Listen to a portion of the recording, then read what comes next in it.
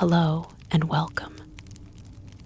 In the quiet corners of Faerun, where moonlight touches ancient stones and whispers carry the weight of centuries, there exist stories that few remember. These are not the grand tales of heroes celebrated in tavern songs, nor the epic battles that shaped kingdoms. These are the intimate moments, the personal tragedies, and the quiet sacrifices that echo through the forgotten realms. Tonight, we journey through 10 such tales, each one a thread in the vast tapestry of history, each one a reminder that even in a world of magic and wonder, it is often the smallest choices that carry the greatest weight. So settle in, let the world beyond fade away, and allow these stories to unfold in the gentle darkness. Tale number 1, The Moonstone's Memory. Our first tale begins in the Moonwood, that ancient forest north of Silveramoon, where the trees grow so tall their branches seem to hold up the very sky. It was here, in a time before the spell plague, before even the time of troubles shook the foundations of reality, that the elves of the Seldarine crafted objects of such beauty and power that mortals could scarcely comprehend their purpose. Among these creations was a moonstone, not merely a gem, but a vessel for something far more precious than any material wealth could measure. The Moonstone was created during the reign of Lady Illustrial Silverhand in Silveramoon, though its origins stretched back further still, to the days when the elven empire of Irlan stood proud and unconquered. The elves who shaped this particular stone were not warriors or rulers, but keepers of memory, archivists of the soul. They understood something that many have forgotten, that the essence of a person, their true self, could be preserved not in words or images, but in pure crystallized moonlight, blessed by the goddess Sehanine Moonbow herself.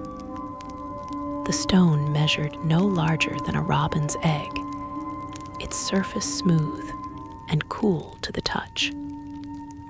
Within its depths, silvery light swirled and shifted, never still, never quite the same from one moment to the next. To look upon, it was to feel a strange pull, as if something within called out to the deepest parts of the soul. The elves who created it had intended it as a gift, though for whom and for what purpose, those records have long since turned to dust. The Moonstone came into the possession of an elf named Thayan Moonwhisper, a scholar of the Seldarine and a devotee of Sehanine Moonbow. Thayan was not young, even by elven standards.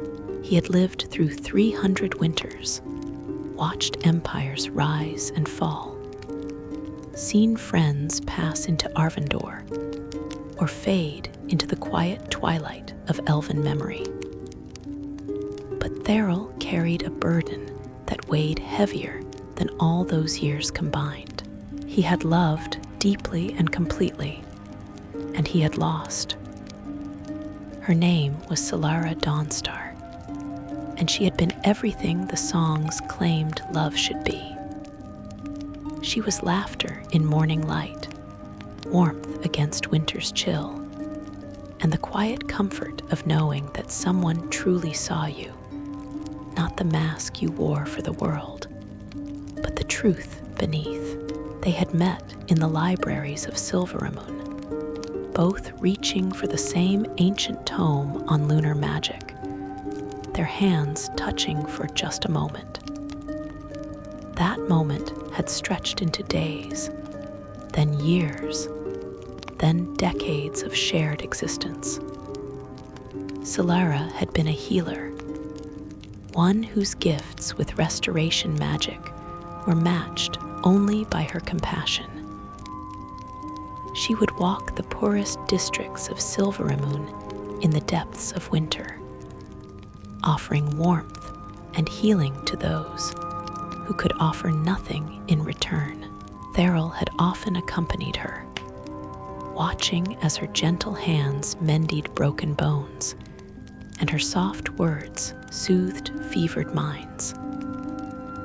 She had taught him that magic was not merely a tool or a weapon, but a gift meant to ease suffering wherever it appeared. They had been bonded for 147 years when the illness came.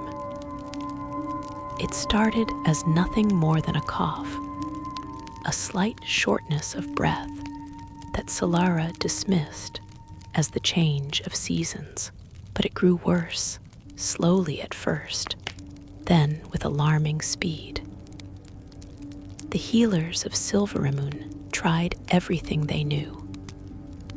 They called upon Sehanine, upon Corellin Larethian, upon every power of good that might answer. But this illness was not of the natural world. It was a curse, ancient and cruel, laid upon her bloodline generations before by a wizard whose name had been forgotten, but whose malice lived on. Therill watched helplessly as Solara weakened. The light in her eyes, once so bright it seemed to hold the dawn itself, began to dim. Her breathing grew labored, each breath a struggle against an enemy that could not be seen or fought. She knew what was coming. Elves do not often face death from disease, but when they do, they face it with the same grace they bring to all things. On what would be her final night, Solara took Therill's hand in hers, her grip weak but determined. "Promise me something," she had whispered, her voice barely audible above the crackling of the fireplace in their chambers. "Promise me you will not let this consume you. Promise me you will remember the joy we shared, not just the pain of this ending." Therill had promised, though the words felt like ash in his mouth. How could he promise such a thing when his entire world was crumbling around him? But he had nodded, had squeezed her hand gently, had whispered words of love as her breathing finally, mercifully, ceased. The funeral rites were conducted according to elven custom. Solara's body was laid to rest beneath a silver birch tree in the moonwood, in a grove where moonlight fell unobstructed every night. Songs were sung, prayers offered, and slowly the other mourners departed, returning to their lives as the living must always do. But Therill remained. He sat by her grave for 3 days and 3 nights, neither eating nor sleeping, simply being present in his grief. It was on the 3rd night that Sehanine Moonbow appeared to him. The goddess did not manifest in grand display or overwhelming power. She simply was there, sitting beside him beneath the silver birch, her presence as gentle as moonlight on still water. She wore the form of an elf maiden, though her eyes held the depth of eternity. "Your grief honors her memory," Sehanine said softly. "But grief alone is not remembrance." Therill had looked at the goddess, tears streaming down his face. "How do I bear this? How do I continue when half of myself is gone?" "You bear it as all who love must bear it," Sehanine replied, "by carrying forward what she gave you, by living in a way that honors what you shared." The goddess reached into the folds of her silver robes and withdrew the moonstone. It glowed softly in her palm, its inner light pulsing like a heartbeat. "This is a gift, but also a burden. Within this stone, you may preserve a memory, a single perfect moment, complete and whole. But know this, once placed within, that memory will be fixed forever. It will not fade or change as other memories do. It will remain exactly as you place it, unchanging through all the ages that follow." Thariel took the moonstone with trembling hands. A single memory. "Choose wisely," Sehanine said, "for this choice will echo through time in ways you cannot foresee." The goddess faded like morning mist, leaving Thariel alone with the moonstone and his grief. He held the stone for hours, feeling its cool weight in his palm, considering what memory he might preserve. There were so many to choose from. Their first meeting in the library, their bonding ceremony beneath the full moon, the quiet mornings spent in comfortable silence, reading together while rain fell outside their window, the way Solara laughed, full and uninhibited, when something truly delighted her. But in the end, Thariel chose a moment that others might have considered insignificant. It was a memory from perhaps 50 years into their bonding. They had been walking through the moonwood on a summer evening, the air warm and filled with the song of nightingales. Solara had stopped suddenly, tilting her head as if listening to something only she could hear. Then she had turned to him and smiled, not the polite smile one wears in company, but the genuine, unreserved smile that reached her eyes and made them crinkle at the corners. "Do you hear that?" she had asked. "The birds," Thariel had replied. "No," Solara had said, taking his hand. "The forest itself, it is singing. Everything is singing. Can you not feel it?" And in that moment, standing there with her hand in his, Thariel had felt it. The interconnectedness of all things, the joy that existed simply in being alive and present in the world. It had lasted perhaps 30 seconds, perhaps a minute. Then they had continued their walk, and the moment had passed into the general flow of memory. But that was the moment Thariel chose to preserve. Not the grand declarations of love or the dramatic moments, but this quiet instant of shared wonder. He held the moonstone close to his heart, closed his eyes, and poured that memory into its crystalline depths. The stone grew warm in his hands, then cool again, and when he opened his eyes, he could see the memory swirling within its silvery light. Thariel kept the moonstone with him for the remainder of his long life.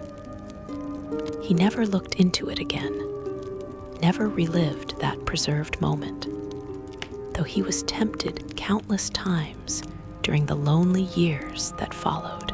He feared that to look would somehow diminish it, would make it less sacred. Instead, he simply knew it was there, a perfect moment held safe against the ravages of time and grief. As centuries passed, Thariel aged, even by elven standards. His hair turned from gold to silver to white. His step, once light and sure, grew heavy and measured. The world changed around him. Silverimun weathered storms both political and literal. The spell plague came and rewrote the rules of magic itself. Friends passed into memory, and new generations rose who knew nothing of the old days. When Thayan finally felt the call to Arvindor, that gentle summons that tells an elf their time in the mortal world has reached its end, he took the Moonstone to the same grove where Solara rested. The silver birch had grown tall and strong, its branches spreading wide to create a canopy of green and silver. He knelt by her grave marker, now worn smooth by centuries of wind and rain, and placed the Moonstone at its base. "I kept my promise," he whispered to the silent earth. "I remembered the joy. This moment, this perfect moment of wonder and connection, I preserved it. Not for me, though it sustained me through the long years, but for whoever might find it, that they might know what we shared, that they might understand that love is not diminished by loss, but made eternal by it." Thayan passed into Arvindor that night, his spirit finally at rest. The Moonstone remained where he had placed it, half buried in the soft earth, its light barely visible beneath the fallen leaves. Years became decades, decades became centuries. The moonwood changed as all forests do. Trees fell and new ones grew. Paths shifted as the land itself slowly reshaped under the patient hand of nature. The exact location of Solara's grove was forgotten by all but the oldest trees themselves. The Moonstone lay undisturbed, its preserved memory waiting in the darkness. It was found eventually, as all lost things are found, by someone who was not looking for it. Her name was Phelan Starbrow, a young elf of barely 60 years, which made her little more than a child by the reckoning of her people. Phelan was training to become a ranger, learning the ways of the forest from an elderly mentor named Aranis, who claimed to know every tree in the Moonwood by name. They were tracking a wounded deer, following its trail through the undergrowth with care and reverence. Rangers did not hunt for sport, but for need, and when they did take a life, they honored that sacrifice with attention and respect. The deer's trail led them to the old grove, and it was there that Phelan's foot struck something hard beneath the leaves. She knelt and brushed away the accumulated debris of countless seasons. The Moonstone gleamed up at her, its light brighter now that it had been exposed to open air for the first time in ages.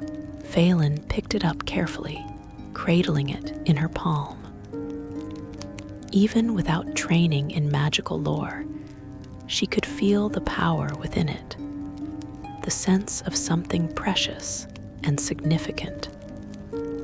"What is this?" she asked Aranis, who had come to stand beside her. The old ranger peered at the stone, his ancient eyes widening with recognition. "I know this place," he murmured. "Or rather, I know the stories of it. This was once the resting place of Solara Dawnstar, the healer, and if the tales are true, her bondmate Thayan Moonwhisper preserved something precious before he passed. What did he preserve? Phelan asked. That young one is for the stone to reveal to whoever is meant to see it. Phelan had looked into the Moonstone then, drawn by curiosity and something deeper, something she could not name.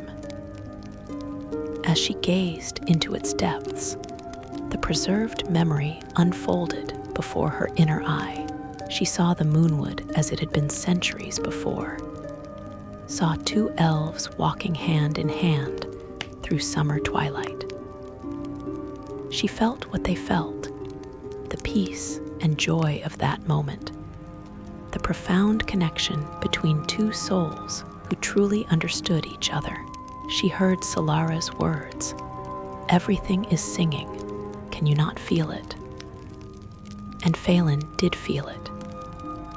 In that instant, experiencing a memory that was not her own, she understood something fundamental about the nature of love and loss. She understood that the most precious moments are often the quietest ones, the instances of shared wonder that seem insignificant at the time, but reveal themselves as foundational when viewed from the distance of years. The vision faded, leaving Phelan kneeling in the grove with tears streaming down her face.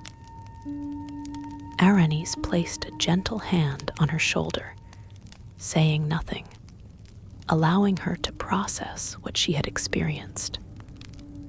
"We should return this to its resting place," Phelan finally said. But Aranis shook his head. "I do not think so. Therl left it to be found. He wanted this memory to be shared, to remind others of what love truly means. Perhaps it is time for this stone to travel again, to bring its message to those who need to hear it." Phelan carried the Moonstone with her as she completed her ranger training and ventured out into the wider world of Faerun.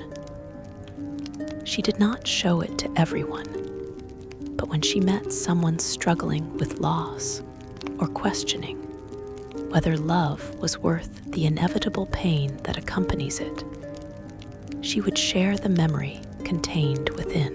Each person who experienced it came away changed, not dramatically, but in subtle ways that mattered. A widower in Everlund found the strength to embrace joy again after experiencing Solara and Therl's shared moment of wonder. A young couple on the verge of ending their relationship discovered renewed appreciation for the small moments they had been taking for granted.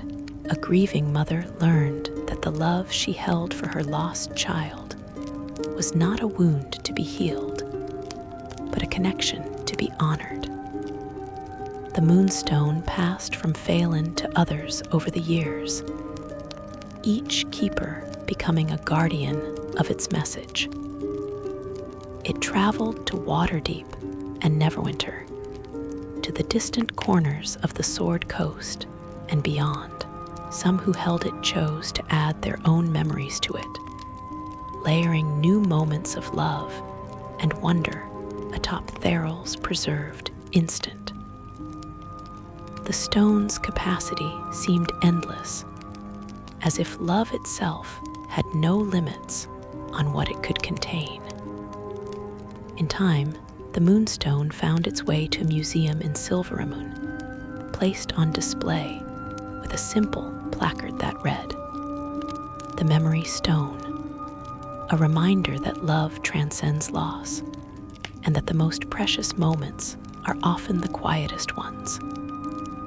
Visitors would stand before it for hours, lost in the memories it contained, each person experiencing something slightly different based on what their heart most needed to understand. But late at night, when the museum was closed and moonlight fell through the tall windows to illuminate the display cases. The stone would glow with particular brightness. In those moments, those who believed in such things claimed they could hear whispers on the edge of hearing. Solara's voice asking, "Can you feel it?" And Theryl's quiet response, "I can feel it now. I can feel it always." The Moonstone remains in Silveramund to this day, still glowing with its captured memories, still offering its gentle wisdom to anyone who takes the time to truly look. It stands as a testament to a love that refused to be diminished by death, and to the understanding that memory, when preserved with intention and reverence, becomes something greater than mere recollection. It becomes a gift that echoes through time, touching hearts and changing lives in ways both small and profound. And perhaps, in the end, that is the true magic of the Moonstone. Not the power of its enchantment or the blessing of Sehanine Moonbow that created it, but the simple, profound truth it carries, that love, when genuine and deep, never truly ends. It transforms, it evolves, it finds new ways to express itself, but it endures. In memories preserved and shared, in lessons passed down, in the quiet moments when we pause to truly see and appreciate the wonder around us, love continues. The story of the Moonstone reminds us that in a world of grand magic and epic battles, of dragons and demons and world-shaking events, sometimes the most powerful magic is simply the ability to hold a moment forever, to say to time itself, "This mattered, this was real, and this deserves to be remembered." Tale number 2, The Lich Queen's Daughter. In the city of Thay, where the Red Wizards rule with iron authority and necromancy, is not merely practiced, but celebrated as the highest form of magical art. There lived a woman named Valara Nighthillow. She was a wizard of considerable power, a master of the necromantic arts, and a mother. These three truths defined her existence for 43 years before everything changed. Before the woman she was became something else entirely, something cold and eternal, and forever separate from the warmth of mortal life. Valara had not been born in Thay, though she had called it home for more than 2 decades. She came from Mulhorand, that ancient land to the east where gods walked among mortals, and the old ways still held sway. Her family had been scholars, keepers of burial rites, and funeral customs that stretched back thousands of years. From childhood, Valara had been surrounded by death, but death as a natural transition, as a doorway rather than an ending. Her grandmother had taught her that the dead deserved respect, that their rest was sacred, and that to disturb them without cause was among the gravest of sins.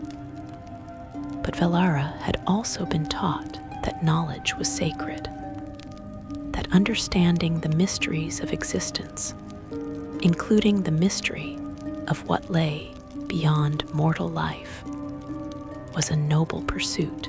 She studied the old texts, learned the rituals of preservation, and the prayers that eased souls into the afterlife.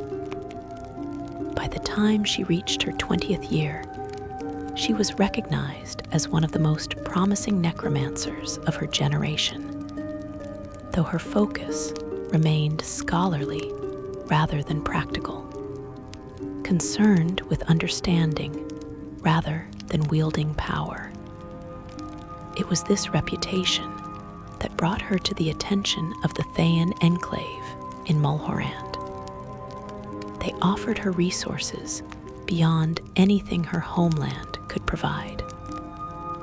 Libraries filled with texts from across Faerun, laboratories equipped with the finest tools, and most importantly, the freedom to pursue her research without the moral constraints that Mulhorand's society imposed upon necromantic study. Velara had hesitated. She knew what they represented, knew that the Red Wizards saw necromancy not as a path to understanding, but as a tool for domination. But the lure of knowledge proved too strong, and she accepted their invitation. The first years in Thay had been difficult. The society was harsh, brutal in ways that Mulhorand, with all its strict hierarchies, never approached. Red Wizards competed ruthlessly for position and resources, and those who showed weakness were crushed without mercy. Velara learned to guard her thoughts, to present a cold facade to the world while maintaining her true self in private. She told herself she could remain untouched by Thay's corruption, that she could take what she needed from this place without being changed by it. She met Corvan during her 3rd year in Thay. He was not a wizard, but a warrior, a member of the Thayan military, who served as guardian to the enclave where she conducted her research. Unlike the other soldiers, who viewed wizards with a mixture of fear and contempt, Corvan treated her with respect, even curiosity. He would ask her questions about her work, not to gather intelligence for his superiors, but out of genuine interest. Slowly, carefully, they developed a friendship that deepened into something more. Corvan was from Thay originally, born into the rigid caste system that defined every aspect of life in that harsh nation. But he had traveled, had seen other lands where power was not the only measure of worth, and he carried with him dreams of something different, something better. In the privacy of her chambers, away from the ever-watchful eyes of the Thayan hierarchy, he and Velara would talk for hours about what life might be like elsewhere, about the possibility of leaving this place once her research was complete. They married in secret, a simple ceremony with no witnesses, binding their lives together in a way that Thayan law did not recognize, but that felt real and true to them both. 6 months later, Velara discovered she was pregnant. The news filled her with joy and terror in equal measure. Pregnancy was dangerous in Thay, where children were viewed as assets to be controlled or liabilities to be eliminated depending on their potential value. She hid her condition as long as possible, wearing loose robes and avoiding contact with other wizards. Their daughter was born on a winter night when snow fell thick and heavy over the Thayan plateau. They named her Lissa, meaning light in the old tongue of Mulhorand, because even in the darkness of Thay, she represented hope and possibility. Velara held her newborn daughter and made a silent vow. She would protect this child, would ensure that Lissa grew up knowing love and safety, would give her the chance to become whoever she wished to be, rather than what Thayan society demanded. For 7 years, Valara maintained this impossible balance. By day, she was the cold and calculating red wizard, advancing through the ranks of the necromantic order, earning respect and fear in equal measure. By night, she was simply a mother, reading stories to Lissa, teaching her letters and numbers, answering endless questions about how the world worked. Corvan remained her protector and partner, using his position to shield their small family from the worst of Thayan politics. Lissa was a bright child, quick to learn and endlessly curious.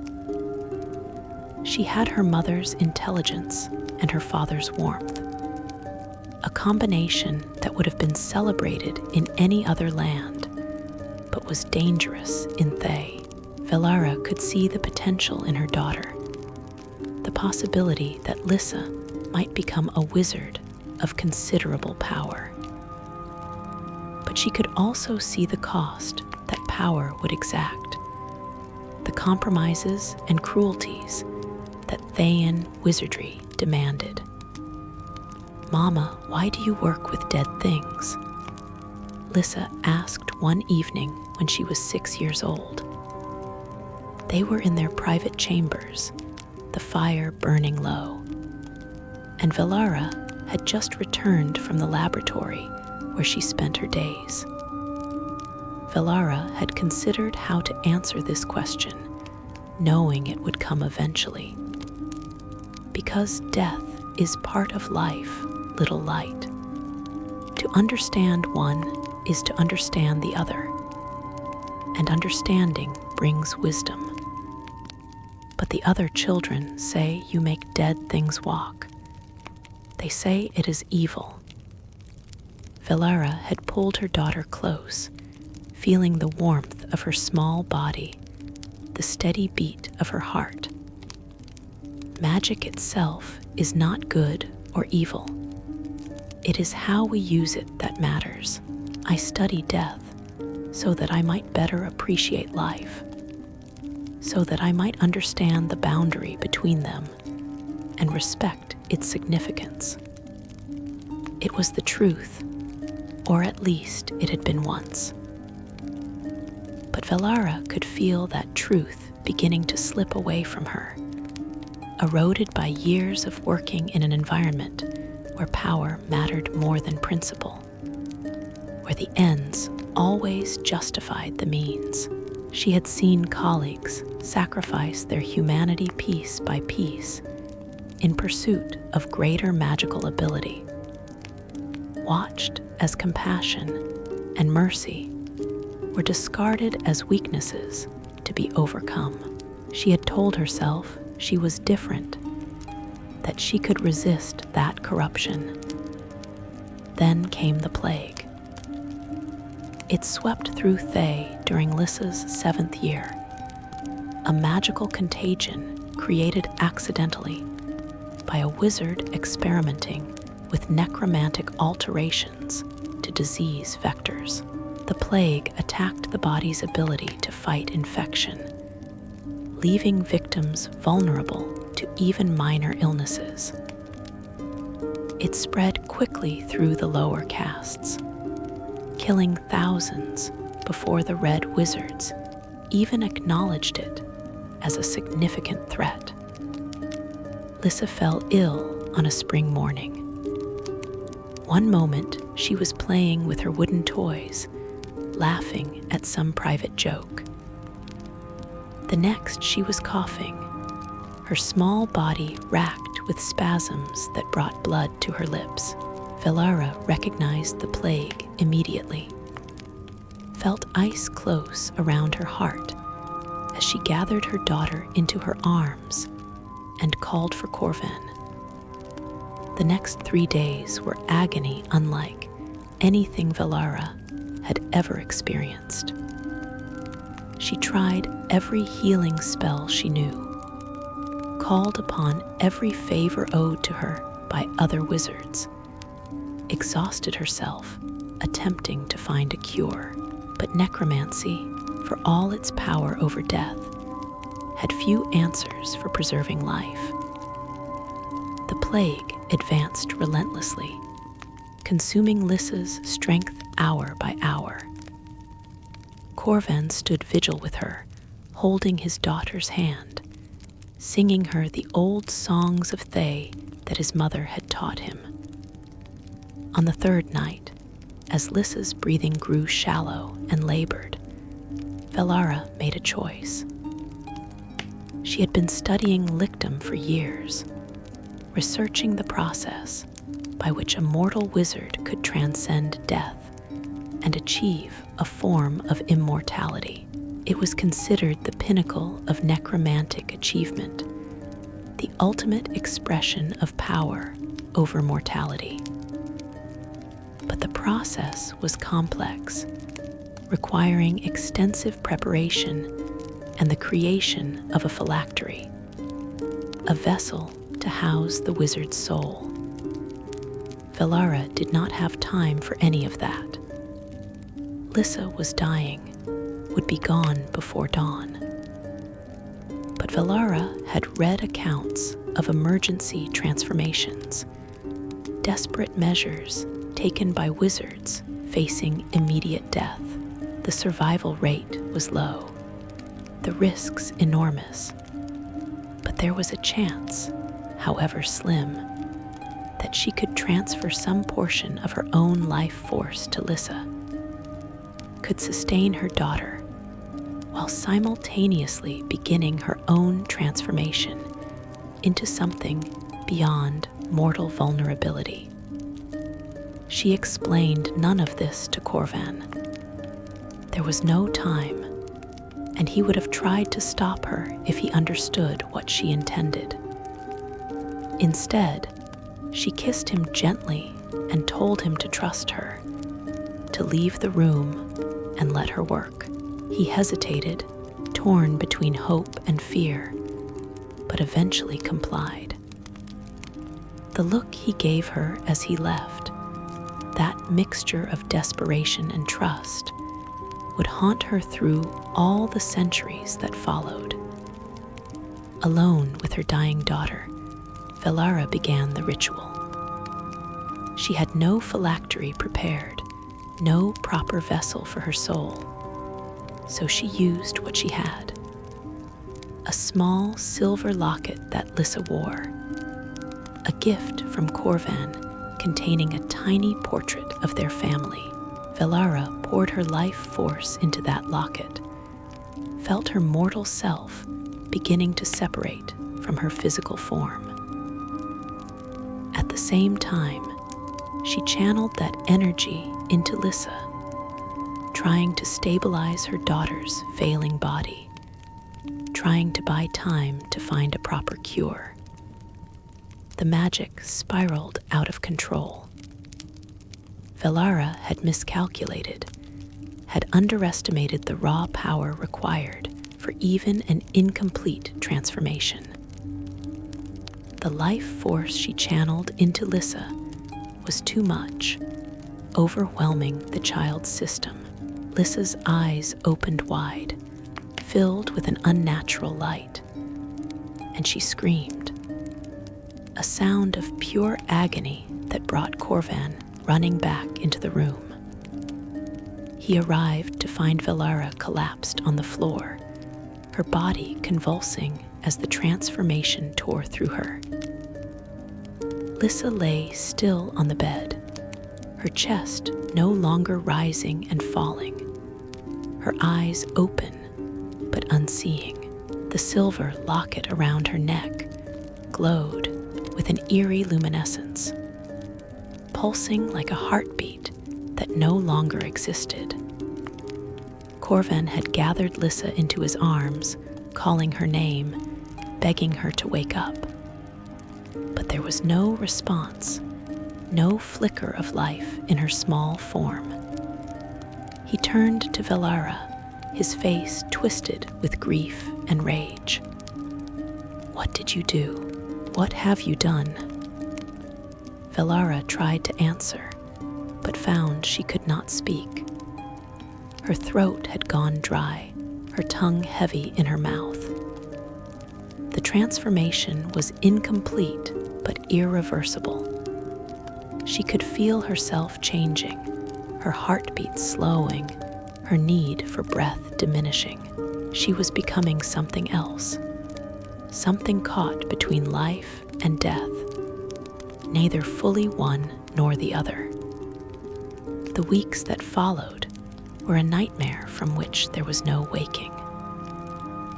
Corvan buried Lissa in a small grave outside the enclave, marking it with a simple stone that bore only her name and the dates of her brief life. He would not speak to Velara, could not even look at her without visible pain crossing his features. She had tried to explain, tried to make him understand that she had been trying to save their daughter. But the words rang hollow even to her own ears. She had gambled with Lissa's life and lost, and no amount of justification could change that fact. The incomplete transformation left Velara in a state of agony. Her body was dying, but could not die, sustained by the partial transfer of her essence into the locket.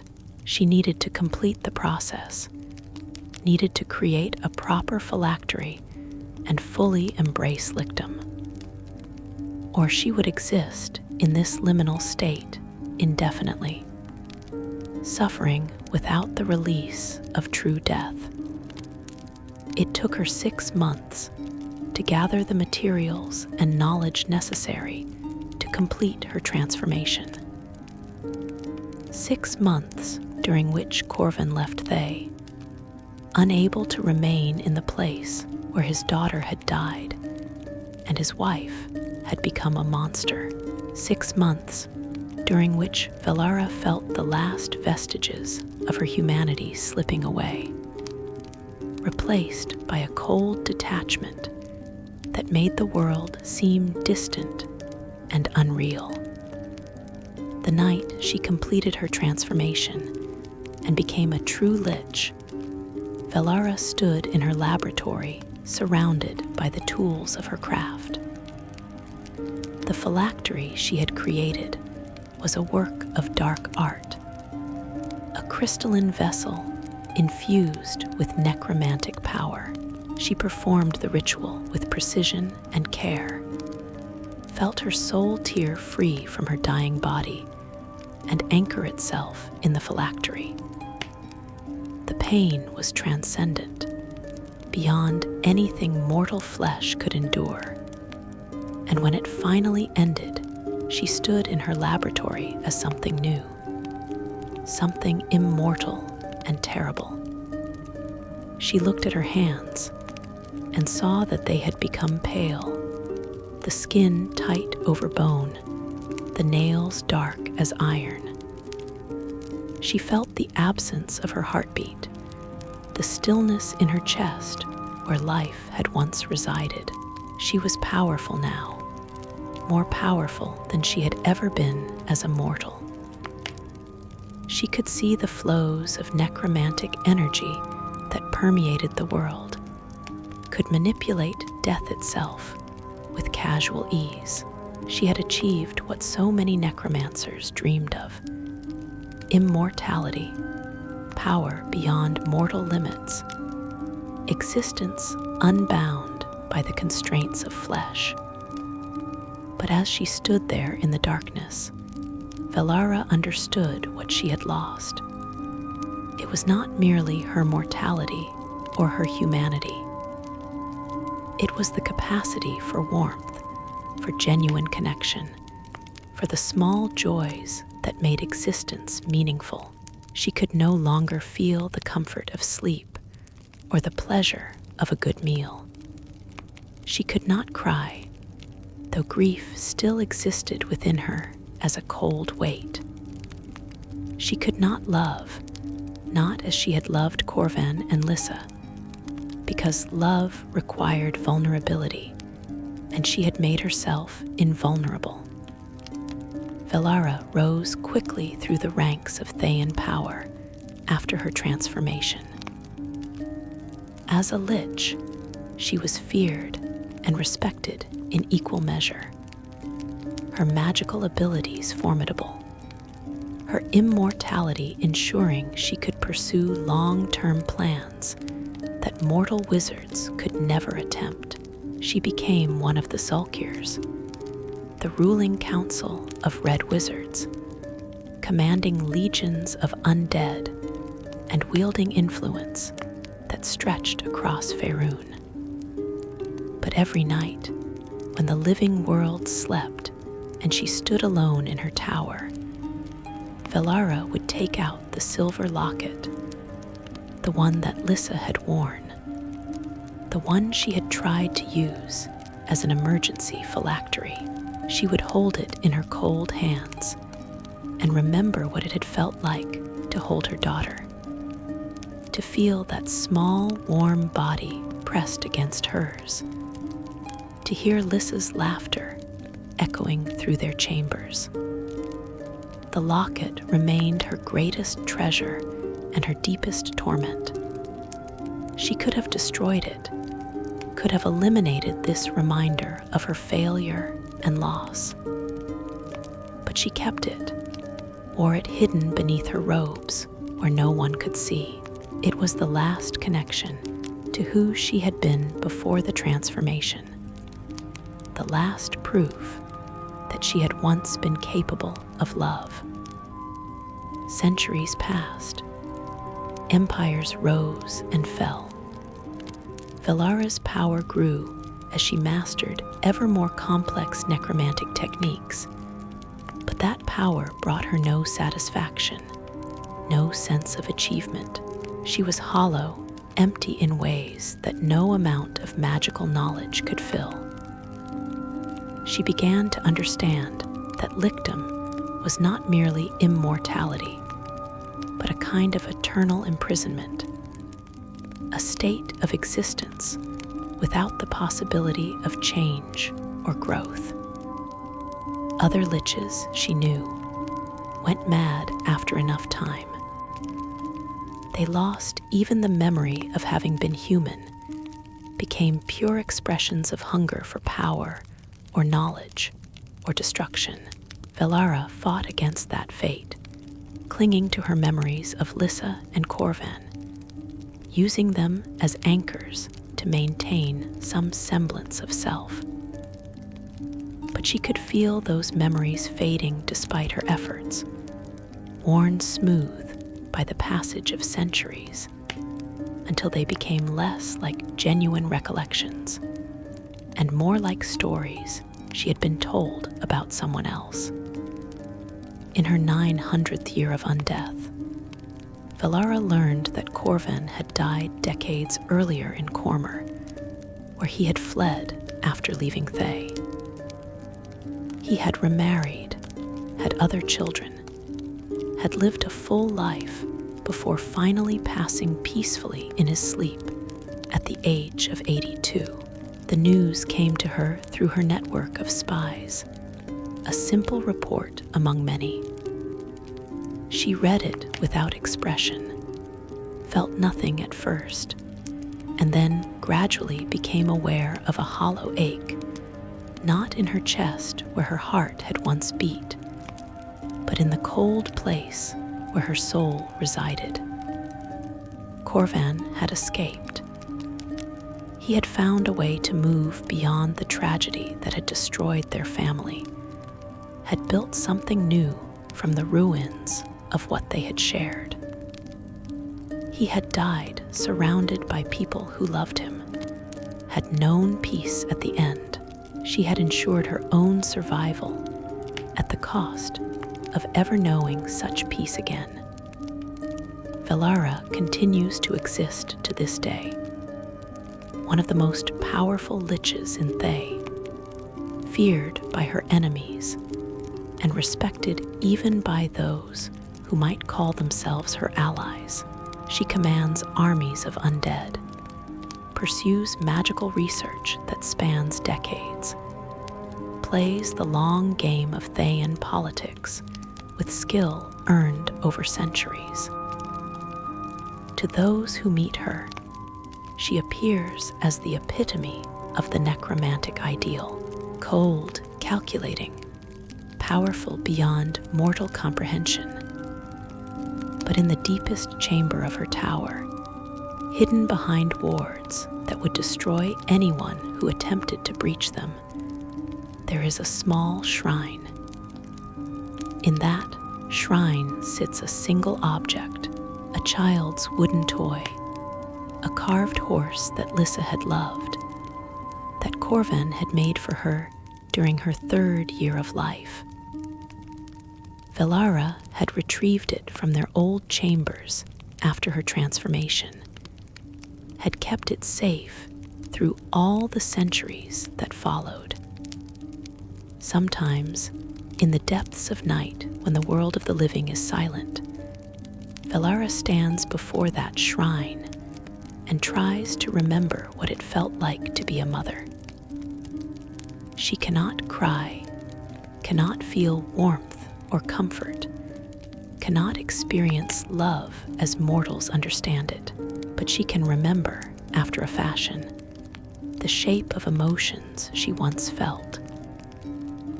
And in those moments, she wonders if immortality was worth the price, if power and knowledge are adequate compensation for the loss of everything that made existence meaningful.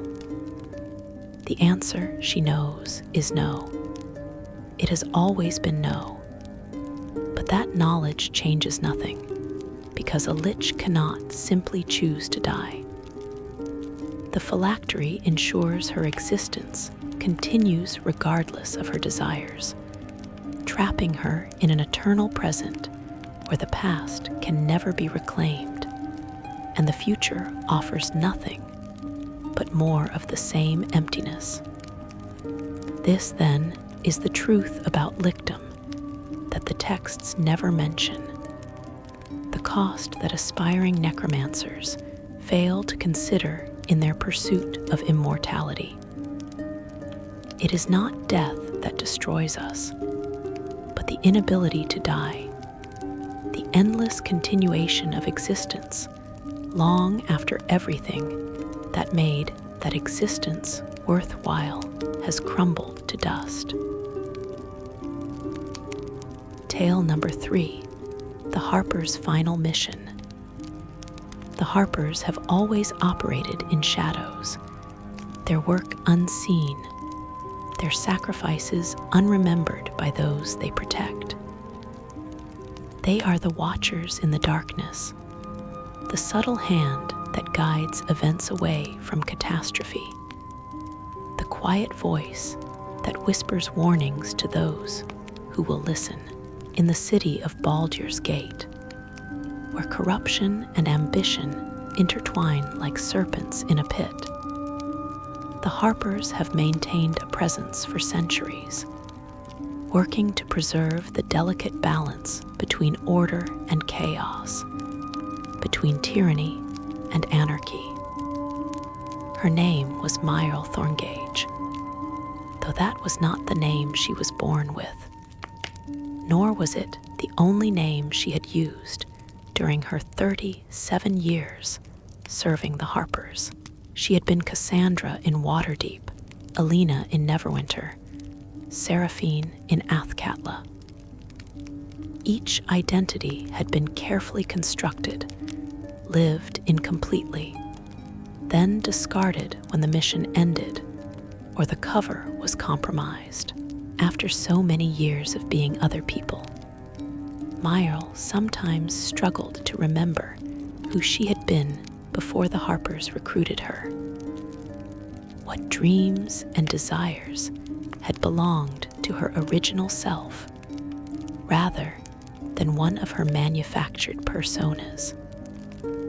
She had come to Baldur's Gate 8 years earlier with a specific mission: infiltrate the merchant guild, known as the Iron Throne, gather evidence of their involvement in the slave trade, and expose their operations in a way that would bring them to justice without destabilizing the city's already precarious political situation. It should have taken perhaps 2 years, maybe 3. But the Iron Throne proved more deeply entrenched in Baldur's Gate's power structure than anyone had anticipated. And the mission expanded, evolved, became something far more complex than the simple intelligence gathering operation it had begun as. Myrle had built her cover identity with painstaking care. She became Ilara Blackwood, a widow from Am, whose merchant husband had died, leaving her with a small fortune and considerable business acumen. She invested wisely, made connections with the right people, demonstrated the kind of flexible morality that the Iron Throne valued in their associates. It took 3 years before they approached her with an offer to join their inner circle, and another 2 years before she was trusted enough to see the full scope of their operations. What she discovered horrified her. The Iron Throne was not merely involved in the slave trade. They essentially controlled it along the entire Sword Coast. They had connections to the Gentarim, to corrupt nobles in a dozen cities, even to pirates operating out of the Sea of Swords. Children were stolen from poor districts and sold to wealthy buyers who wanted servants they could control completely. Political dissidents disappeared into labor camps disguised as mining operations. Entire families were trafficked across borders, broken apart, their humanity reduced to numbers in ledgers that Myrle had memorized but could never forget. She gathered evidence methodically, copying documents late at night in the Iron Throne's administrative offices, memorizing shipping schedules and buyer networks, identifying the key figures who would need to be arrested simultaneously to prevent the organization from simply reconstituting itself under new leadership. She sent regular reports back to her Harper contacts through a network of dead drops and coded messages, each report adding another piece to the puzzle they were assembling. But evidence alone was not enough. The Iron Throne had bought protection at the highest levels of Baldur's Gate society. The Council of Four, the ruling body of the city, included at least one member who received regular bribes from the Iron Throne. The Flaming Fist, the mercenary company that served as the city's military and police force, had officers on the Iron Throne payroll. Even some of the priests in the city's temples looked the other way in exchange for generous donations. To bring down the Iron Throne, Myrle would need not just evidence, but political cover, a way to make the exposure of their crimes serve the interests of those in power. That opportunity came in the form of Duke Elton, one of the Council of Four and the leader of the Flaming Fist. Elton was not corrupt, not in the way so many others in Baldur's Gate were, but he was pragmatic. He understood that the city operated on compromise, that absolute principles were luxuries Baldur's Gate could not afford.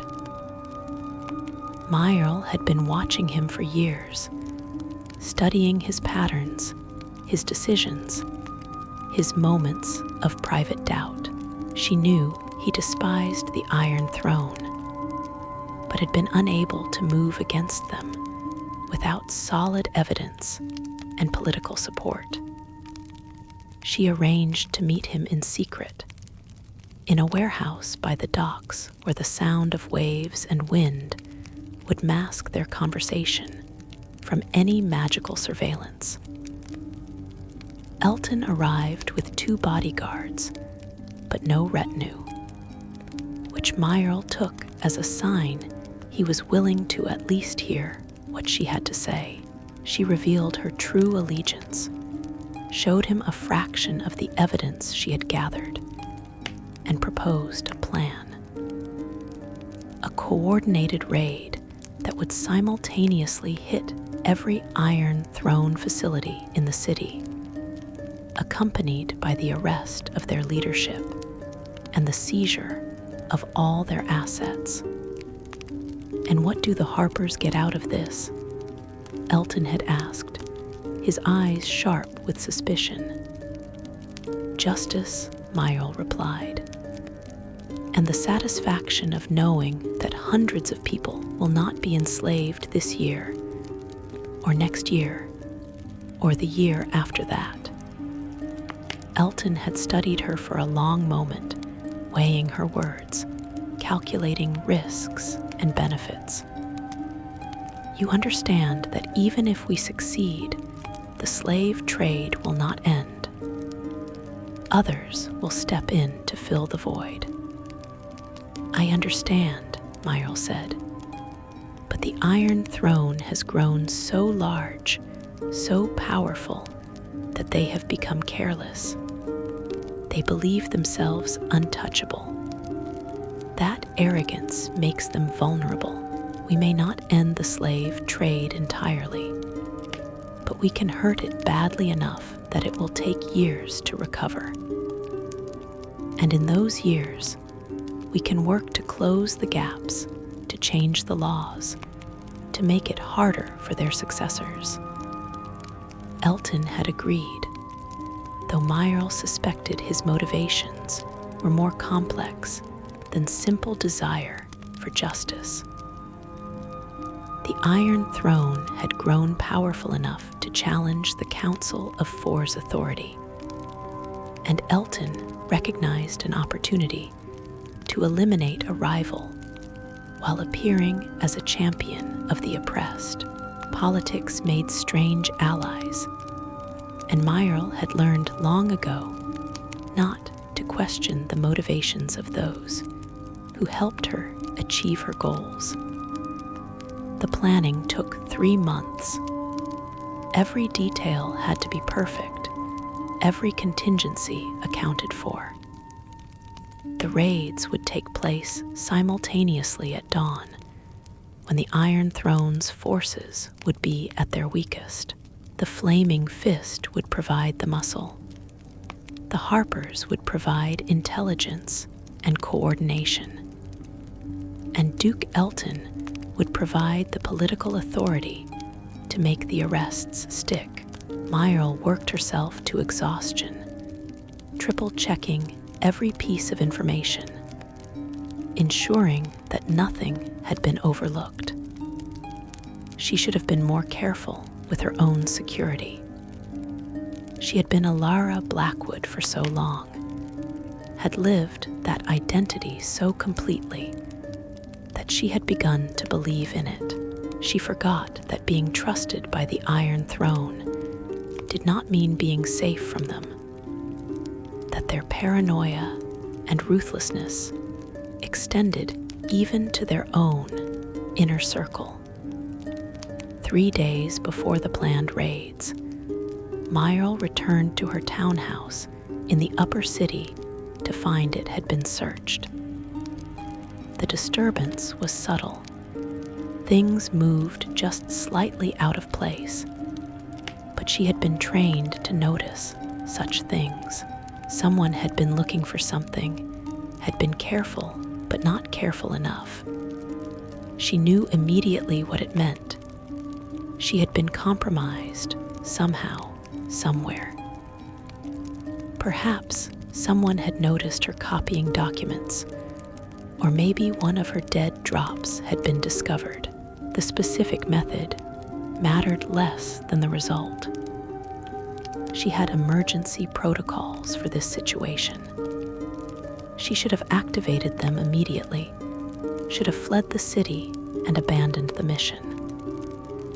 But the raids were only 3 days away, and if she disappeared now, the Iron Throne would go to ground, would scatter their operations and destroy evidence. Months of work would be wasted, and the people currently imprisoned in their facilities would be moved or eliminated to prevent them from testifying. Myrle made a choice. She stayed.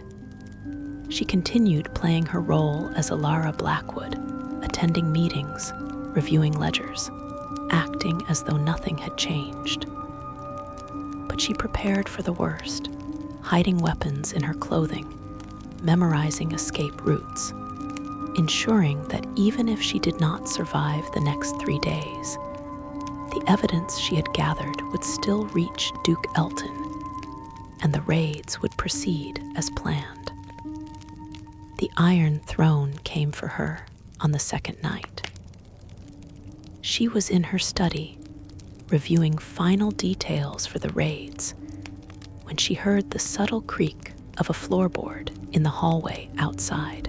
She had just enough time to hide her documents and draw the dagger from her belt before the door burst open and 4 figures entered, their faces hidden by hoods, their movements coordinated with professional efficiency. The fight was brief and brutal. Myrle had been trained in combat by the Harpers, had killed before when necessary, but she was a spy and infiltrator first, a warrior second. She managed to wound 2 of her attackers before a blade caught her in the side, piercing between her ribs with terrible precision. She fell, feeling hot blood spreading across her clothes, her vision beginning to blur at the edges. The leader of the group removed his hood, revealing a face she recognized. Realtor Anshev, one of the Iron Throne's most senior members, a man she had worked alongside for 4 years. His expression held no anger, no emotion at all beyond mild disappointment. "You were so careful," he said, kneeling beside her. "So patient. We almost believed you were truly one of us. But you made one mistake, just one.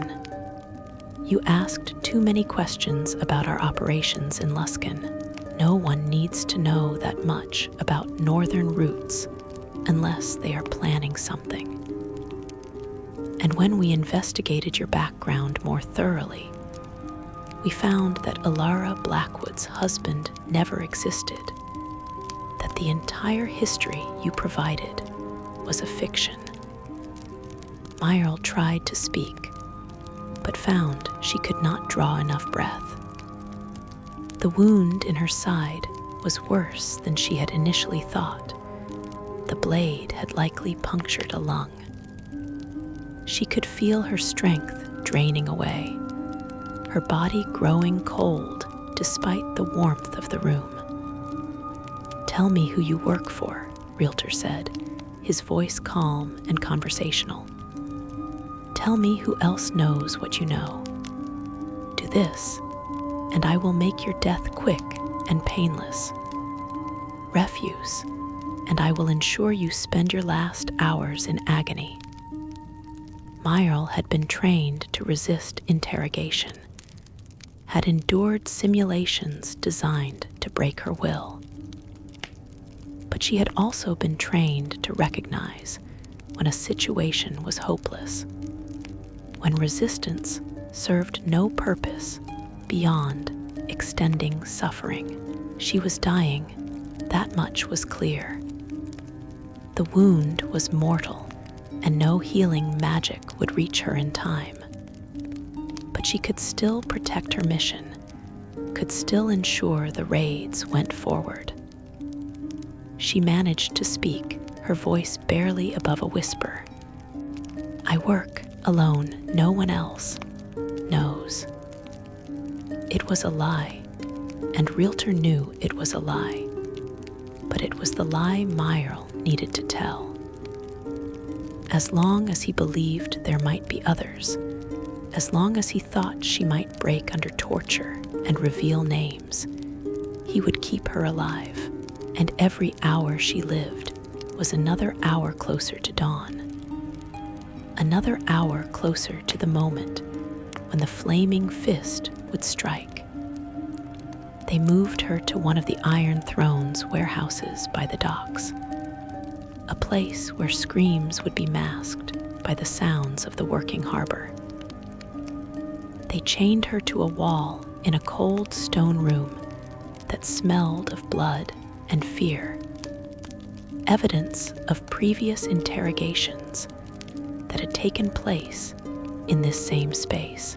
Realtor brought in a specialist, a man whose face was scarred by old burns and whose hands moved with the practiced efficiency of someone who understood exactly how to inflict maximum pain without causing immediate death.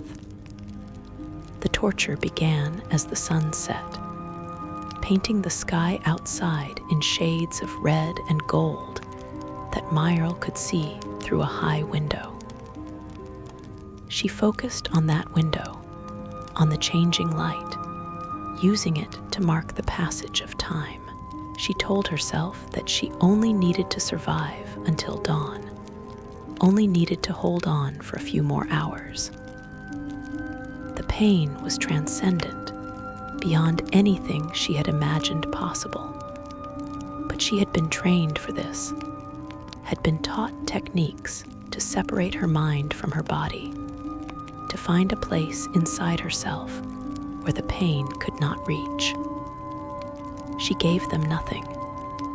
She screamed because the body cannot help but scream, but she revealed no names, no plans, no details of Harper operations. When Realtor grew frustrated and demanded answers, she gave him lies, false information that would send his people in the wrong directions, buy more time for her allies. The hours crawled by with agonizing slowness. The torturer worked methodically, taking breaks to allow Myrl's body to recover slightly before beginning again. Realtor watched it all with cold detachment, occasionally asking questions, sometimes not speaking at all. As midnight passed and the new day began, Myrl felt her grip on consciousness beginning to slip. She had lost a lot of blood from her original wound, and the torture had opened new injuries that bled freely. She was dying slowly but inevitably, and part of her welcomed that release. But she had to stay alive until dawn, had to ensure the raids went forward. She focused on that single goal, made it the center of her existence, the one thing that mattered more than the pain or the fear or the darkness creeping in at the edges of her vision. Dawn came with agonizing slowness, light gradually filling the high window in the interrogation room. Myrl watched that light spread, counted her breaths, focused on surviving just one more minute, then another, then another. Realtor had left hours earlier, frustrated by her refusal to provide useful information, leaving her in the hands of his torturer. But But as the sky outside brightened from black to gray to pale blue, the torturer suddenly stopped his work and turned toward the door. From outside came the sounds of shouting, of steel clashing against steel, of magic being unleashed with destructive force. The raids had begun. The flaming fist had arrived. Myrrel felt relief wash over her. So intense it overwhelmed even the pain. She had succeeded. She had bought enough time. Whatever happened to her now, the mission had been completed. The door burst open and flaming fist soldiers poured in, overwhelming the surprised torturer. Duke Elton himself entered moments later, his expression hardening as he took in the scene. Myrrel chained to the wall, her body broken and bloody, barely conscious, but still alive. He ordered her freed immediately, called for healers, knelt beside her as soldiers worked to break her chains. "Hold on," he said, his voice urgent. "We have healing potions. Priests are coming. Just hold on." But Myrrel knew it was too late. She had held on as long as she could, but her body had reached its limits. The healers would not arrive in time, and even if they did, the damage was too extensive. She was already feeling the cold numbness that preceded death, that gradual shutting down of the systems that kept the body functioning. "The evidence," she managed to whisper. "In my study, false book on the third shelf." "We have it," Elton assured her. "We found it, all of it. The raids are proceeding exactly as planned. You succeeded, Myrrel Thorngage. You brought them down." Myrrel closed her eyes, feeling something that might have been satisfaction, might have been peace. She had spent 8 years of her life on this mission, had sacrificed her identity, her connections, her chance at any kind of normal existence, and in the end, it had been worth it. The Iron Throne would fall, hundreds of people would be freed, and the slave trade along the Sword Coast would be disrupted for years. She thought of the other Harpers, the ones she had worked with over the decades, the ones who had died in obscurity pursuing missions that would never be publicly acknowledged. She thought of the motto carved into the Harper pins they all wore, "Down with tyranny, illusion, and corruption." Simple words, but words worth dying for. The light from the high window grew brighter, warm and golden, and Myrrel let herself drift toward it. She felt Elton's hand on her shoulder, heard him speaking words of comfort. But the sounds seemed distant now, muffled as though coming from underwater. The pain faded, replaced by a curious sense of lightness, as though she were floating free of her broken body. In her last moment of consciousness, Myrrel thought she heard singing, though whether it was real or imagined, she could not say. It sounded like the songs her mother had sung to her when she was a child, before the Harpers, before the missions and the lies, and the long years of being someone else. For just an instant, she was herself again. Not Ilara or Cassandra, or any of the other names she had worn, but simply Myrrel, the girl who had wanted to make the world better, who had been willing to pay any price to protect those who could not protect themselves. Then the light consumed everything, and she was gone.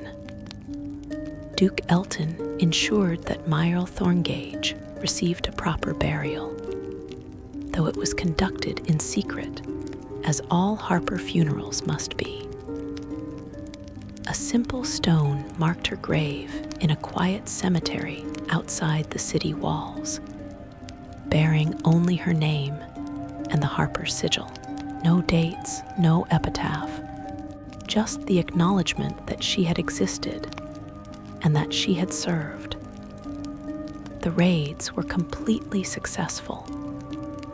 The Iron Throne's leadership was arrested, their facilities shut down, their enslaved victims freed, and provided with resources to rebuild their lives. The evidence Myrle had gathered led to additional arrests across the Sword Coast, dismantling networks that had operated for decades. It would take years for the slave trade to recover from the blow, and by then, new laws and new watchfulness would make it harder for such organizations to operate openly. But very few people knew the name of the woman who had made it all possible. The Harpers did not seek recognition for their work, and Myrle had understood and accepted that from the beginning. Her sacrifice would be remembered by her fellow agents, honored in private ceremonies, but the public would never know what she had endured or how she had died. In the years that followed, other Harpers came to Baldur's Gate and continued the work Myrle had begun. They built on her foundation, maintained the networks she had established, ensured that her sacrifice had lasting impact, and sometimes, late at night when they passed that quiet cemetery outside the city walls, they would pause by her simple stone and offer a silent prayer of gratitude to a sister they had never met, but whose legacy they carried forward. The Harpers continue their work to this day, operating in shadows, making sacrifices that will never be publicly acknowledged, protecting a world that will never know their names.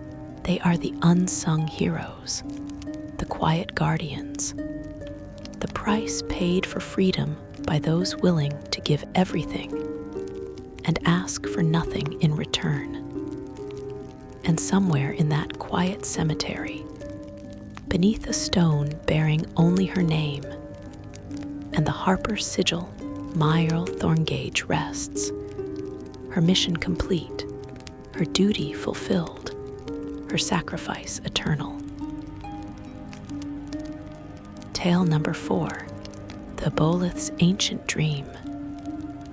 In the deepest trenches of the trackless sea, where sunlight has never penetrated and the pressure would crush steel like parchment, there exists a city that predates the gods themselves. Its name, if translated into any mortal tongue, would be unpronounceable. A series of psychic impressions and bioluminescent patterns that convey meaning beyond the capacity of words.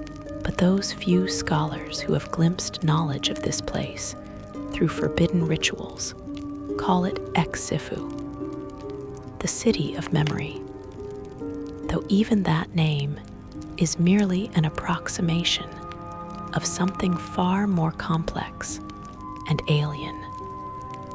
Within the flooded halls of this ancient metropolis lives a creature named Uthun, though again, that is merely the closest approximation mortals can make of its true designation.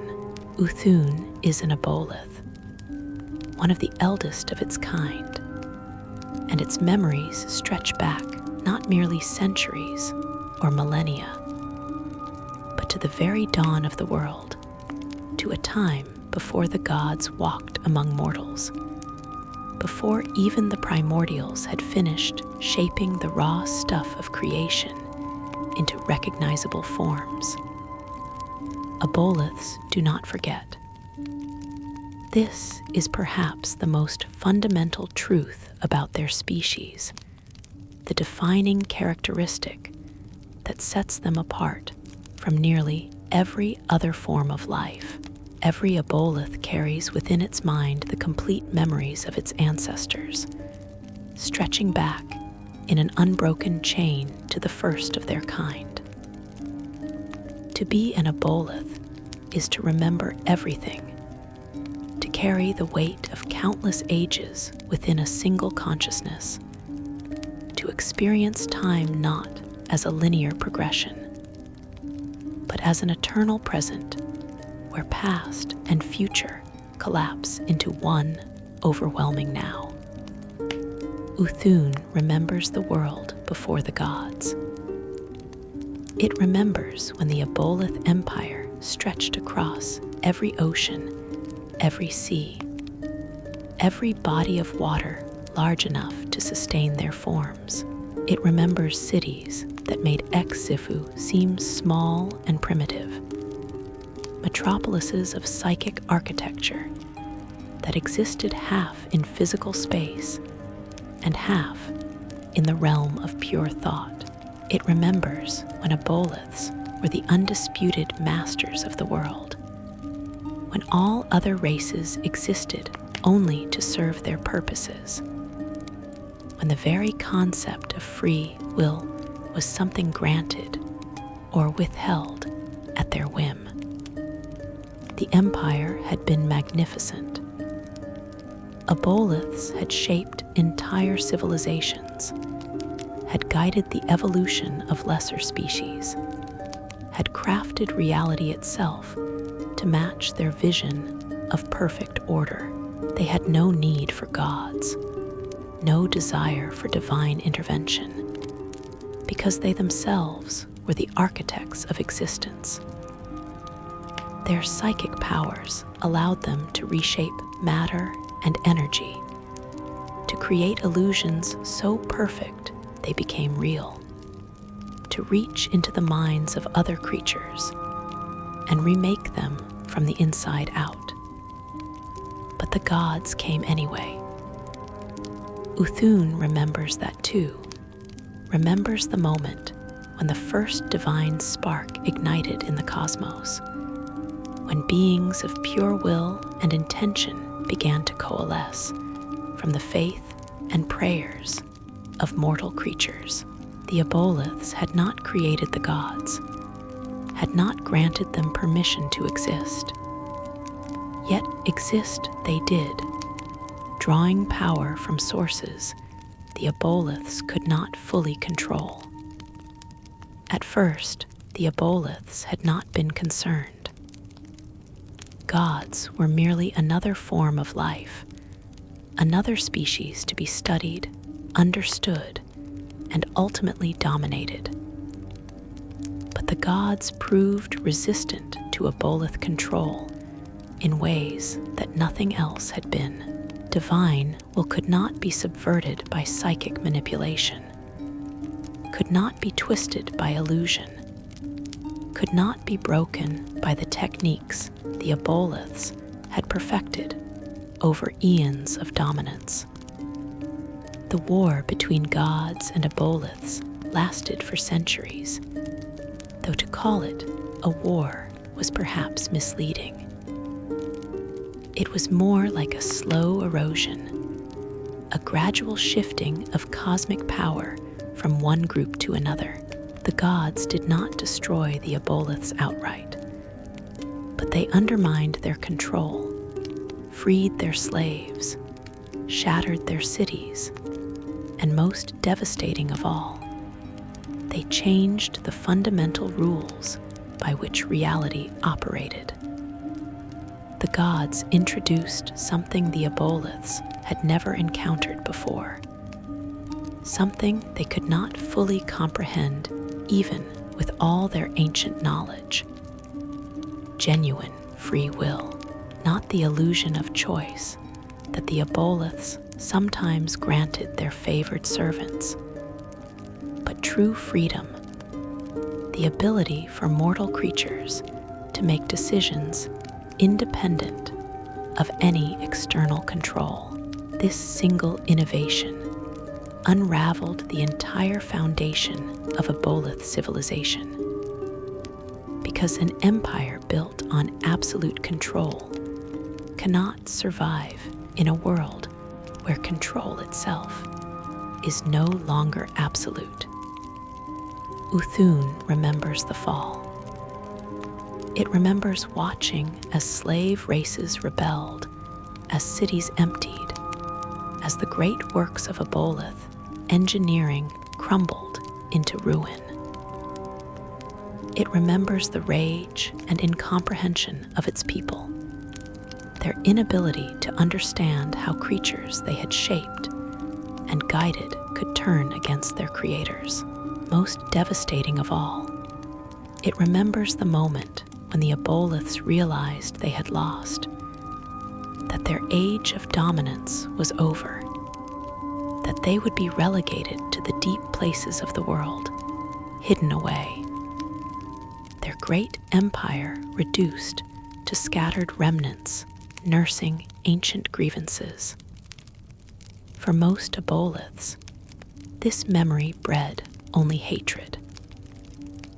They despised the gods for overthrowing their rightful rule, despised the mortal races for embracing their freedom, despised the very concept of free will as an aberration that should never have been allowed to exist.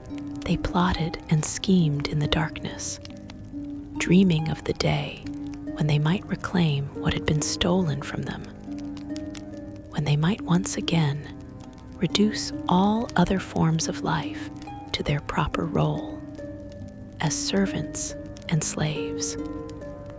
But Uthun was different. Over the vast span of its existence, over the countless millennia it had spent dwelling in the ruins of Sifu, it had begun to question the assumptions that guided its kind. It had watched the mortal races, observed them through magical scrying and psychic projection, studied their brief lives with the kind of attention that only an immortal creature could sustain, and gradually, reluctantly, it had begun to understand something that no other Aboleth had ever grasped, that perhaps the gods had given mortals something valuable, something the Aboleths, in all their power and knowledge, had never possessed. It was approximately 2,300 years ago, by mortal reckoning, that Uthun first encountered Nera. She was a human, a wizard of considerable talent who had ventured into the depths of the trackless sea in search of ancient knowledge. She had crafted spells to allow her to breathe water and withstand pressure, had shielded her mind against psychic intrusion, had taken every precaution her research suggested was necessary for contact with Aboleths. She had come seeking information about the age before the gods, hoping to uncover secrets that had been lost when the Aboleth Empire fell. Uthun had been intrigued by her courage, by the determination that drove her to risk everything for the sake of knowledge. Most mortals who encountered Aboleths either fled in terror or succumbed immediately to psychic domination. But Nera did neither. She approached Sifu cautiously, respectfully, broadcasting her intentions through telepathic channels, making it clear she sought information rather than confrontation.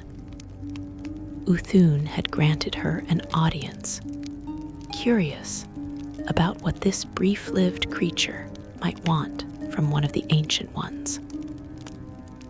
They They met in a hall that had once served as a gathering place for Aboleth scholars, its walls covered in bioluminescent script that told stories from before the dawn of recorded history. Nera had floated in the water, her magical protections keeping her alive, her eyes wide as she took in the impossible architecture around her. I seek knowledge of the time before the gods. She had communicated through the telepathic link Uthun established. I wish to understand what the world was like when your people ruled. Why? Uthun had asked, genuinely curious. What value does such knowledge hold for one whose entire existence will be over in the span of a single breath of my people's history? Nera had considered the question carefully before responding. Because understanding where we came from helps us understand where we are going. Because your people shaped the early development of every sentient race, including my own. Because the past is never truly past. It echoes forward into every present moment. It was the beginning of a relationship that would span the remainder of Nera's life. She returned to Sifu regularly over the decades that followed, always seeking knowledge, always asking questions. Uthun answered her queries, sharing memories from the dawn of creation, describing civilizations that had risen and fallen before humans had even emerged from barbarism. In exchange, Nera told Uthun about the surface world, about the lives of mortals, about the things they valued and the choices they made. Through Nera, Uthun began to understand what it meant to live a finite existence, to know that death awaited at the end of a short span of years. It began to grasp why mortals valued freedom so intensely, why the ability to make choices mattered more to them than security or guidance. When your time was limited, when you could not simply wait out problems or rely on perfect memory to guide you through any situation, then the ability to choose your own path became paramount. Nera aged as all mortals do. Uthun watched through the years as her hair turned from black to gray to white, as her movements became slower and more careful, as her body gradually wore down under the accumulation of decades. She continued to visit Sifu even in her final years, though the journey became increasingly difficult for her failing body. On what would be her last visit, Nera was 78 years old, ancient by human standards. She floated in the Hall of Scholars, her breathing labored despite her magical protections, her mind still sharp, but her body clearly approaching its limits. She had come to say goodbye, to thank Uthun for the knowledge it had shared over nearly 6 decades of their association. "I am dying," she had communicated simply. "My body is failing. I have perhaps weeks left, maybe days. I wanted to see you one more time before the end." Uthun had been struck by an emotion it could not immediately identify, something it had never experienced in all its long existence. It took several moments to recognize it as grief, as sadness at the impending loss of something valuable. Aboleths did not typically form attachments to individuals. did not experience the kind of personal connection that would make a single death significant. But Nera had become something Uthun had never expected to have. A friend. I could extend your life, Uthun offered. My people have mastered the alteration of flesh. I could reshape your body, give you centuries more to live. But Nera refused, gently but firmly. That would not be extending my life. That would be creating something new, something that only resembled me. I am human, and humans are meant to die. Our mortality is part of what makes our choices meaningful. I do not understand, Uthun confessed. You have spent your life seeking knowledge, and there is so much more to learn. How can you accept that all you have gathered, all you have become, will simply end? Nera smiled, though the expression was lost in the water surrounding her. Because endings give meaning to what came before. A story with no conclusion is just a series of events. My life has been a complete narrative with beginning, middle, and now end. That completion is not a failure. It is a fulfillment. Uthun had tried to comprehend this perspective, had searched through all its vast memories for some framework that would make such acceptance logical. But it found nothing. The Aboleth concept of existence had no room for willing acceptance of death, for finding meaning in limitation. I will remember you, Uthun had promised. Every moment we shared, every conversation we had, will remain perfect and complete in my memory for as long as I exist. You will live on through me. Thank you, Nera had replied. But do not let memory become a prison.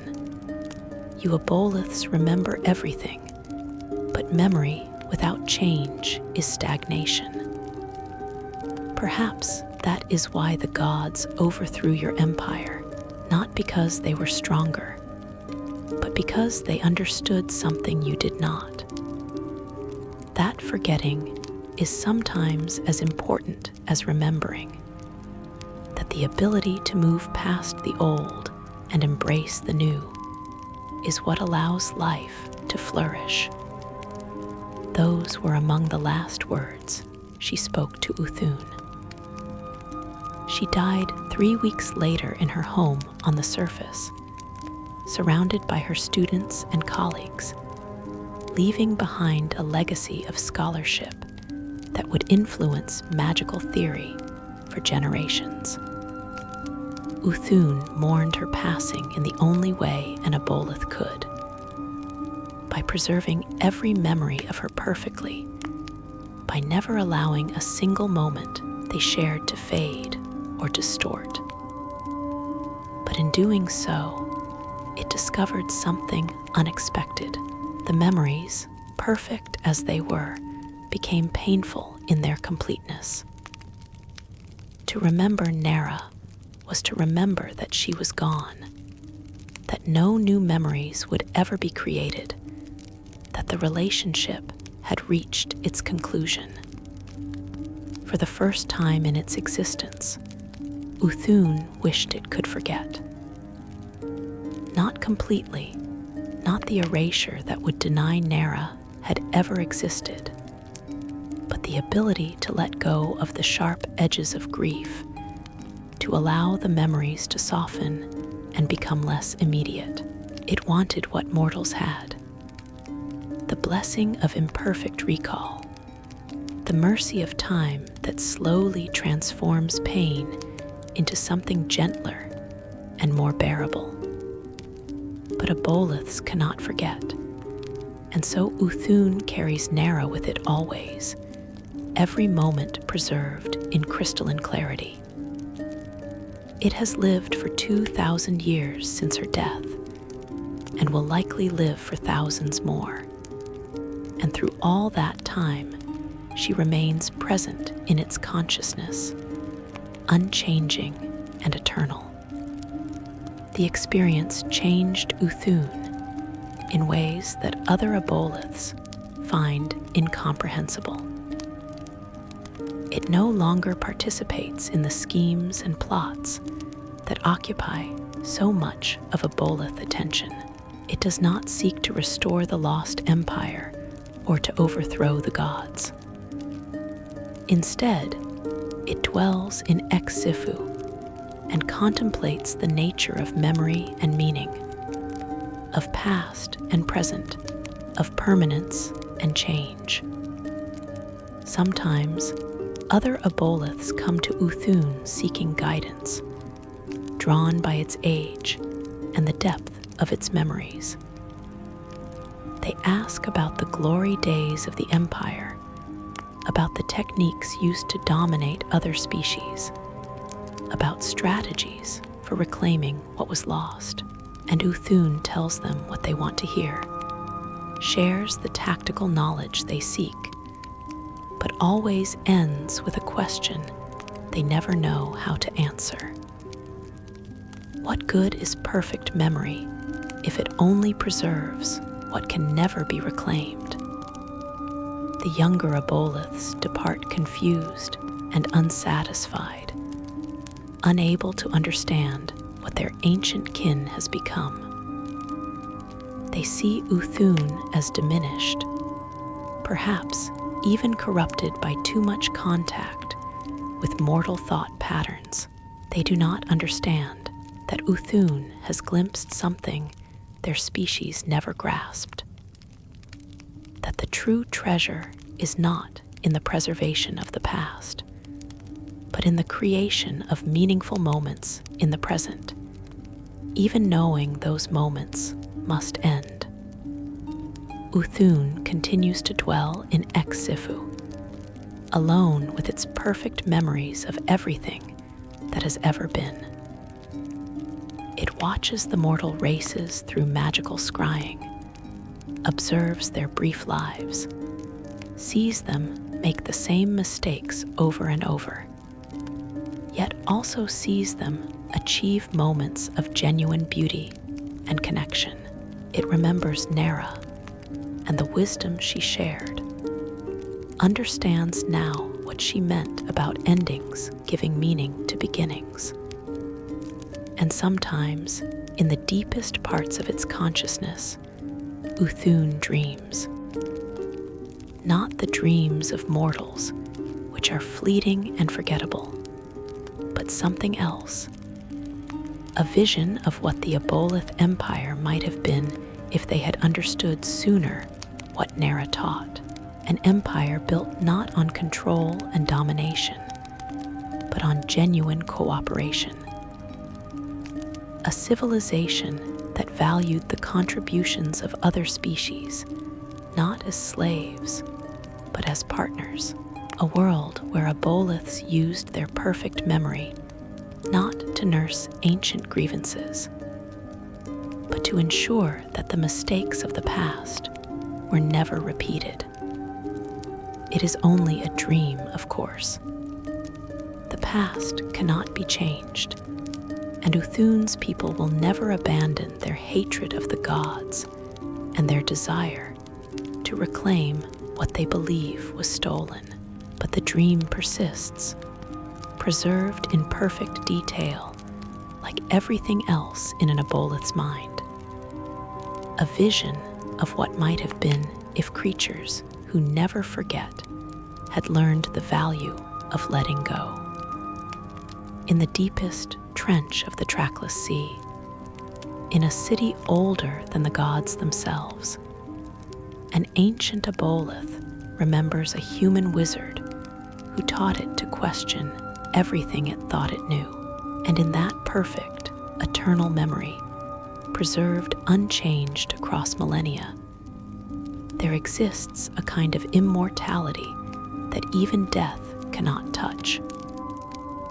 Nera lives still in Uthun's recollection, forever young, forever curious, forever challenging assumptions that had gone unquestioned for eons. Perhaps that is the true gift of memory. Not that it allows us to preserve the past exactly as it was, but that it allows those we have lost to continue teaching us, to continue shaping who we become, long after they themselves have passed into the final darkness. Tale number 5. The Gnome Artificer's Clockwork Heart.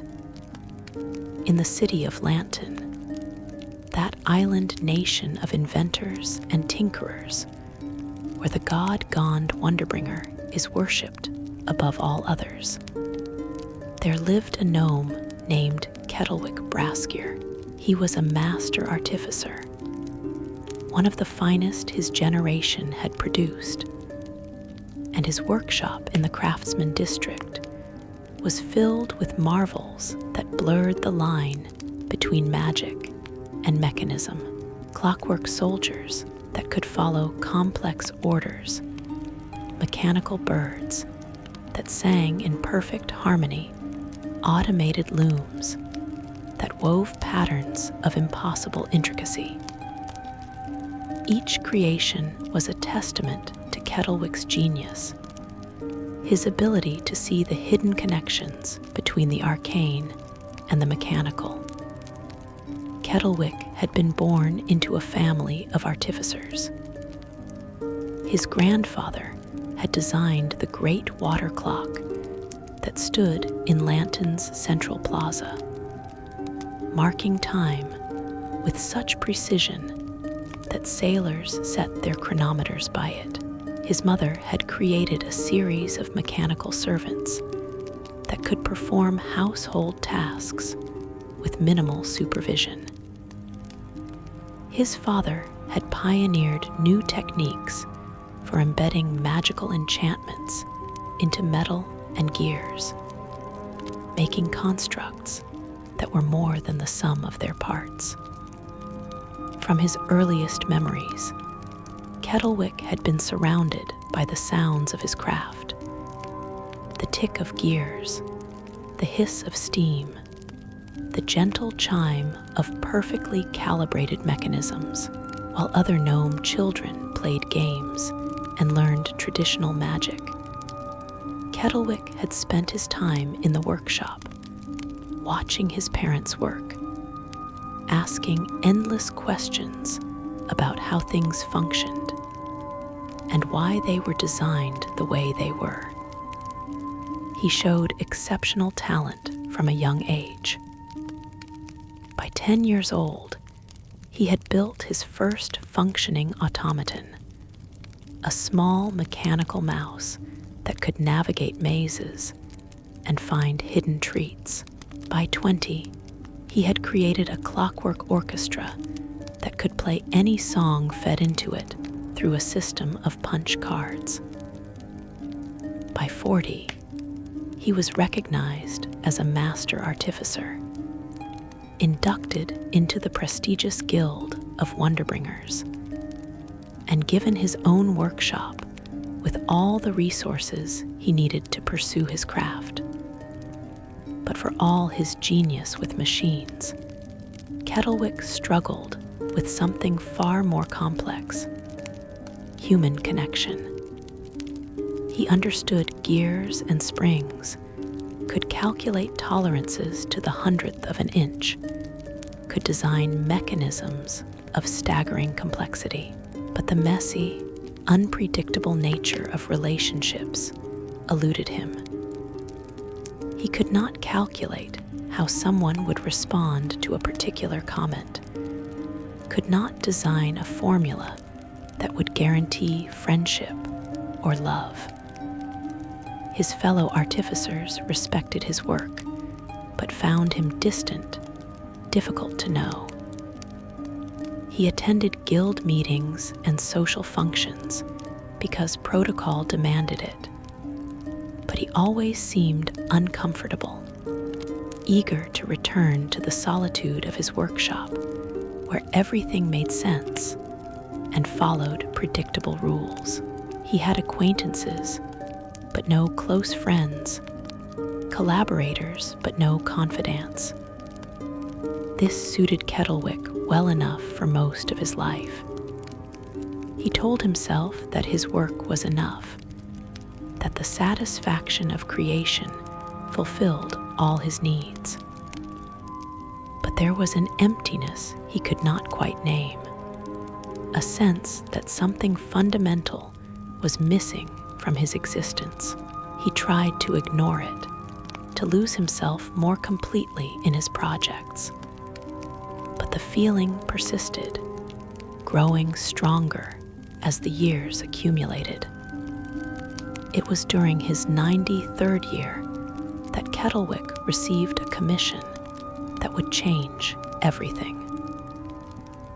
A wealthy merchant from Baldur's Gate had heard of his skills and wanted him to create something unprecedented, a fully functioning mechanical heart that could sustain life in a person whose natural heart had been damaged beyond magical repair.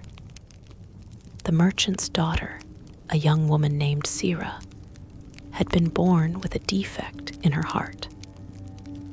The organ was slowly failing, and the healers agreed she had perhaps 2 years left to live, maybe less. Traditional healing magic could not repair the fundamental flaw in her heart structure. Regeneration spells failed because they simply recreated the same defect. Even resurrection, should she die, would only bring her back with the same failing organ. "I have been told you can create miracles," the merchant said when he came to Kettlewick's workshop. "That you can make machines that function as well as living tissue. I will pay any price, provide any resource you need. Just save my daughter." Kettlewick had initially refused. He created toys and tools, decorative pieces, and labor-saving devices. He had never attempted to replace a living organ, had never tried to create something that would be integrated so completely into a living body. The risks were enormous, the potential for failure catastrophic. But the merchant persisted, returning day after day, pleading for Kettlewick to at least try. And eventually, worn down by the man's desperation, and intrigued by the unprecedented technical challenge, Kettlewick agreed to meet Sira, to examine her condition and determine if such a device was even theoretically possible. Sira came to his workshop on a cool autumn morning. She was 24 years old, though her illness made her appear younger, more fragile. She moved carefully, as though afraid sudden motion might cause her damaged heart to simply stop. But despite her physical weakness, her eyes were bright with intelligence and curiosity. She looked around the workshop with genuine wonder, examining the various projects in different states of completion. "This is amazing," she said, pausing by a mechanical bird that sat dormant on a perch. "May I?" Kettlewick nodded, and Sira gently wound the key in the bird's back. It came to life, spreading its brass wings and singing a complex melody that sounded almost real. Sira watched it with delight, and Kettlewick found himself studying her expression. The way joy transformed her features made her seem less like a patient and more like a person. "Your father wants me to build you a new heart," Kettlewick said once the bird had finished its song and returned to stillness. Do you understand what that would mean? I would have to open your chest, remove your natural heart, and replace it with a machine. Even if the device functions perfectly, you would be dependent on it for the rest of your life. If it broke, if something went wrong with the mechanism, you would die. Sira met his gaze steadily. I am dying now, slowly, painfully, watching my body fail a little more each day. At least this way, I would have a chance. Even if that chance is small, even if the device only works for a few years, that is more time than I have otherwise. Her courage impressed him, as did her clear understanding of the risks involved. She was not clinging to false hope or denying the danger. She simply weighed dying slowly against the possibility of living longer and chose to take the chance. Kettlewick began his research that same day. He studied texts on anatomy and physiology, consulted with healers about the exact function of the heart, calculated the required flow rates and pressure differentials. He experimented with different materials, testing metals and alloys for their durability and compatibility with living tissue. He designed valve systems that would mimic the natural opening and closing of heart chambers, created pumping mechanisms that could maintain steady circulation. Sira visited his workshop regularly during the months of design and construction. At first, she came because Kettlewick needed to take measurements and conduct tests, but gradually, the visits became longer, less focused on purely medical concerns. Sira would sit and watch him work, asking questions about his process, showing genuine interest in the technical details of his craft.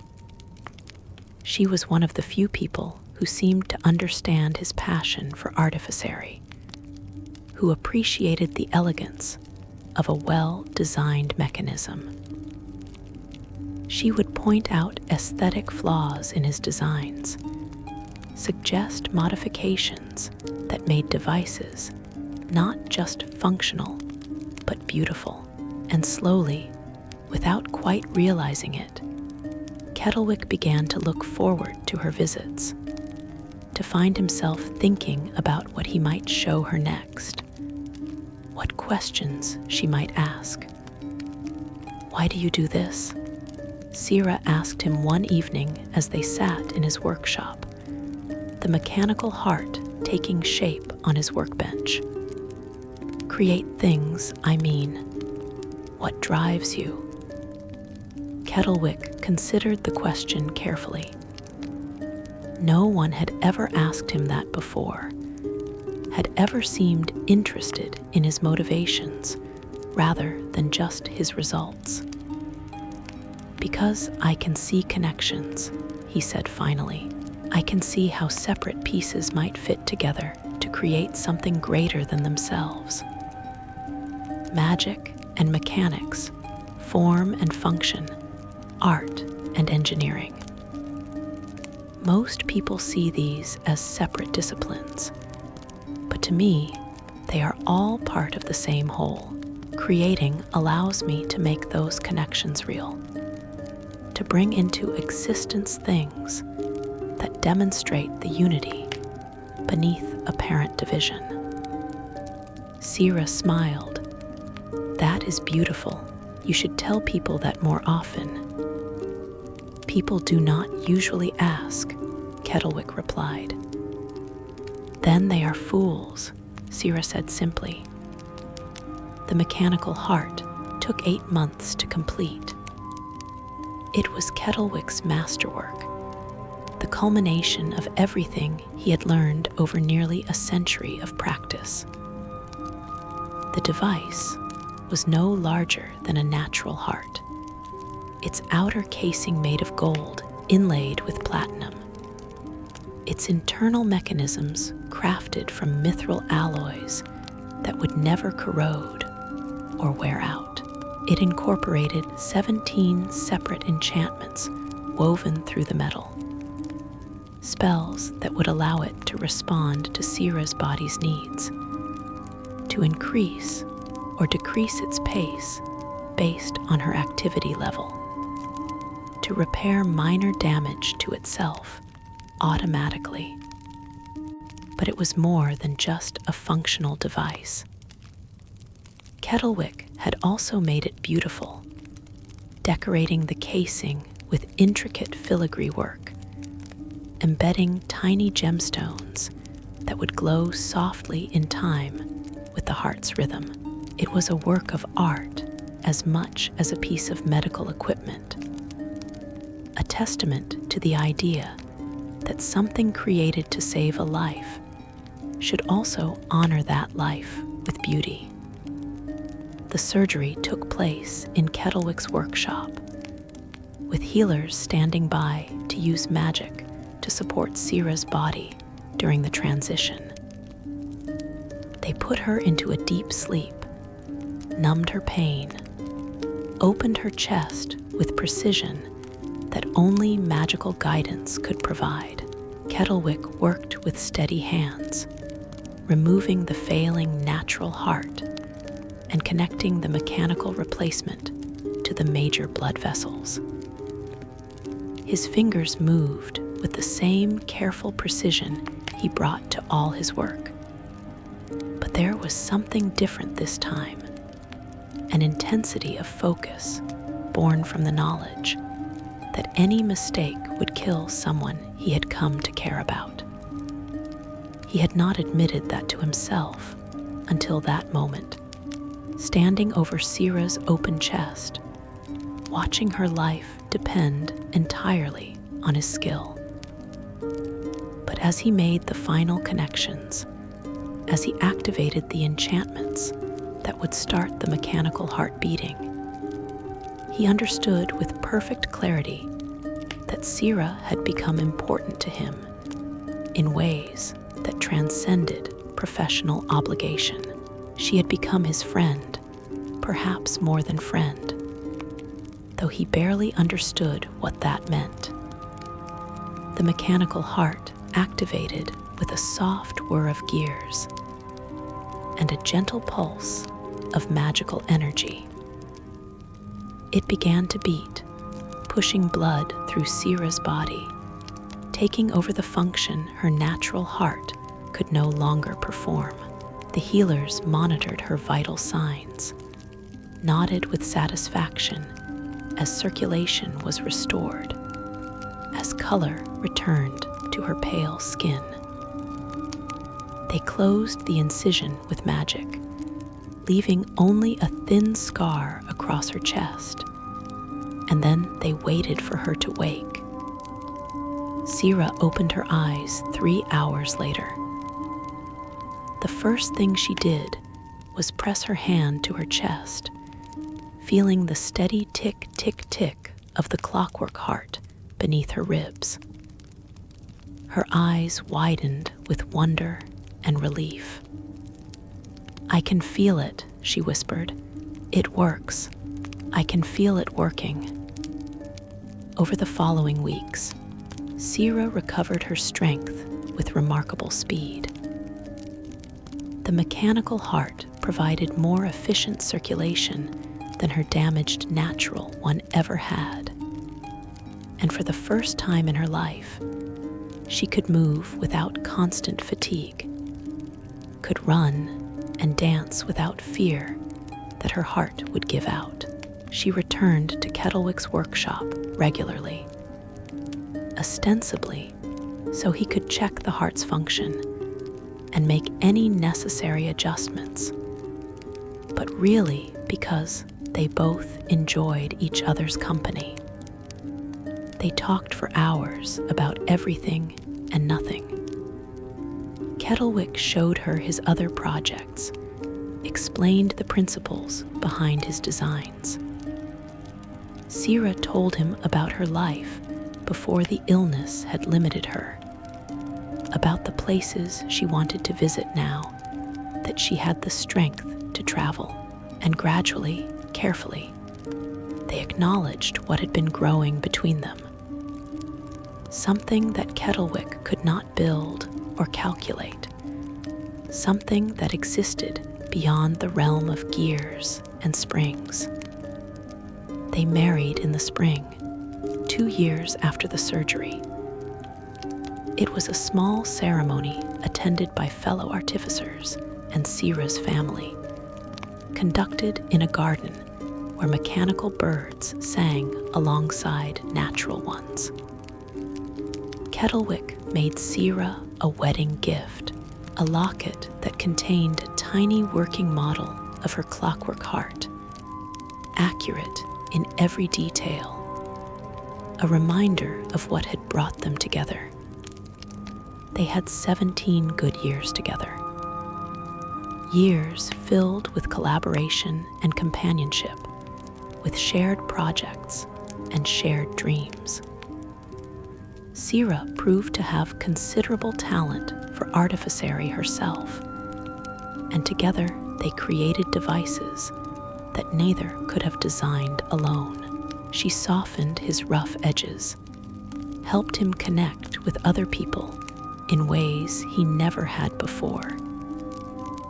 He gave her the life her natural heart would have denied her, years of health and happiness that would have been impossible otherwise. But no device, no matter how well crafted, lasts forever. The mechanical heart that had saved Sira's life began to show signs of wear in its 18th year of operation. Small imperfections appeared in the valve mechanisms, minor delays in the magical responses. Kettlewick worked tirelessly to repair and maintain it, but he was fighting against the fundamental truth he had always known. Even mithril wears down eventually. Even the most carefully designed machine has a finite lifespan. Sira knew what was happening. She could feel the changes, the slight irregularities in the heart's rhythm. She did not complain or express fear, simply accepted that the device had given her more time than she had any right to expect on a quiet evening in autumn. As they sat together in the workshop that had been the center of their shared life, she took Kettlewick's hand in hers. "Thank you," she said simply, "for all of it, for the heart, yes, but also for sharing your life with me, for letting me see the world through your eyes, for teaching me that beauty and function are not opposites, but partners." Kettlewick tried to speak, but found he could not. His throat was tight with emotions he still did not fully understand how to express. Sira squeezed his hand gently. "I am not afraid," she continued. "I have had 17 years I should never have had. I have loved and been loved. I have created things that will outlast me.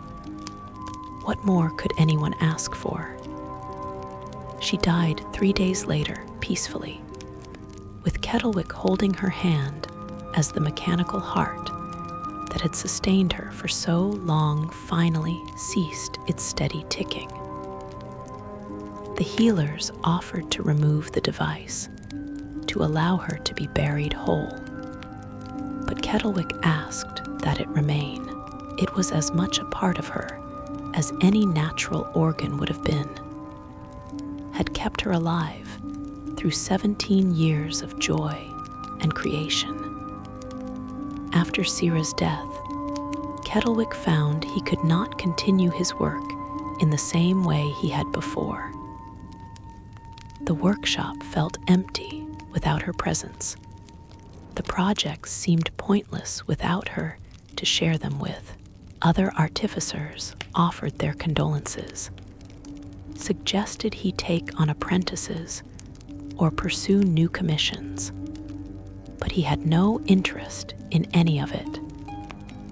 He spent months simply sitting in his workshop, surrounded by half-finished projects and silent machines. He would hold the wedding locket he had made for Sira, the one containing the model of her clockwork heart, and try to understand what had happened to him. He had always believed that his work was enough, that creation and craft could fulfill all his needs. But Sira had shown him something different, had given him something no machine could provide. Genuine connection, shared experience, love. Eventually, slowly, Kettlewick began to work again. But his focus changed. He no longer created devices for their own sake, no longer pursued technical perfection as an end in itself. Instead, he began to design things that brought people together, that facilitated connection and communication.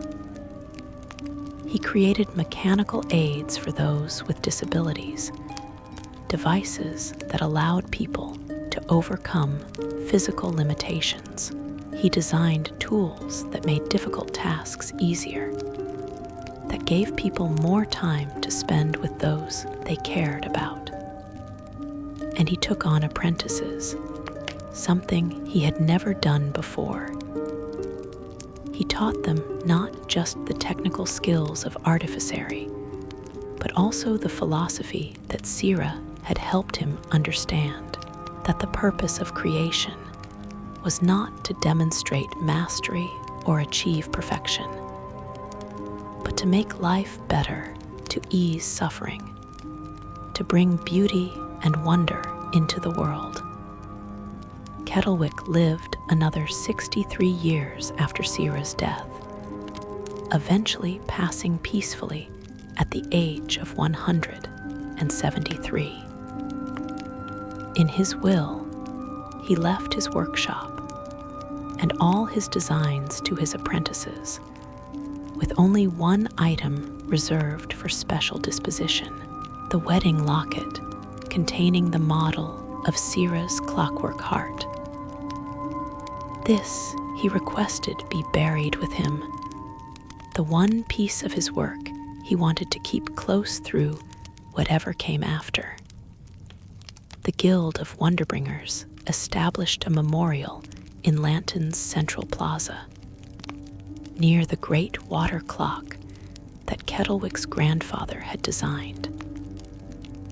It consisted of two statues, a gnome and a human, standing together and looking at a mechanical bird held between them. At the base was inscribed a simple phrase: "Where magic meets mechanism, where craft meets care, there the heart truly beats." Kettlewick's legacy lived on through his apprentices and their apprentices, through the devices he had created and the philosophy he had taught.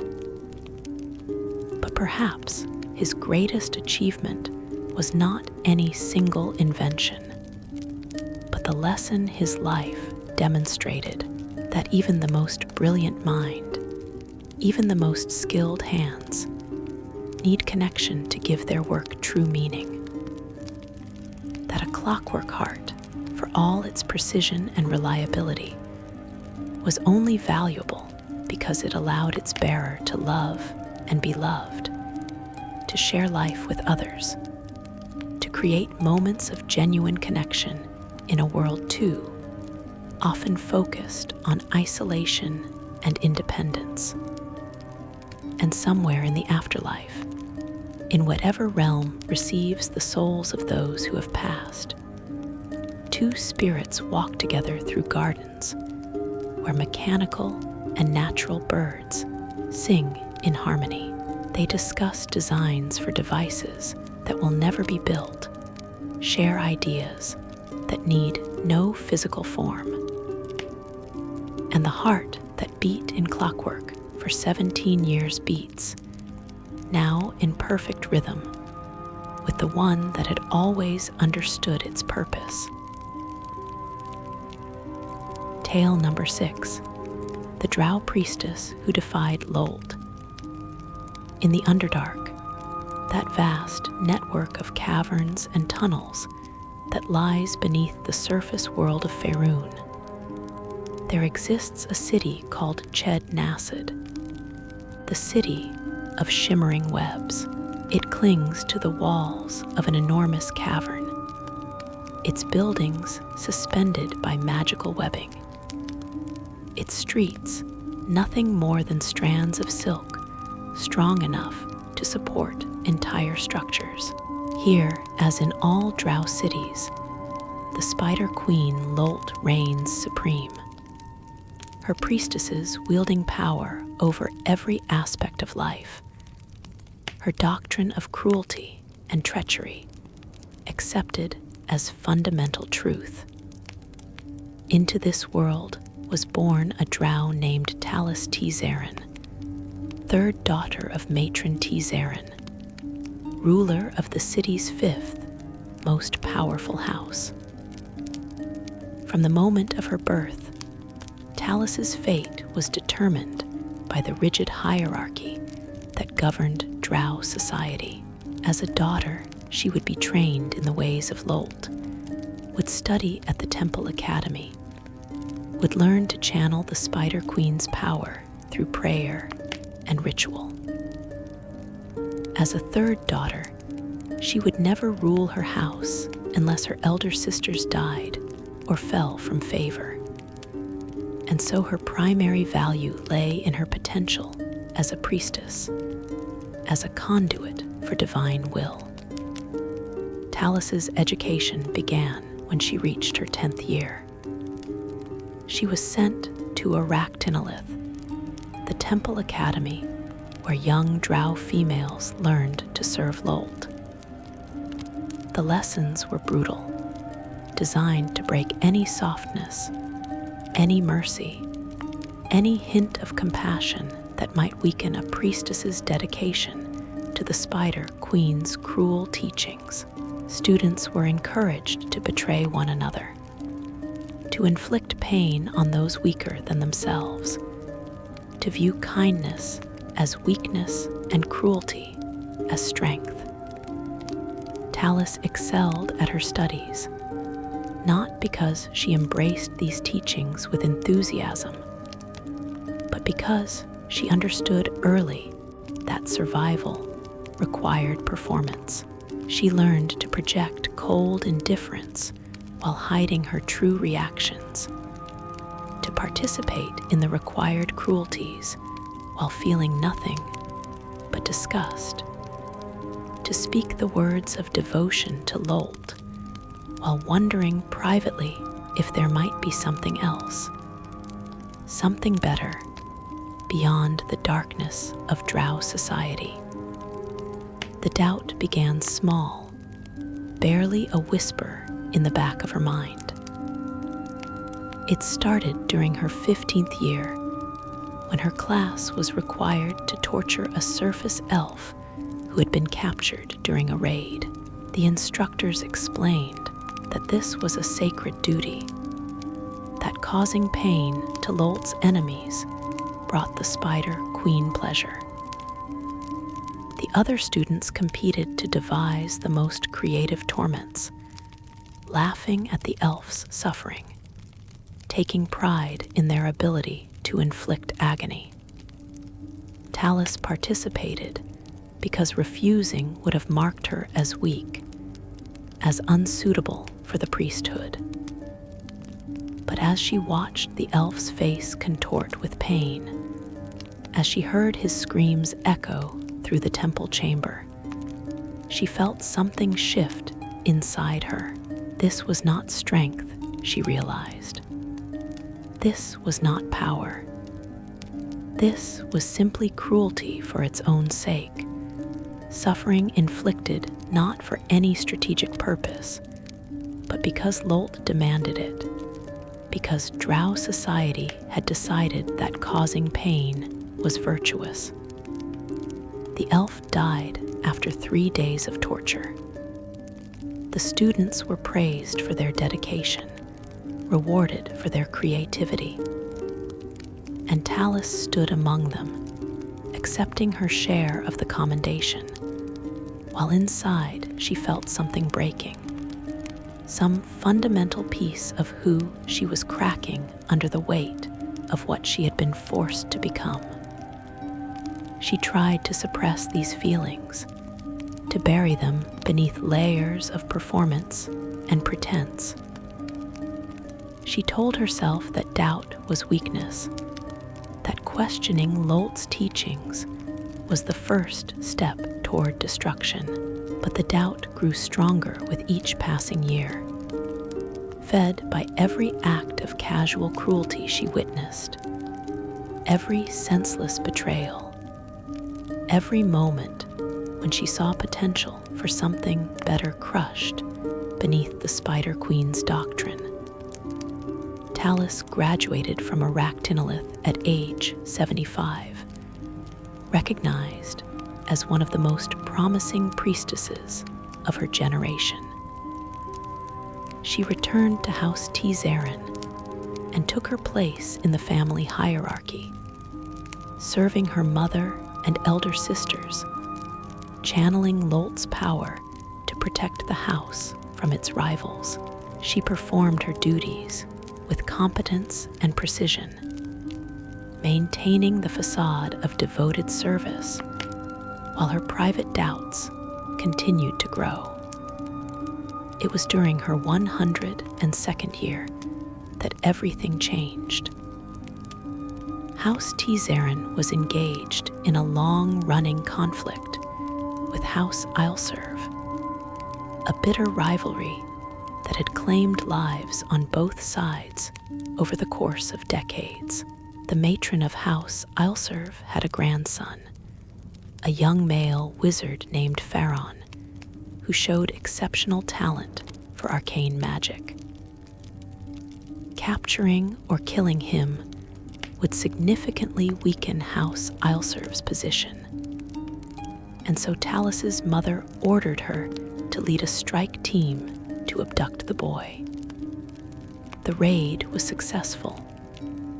Talus and her warriors infiltrated House Ileserve's compound, overcame their defenses, and captured Farron.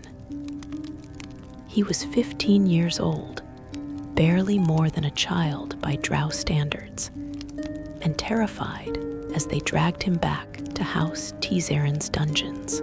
Talus's mother was pleased with the success of the mission and gave Talus explicit instructions.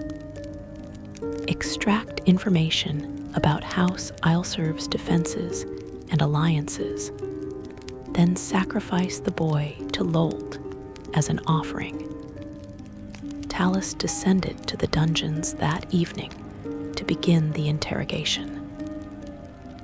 Farron was chained to the wall, his dark skin bruised from the rough handling he had received during capture. He looked at her with a mixture of fear and defiance, trying to maintain some dignity despite his helpless position. "My house will come for me," he said, his voice trembling slightly despite his attempt at bravery. "My grandmother will not allow this insult to stand." "Your house is weak," Talus replied, the words automatic, the response she had been trained to give. "Your grandmother cannot protect you. No one can protect you now." She began the interrogation, asking questions about House Ileserve's defenses and alliances. Farron refused to answer at first, but Talis knew methods that would break his resistance. She could have used magic, could have torn the information from his mind through force. But something stopped her, some reluctance she could not quite name. Over the following days, Talis visited Pharaon regularly. She asked her questions, and he gradually began to answer, though she suspected much of what he told her was either useless or false. But she did not press harder, did not employ the brutal techniques she had been taught. Instead, she found herself having conversations with him, talking about things that had nothing to do with house politics or military intelligence. Pharaon told her about his studies, about his fascination with arcane theory, about dreams of one day traveling to the surface world to study magic from different cultures. He spoke with passion about ideas and possibilities, displaying a curiosity and openness that was rare among Drow, especially males who were taught from birth to accept their inferior status without question.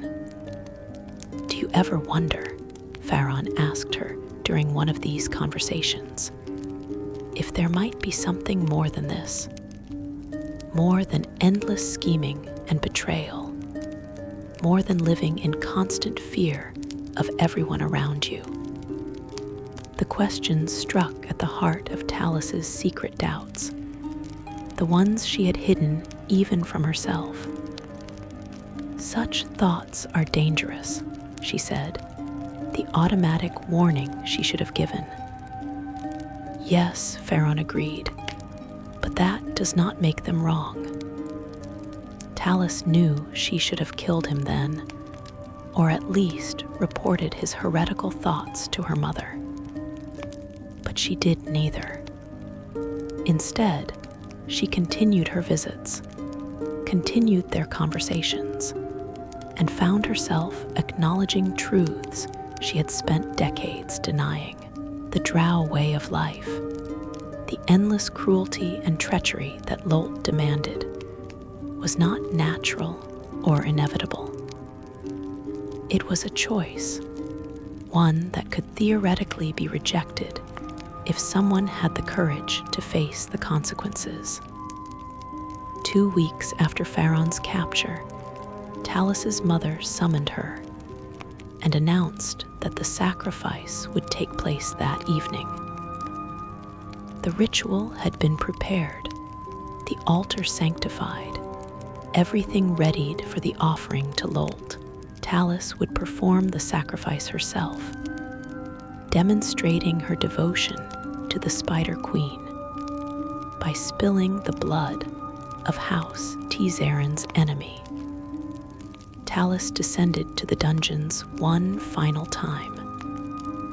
Pharaon looked at her with resignation, understanding that his time had run out. "Will it be quick?" he asked quietly. "It should be," Talis replied, though she knew the ritual actually required prolonged suffering to properly honor Lolth. She stood there in silence for a long moment, looking at this young Drow who had done nothing to deserve death beyond being born into the wrong house. She thought about all the other victims she had seen sacrificed over the years, all the senseless waste, all the potential destroyed to feed the Spider Queen's insatiable appetite for suffering. And then, with perfect clarity, Talis understood what she had to do. It would mean her death, or worse. It would mean abandoning everything she had ever known, every connection she had ever formed. But she could not participate in this anymore, could not continue to pretend that cruelty was strength, that serving Lolth brought anything but misery and darkness. "I am going to free you," she said quietly. "And then we are going to leave this city, leave the Underdark entirely if we can manage it. We will likely die in the attempt, but we will die on our own terms rather than living as slaves to the Spider Queen." Farron stared at her in shock.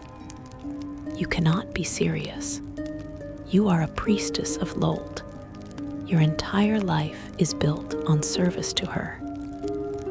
"My entire life has been a lie," Talus replied. She began working on his chains with magic, unlocking them with whispered prayers that felt like betrayal even as she spoke them. "I do not know what we will find beyond the darkness, or if we will survive to find anything at all. But I know I cannot do this anymore.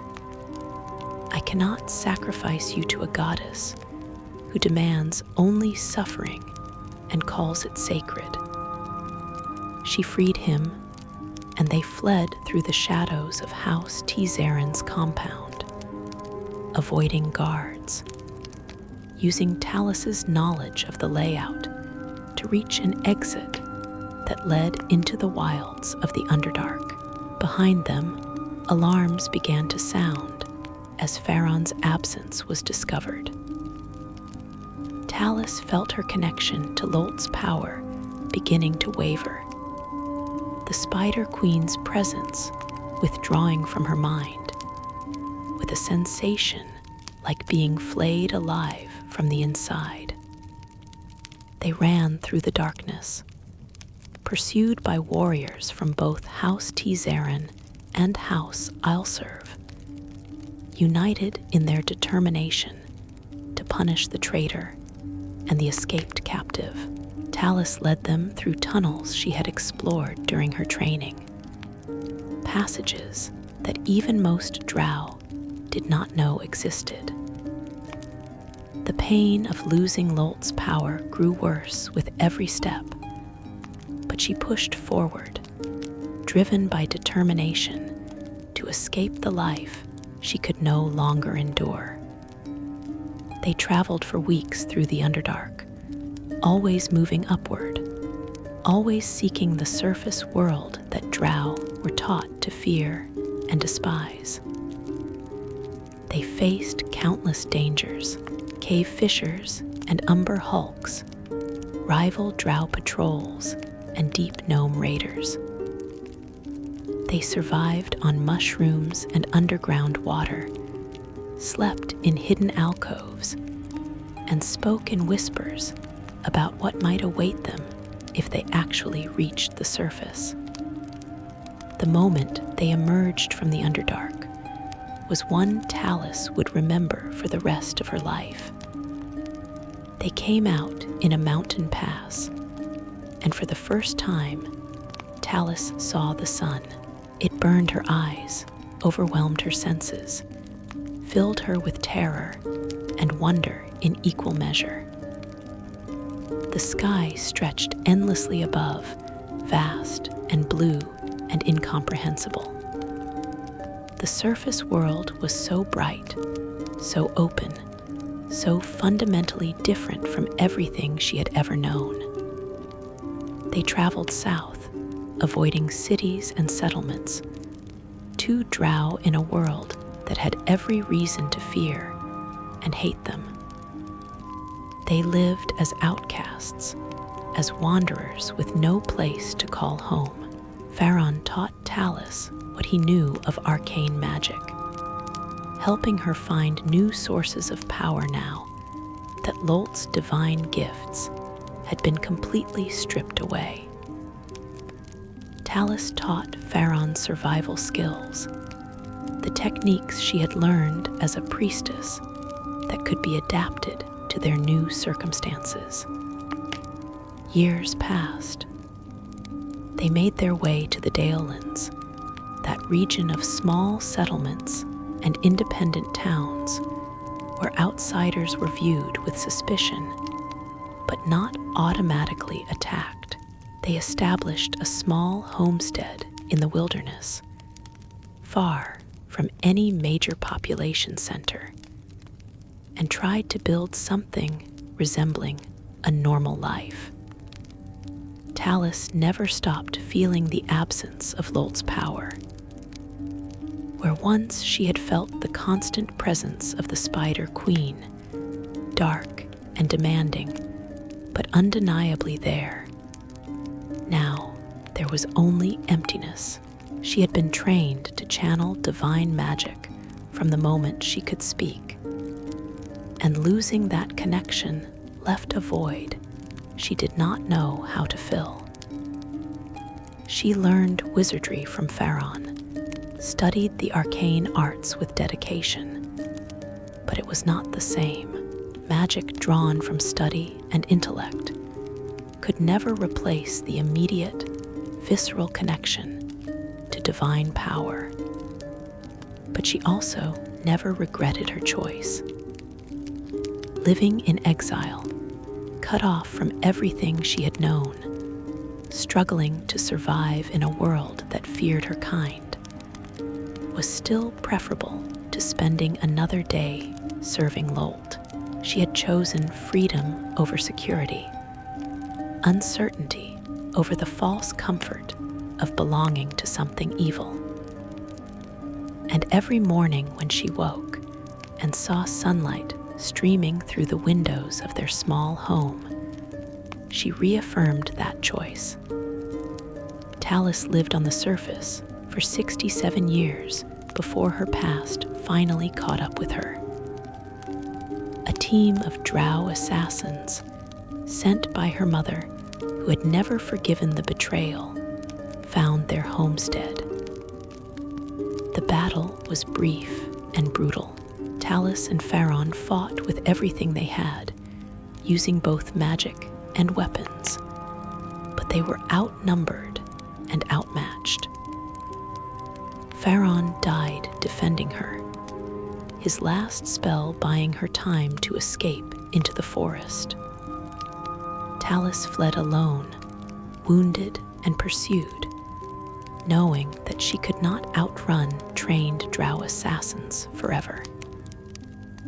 She made her way to a nearby shrine to Phylactery, the Dark Maiden, the goddess who offered Drow an alternative to Lolth's cruelty. She had heard of Phylactery during her years on the surface, but had never sought her out, too scarred by her experiences with divine power to trust any deity again. But now, with death closing in, Talis knelt before the shrine and spoke a simple prayer. I do not ask for salvation or redemption. I do not ask you to judge whether my choices were right or wrong. I ask only that if any Drow come after me seeking a different path, seeking escape from Lolth's darkness, that you help them as I could not help myself. Let my death mean something beyond just another casualty of the Spider Queen's vengeance. The assassins found her there, still kneeling at the shrine. They killed her quickly, efficiently, as they had been trained to do. But as her blood soaked into the earth before Phylactery's altar, something changed. The Dark Maiden heard her prayer and accepted her offering. The shrine became a place of power, a beacon in the darkness for any Drow seeking escape from Lolth's tyranny. In the centuries since Talis's death, dozens of Drow have found their way to that shrine. Some were priestesses like her.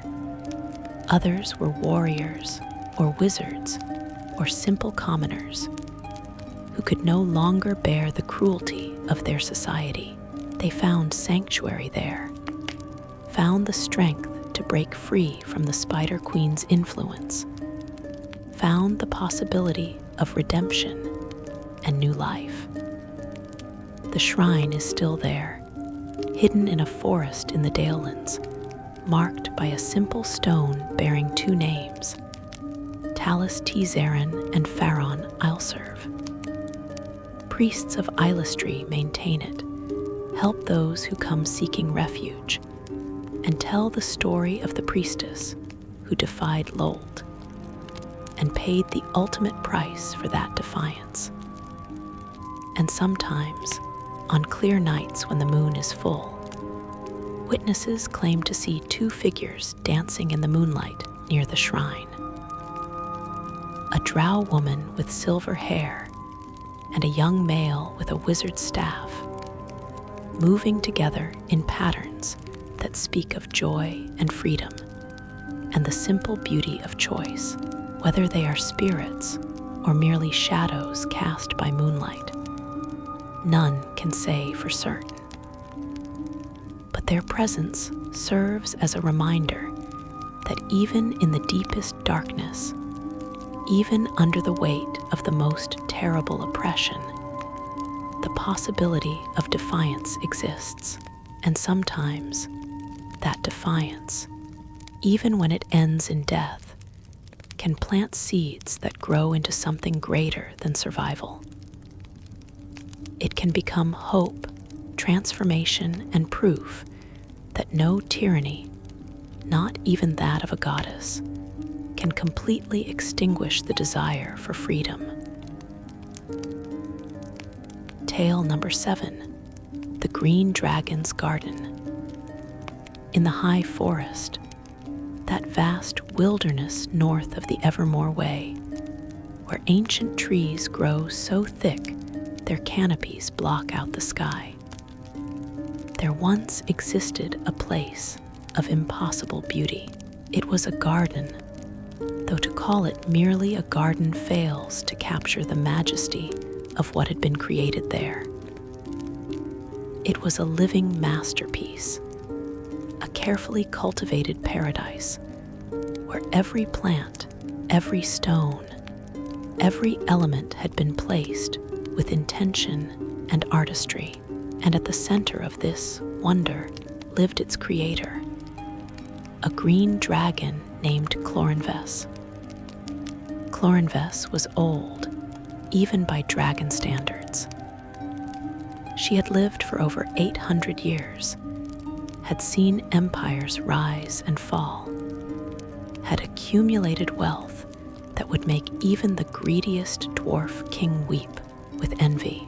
Her hoard filled caverns beneath the forest floor, chambers packed with gold and gems, with magical artifacts and ancient texts, with treasures gathered from across Faerun over the course of centuries.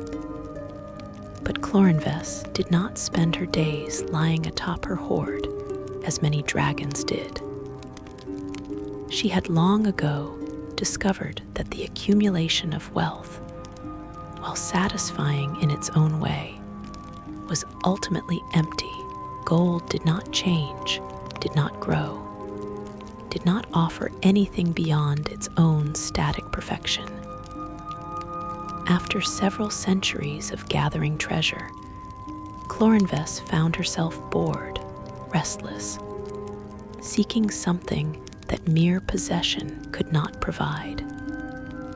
She found her answer in creation, not the creation of art objects or magical items, though she collected both, but in the cultivation of living beauty.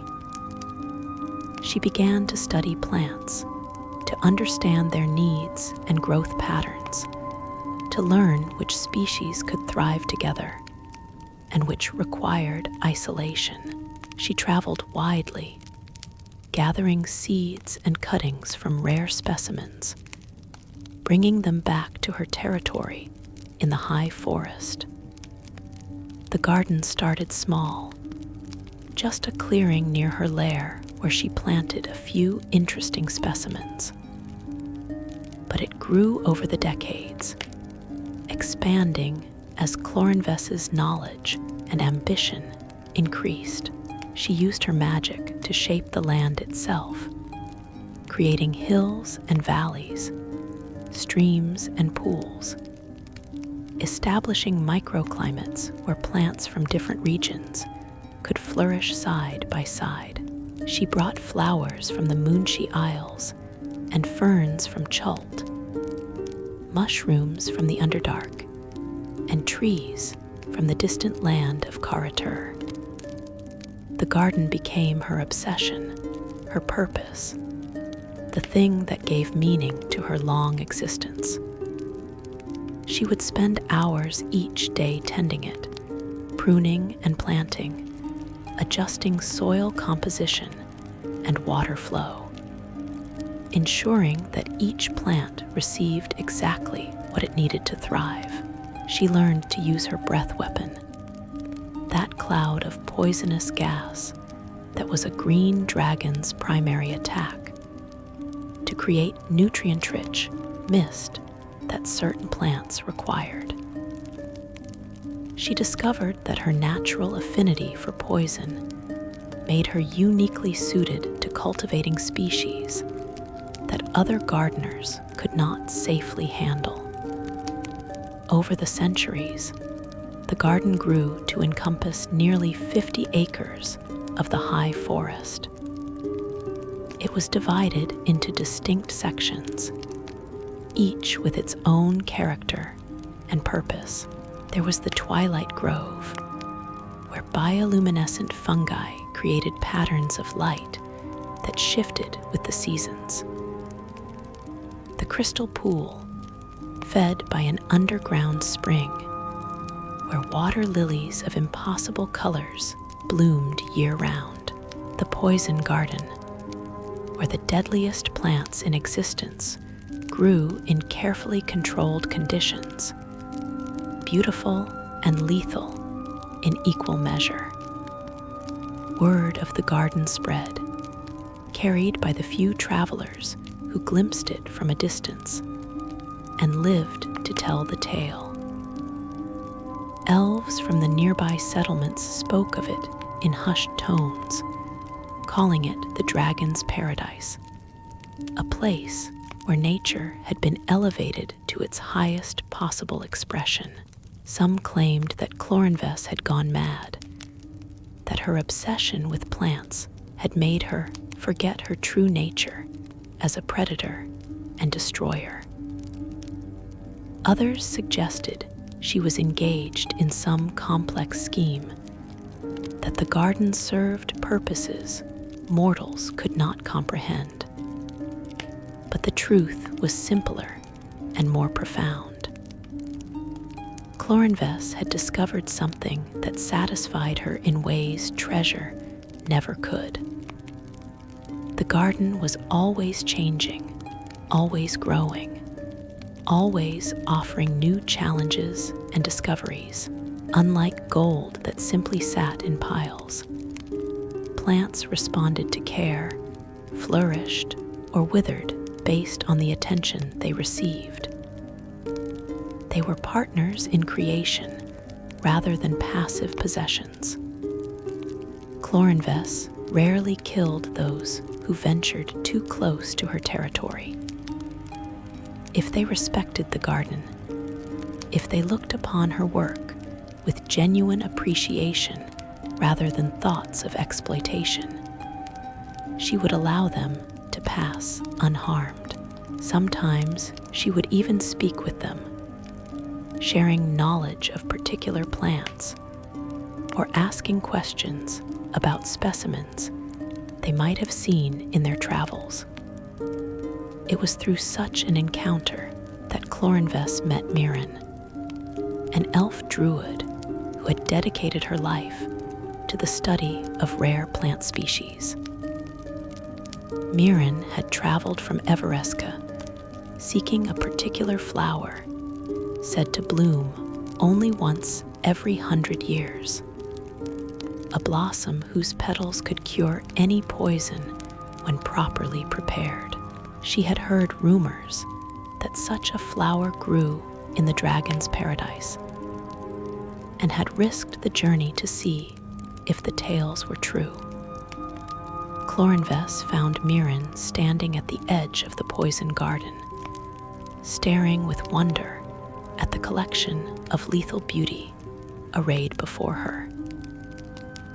The dragon could have killed the intruder instantly, but something about the elf's genuine reverence for the plants stayed her anger. Instead, she revealed herself, descending from the canopy where she had been observing. "You appreciate what you see," Clorinves said, her voice a deep rumble that seemed to resonate through the earth itself. Mirren turned, showing no fear despite standing before a creature that could end her life with a single breath. "How could I not? This is extraordinary. I have studied plants for 200 years, and I have never seen anything to compare with this." They talked for hours that first meeting, discussing cultivation techniques and cross-pollination experiments, sharing knowledge accumulated over their respective lifetimes.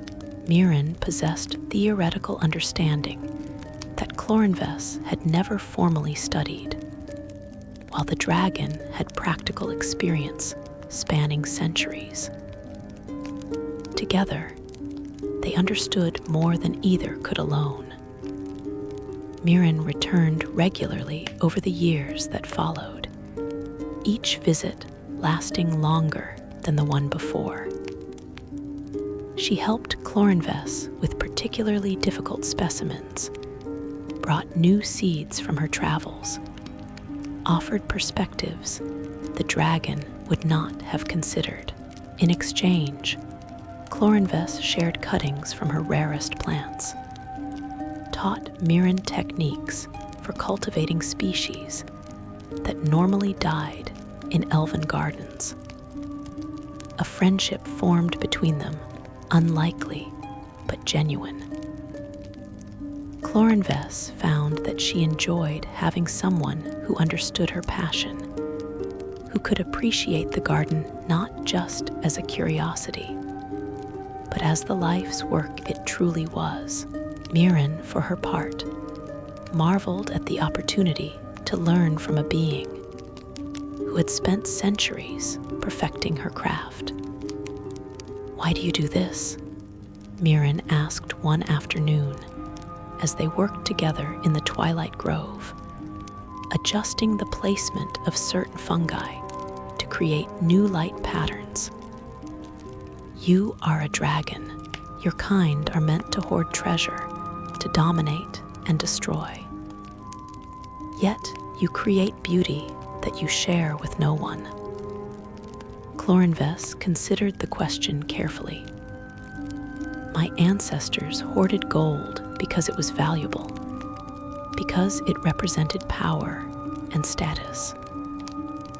But I have learned that true treasure is not something you can pile in a cave and guard jealously. True treasure grows, changes, offers new discoveries with each passing season. This garden is worth more to me than all the gold in my vaults combined, because it is alive, because it requires my ongoing attention, because it gives me purpose beyond simple accumulation." The garden reached its peak during Clorinves's 900th year.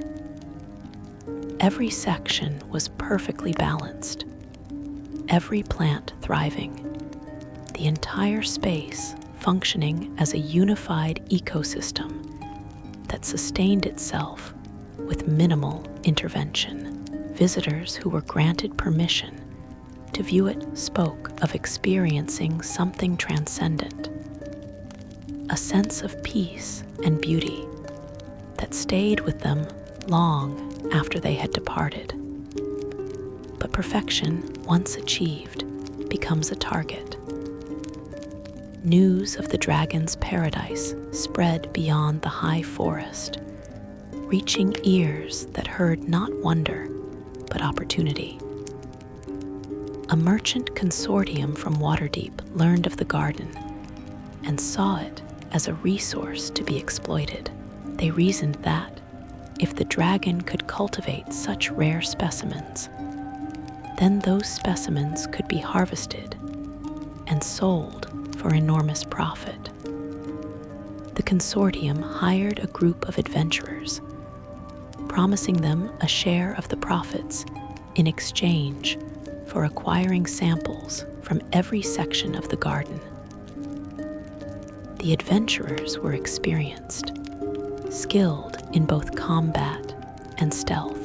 They studied Clorinvess's patterns, learned when she was most likely to be deep in her lair or away from the garden entirely.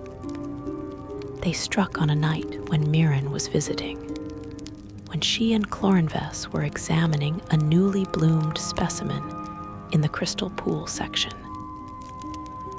The adventurers moved through the garden with practiced efficiency, cutting samples, digging up rare bulbs, harvesting seeds from plants that had taken the dragon centuries to cultivate.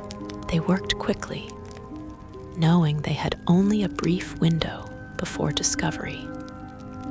But they were not as quiet as they believed. Clorinvess heard them, smelled their presence on the wind, sensed the disturbance in her garden with the intimate knowledge that came from 800 years of careful attention.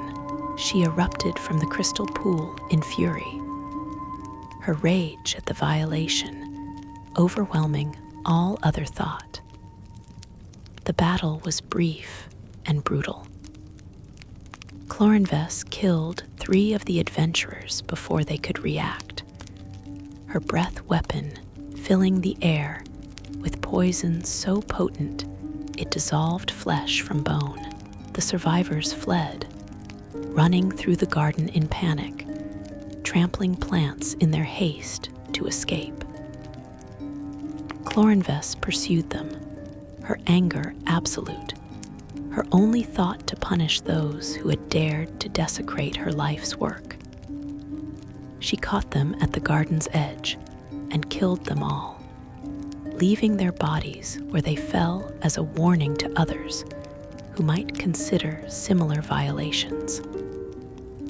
But when she returned to assess the damage, when she saw what had been taken and destroyed, her rage transformed into something far worse. Despair. The adventurers had taken samples from everywhere, had been thorough and indiscriminate in their harvesting. They had cut rare orchids that would not bloom again for decades, had uprooted saplings that Clorinvess had been nurturing for over a century, had trampled delicate ground covers that could not be replaced, and in their flight, they had caused even more damage, crashing through carefully arranged plantings, crushing specimens that had survived for hundreds of years. Clorinvess spent days cataloging the destruction, trying to understand the full extent of what had been lost. Some damage could be repaired given time and effort, but other losses were permanent. Species she had collected from places that no longer existed, plants whose seeds she had no way to replace. Mirren tried to help, tried to offer comfort and assistance in rebuilding. But Clorinvess's grief had transformed into something darker. She began to see every visitor as a potential threat, every observer as someone who might decide to take rather than simply appreciate. The openness that had allowed her to share her garden with select few vanished, replaced by suspicion and paranoia. She stopped maintaining the garden with the same care she had before. What was the point, she reasoned, when others would only seek to destroy what she created? She retreated to her lair, surrounded herself with her hoard of gold and gems, tried to find comfort in static treasure that could not be damaged or taken away. The garden, without her constant attention, began to decline. Some plants overgrew their boundaries, choking out their neighbors. Others withered from lack of care. The delicate balances Clorinves had spent centuries establishing fell apart.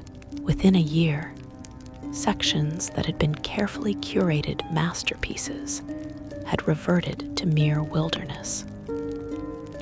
Within 5 years, only those who had seen the garden at its peak could recognize what it had once been. Mirren continued to visit, continued to plead with Clorinves to return to her work, to rebuild what had been lost. But the dragon refused, withdrawing further into bitterness and isolation. The joy she had found in creation had been poisoned by the theft, and she could not reclaim it. They won, Mirren said during their final conversation, her voice filled with sorrow. The ones who attacked your garden, who took what was not theirs. They won because they destroyed not just your plants, but your passion. They turned you back into what dragons are supposed to be. A hoarder of dead treasure, living in the dark, trusting no one. Clorinves had no answer to this accusation because she knew it was true. She had allowed the actions of a few greedy individuals to corrupt everything she had built, to transform her back into the very thing she had spent centuries trying to transcend.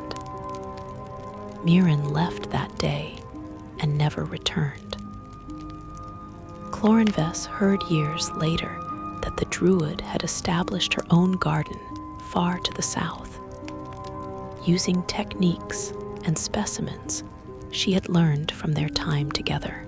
The news brought the dragon no comfort, only a hollow ache for what she had lost. Clorinves lives still, deep in her lair beneath the high forest, surrounded by gold and gems that bring her no satisfaction.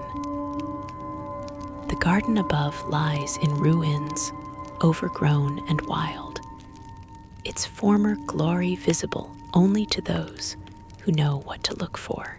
Sometimes, adventurers stumble upon remnants of its magnificence. A patch of unusual flowers, a grove of trees arranged in patterns that suggest deliberate planting, the crumbling remains of stone pathways that once wound through cultivated beauty. And sometimes, very rarely, travelers report seeing a massive green dragon flying over the ruined garden at twilight, circling the space where her masterwork once stood, looking down at the wilderness that has reclaimed her life's work. They say she does not land, does not attempt to restore what was lost. She simply flies and observes, mourning what might have been if greed had not poisoned beauty, if she had possessed the strength to rebuild rather than surrender to bitterness. The tale of Clorinves and her garden serves as a reminder that creation is always vulnerable to destruction, that beauty exists in a fragile balance that can be shattered by careless hands, but it also stands as a warning against allowing violation to permanently destroy purpose, against letting the actions of others dictate who we become. Somewhere in the high forest, beneath gold and gems that bring no joy, a dragon mourns not just for what was taken, but for what she gave away willingly. Her passion, her purpose, her very self, and that loss, that voluntary surrender to despair, proves far more tragic than any theft could ever be. Tale number 8, the Thayan Red Wizard's Price. In the nation of Thay, where the color of one's robes determines status, and power flows through carefully constructed hierarchies, there lived a wizard named Varin Tessarl. He wore the red robes that marked him as one of the ruling class, one of those who had mastered the necromantic arts to such a degree that he commanded respect and fear in equal measure. His tower stood in the capital city of Eltabar, rising above the surrounding buildings like a skeletal finger pointing accusingly at the sky. Varin had not been born to power. His origins were humble, the son of a minor merchant family with no magical tradition, no connections to the ruling Zulkirs who controlled Thay's destiny. But he had possessed something that noble birth could never provide: raw talent for magic that manifested when he was barely 7 years old. His parents, recognizing opportunity when they saw it, had sold everything they owned to pay for his enrollment in one of Thay's magical academies. The academies of Thay were brutal places, designed to separate those with true potential from those who merely aspired to power. Students were encouraged to sabotage one another, to steal research, to eliminate competition through whatever means proved effective. Death was common, accepted as part of the learning process. Those who survived emerged hardened, ruthless, and skilled enough to claim their place in Thayan society. Varin survived. More than that, he excelled. He demonstrated an intuitive understanding of necromantic theory that impressed even his most cynical instructors. By the time he reached his 20th year, he could animate undead servants with casual ease, could drain life force from living creatures to fuel his spells, could speak with the dead, and compel them to answer his questions. He graduated with honors and was granted the red robes that marked him as a fully recognized red wizard. But recognition came with expectations. They operated on a system of mutual exploitation disguised as cooperation. Every wizard owed allegiance to more powerful patrons, who in turn owed allegiance to the Zulkirs, the 8 most powerful wizards in the nation, who collectively ruled through a combination of magical might and political maneuvering.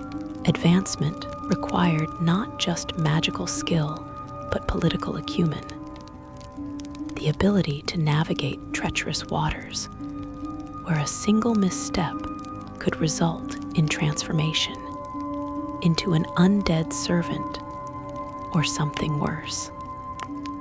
Varin built his power carefully over the decades. He took contracts from various Zulkirs, performed services that demonstrated his value without making him threatening enough to eliminate. He raised armies of undead for military campaigns, created magical items that enhanced necromantic abilities, conducted research that expanded understanding of death magic. With each success, his reputation grew, and with reputation came resources, better facilities, access to rare materials, and forbidden knowledge.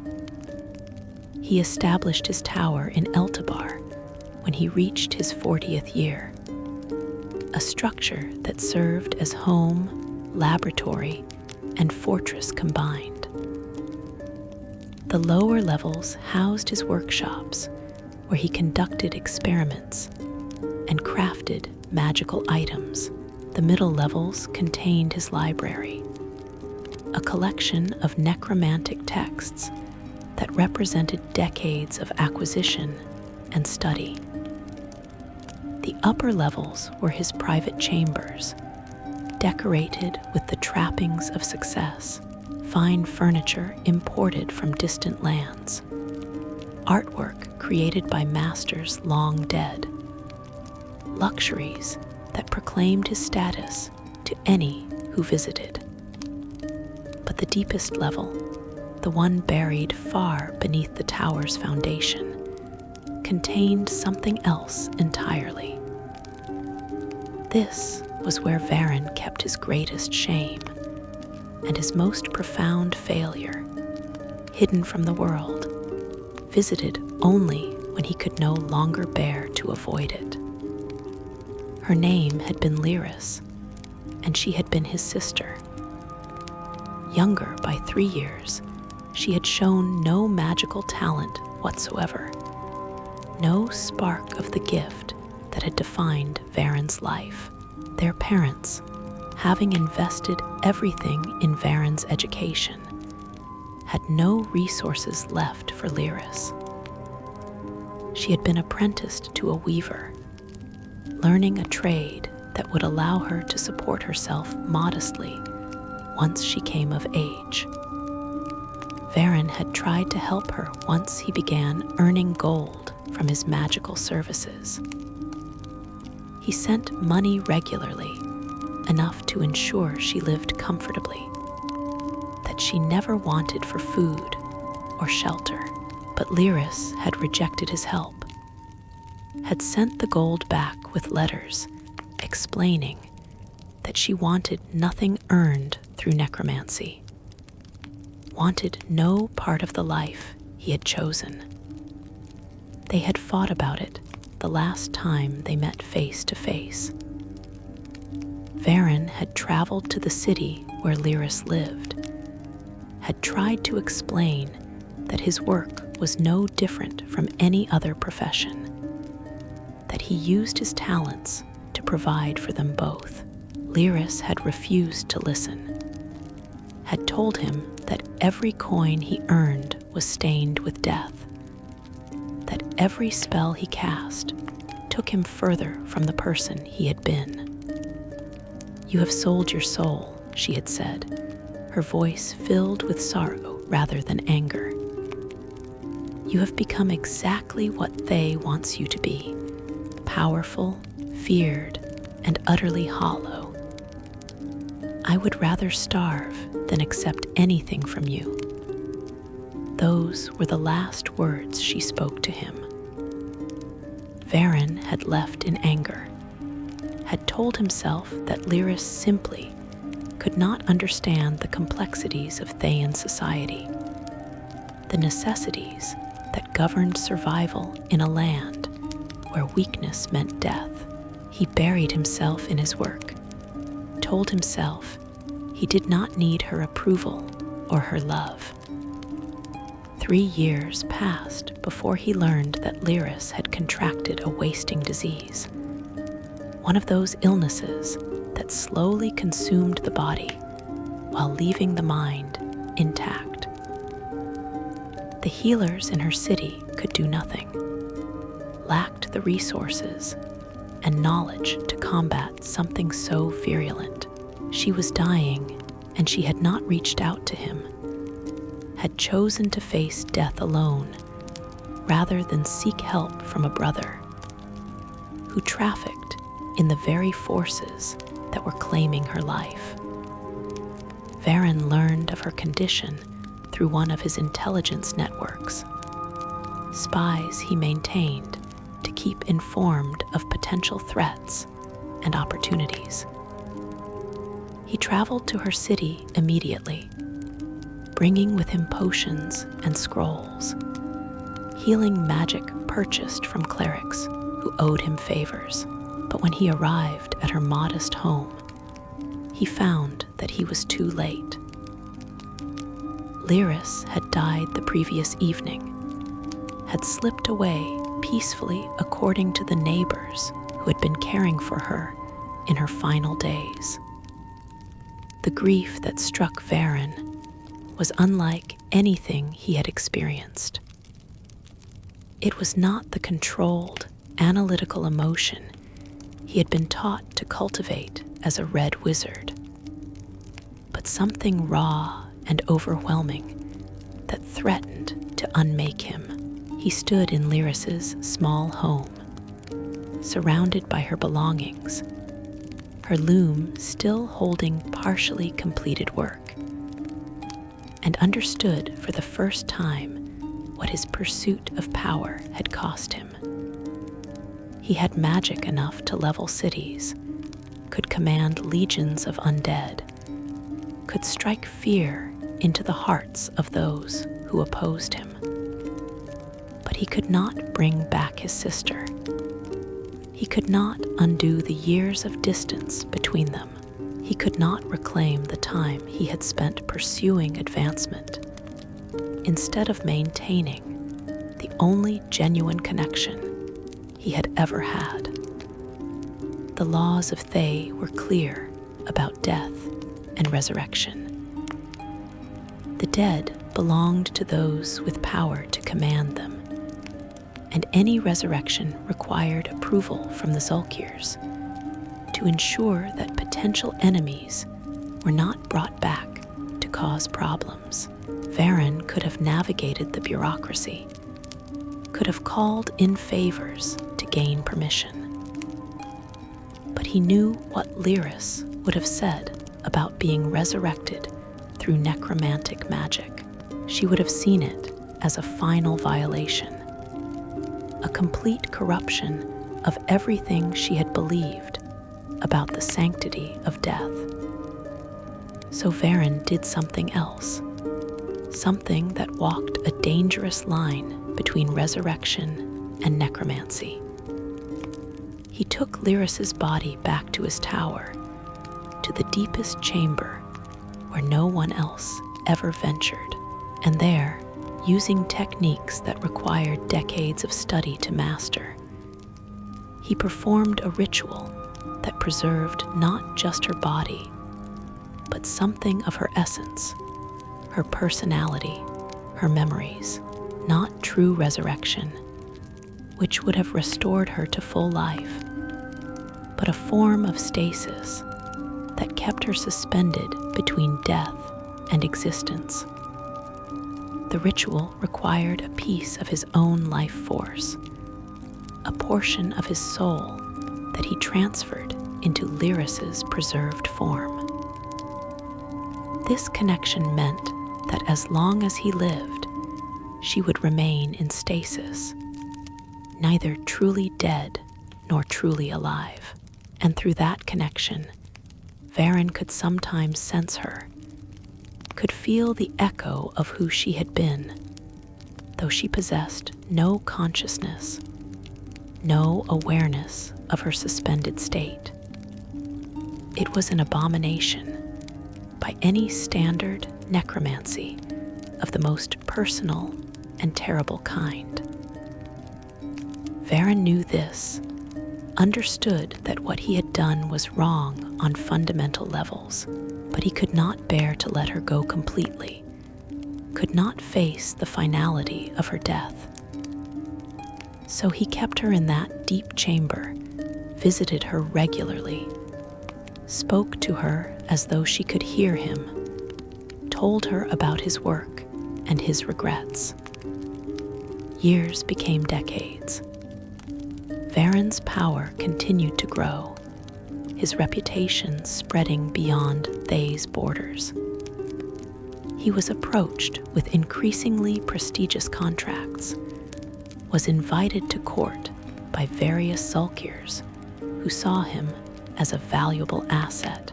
He could have pursued the ultimate goal of every red wizard, to become a Zulkir himself, to claim a seat among the 8 most powerful individuals in the nation. But he did not. Every advance, every success felt hollow because it only emphasized what he had sacrificed to achieve it. The gold he accumulated bought luxuries that gave him no pleasure. The magical artifacts he created demonstrated his skill, but meant nothing without someone to share them with. The power he wielded isolated him further, because every relationship in Thay was transactional, based on mutual exploitation rather than genuine connection. He began to understand what Lyris had tried to tell him during their last conversation. Necromancy did not merely manipulate death, it corrupted the necromancer, slowly eroding everything that made life worth living. Every spell he cast, every undead creature he animated, every soul he bound to service, took something from him. Not his magical power, which only grew stronger, but his capacity for genuine feeling, for connection, for the small joys that gave existence meaning.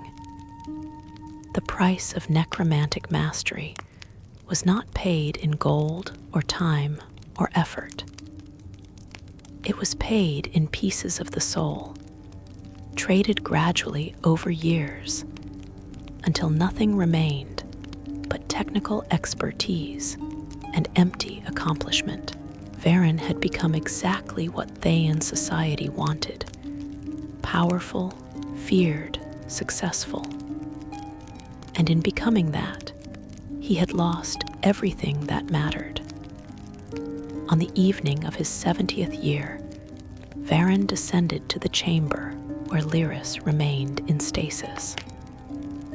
He had done this countless times before, but tonight felt different. He looked at her preserved form, saw the peace on her face, and made a decision that he had been avoiding for decades. He would release her. He would perform the ritual that would allow her soul to move on, to find whatever peace awaited in the afterlife. It would cost him dearly, would require him to sever the connection between them, to reclaim the portion of his soul he had invested in her preservation. The process would be agonizing, might even kill him if his calculations were wrong. But keeping her suspended indefinitely was not love or protection. It was selfishness, a refusal to accept that some things cannot be preserved or controlled. He prepared carefully, gathering the materials needed for the ritual, reviewing the steps he would need to perform. As he worked, he spoke to Lyris, explaining what he was about to do and why. "I should have let you go when you first died," he said quietly. "I should have honored your beliefs instead of imposing my own fears on your remains. But I was selfish, and I was afraid of being truly alone. I am still afraid, but I have learned that fear is not sufficient justification for what I have done to you." The ritual took hours to perform. Varen chanted in languages older than Thay itself, wove patterns of necromantic energy around Lyris's preserved form, slowly unwinding the bindings that kept her suspended between life and death. As he worked, he felt the connection between them beginning to fray, felt the peace of his soul that he had invested in her preservation returning to him. The pain was extraordinary, beyond anything physical. It was the pain of severing a connection that had defined him for decades, of acknowledging loss that he had been denying all this time. But Varen pushed through it, maintained his focus, completed each step of the ritual with precision born from decades of practice. As the final words of the ritual left his lips, Lyris's preserved form began to change. The unnatural stillness that had characterized her for so long gave way to something else. Her body aged rapidly, decades of suspended time catching up in moments, until she appeared as she would have if she had lived a full, natural life. And then, gently, she simply faded, her essence released to move on to whatever awaited beyond mortal existence. Varen collapsed, the effort of the ritual and the pain of severance overwhelming him completely. He lay on the cold stone floor of the chamber for hours, too exhausted to move, feeling the absence where Lyris's presence had been. The portion of his soul that had returned to him felt alien, like a piece that no longer quite fit, changed by the years it had spent elsewhere. When he finally had strength to stand, Varen made his way back to the upper levels of his tower. He looked around at his accumulated possessions, his library and laboratory, his symbols of success and power, and he understood with perfect clarity that he had wasted his life. Not because he had pursued magic or power, but because he had allowed that pursuit to consume everything else, had traded genuine connection for empty achievement. He could not undo the past, could not reclaim the years he had spent becoming the very thing his sister had warned him against. But he could choose differently going forward. He could use his remaining time to create something meaningful, rather than simply accumulating more power and wealth. Varen spent his final years quietly, avoiding the political games that consumed most red wizards. He took on students, taught them necromantic techniques, but also warned them about the costs those techniques exacted. He wrote extensively about the psychological and spiritual price of necromancy, creating texts that would be studied long after his death. And he established a fund, using his accumulated wealth to provide for those in Thay who lacked magical talent, ensuring they would have opportunities beyond mere survival. When Varen died at the age of 93, he did so having made arrangements that his body would not be raised as undead, would not be preserved or transformed. He wanted to experience death as Lyris had, naturally and completely, without necromantic intervention. It was his final act of redemption, his acknowledgement that some prices, once paid, cannot be recovered, but can at least be honored by refusing to inflict the same cost on others. His tower still stands in Eltabar, maintained by his former students who use it as a school for aspiring red wizards. In the deepest chamber, where Lyris once lay in stasis, there is now a shrine bearing a simple inscription: "Power without purpose is merely tyranny. Magic without compassion is simply cruelty. Remember what you sacrifice, and count the cost before it is too late."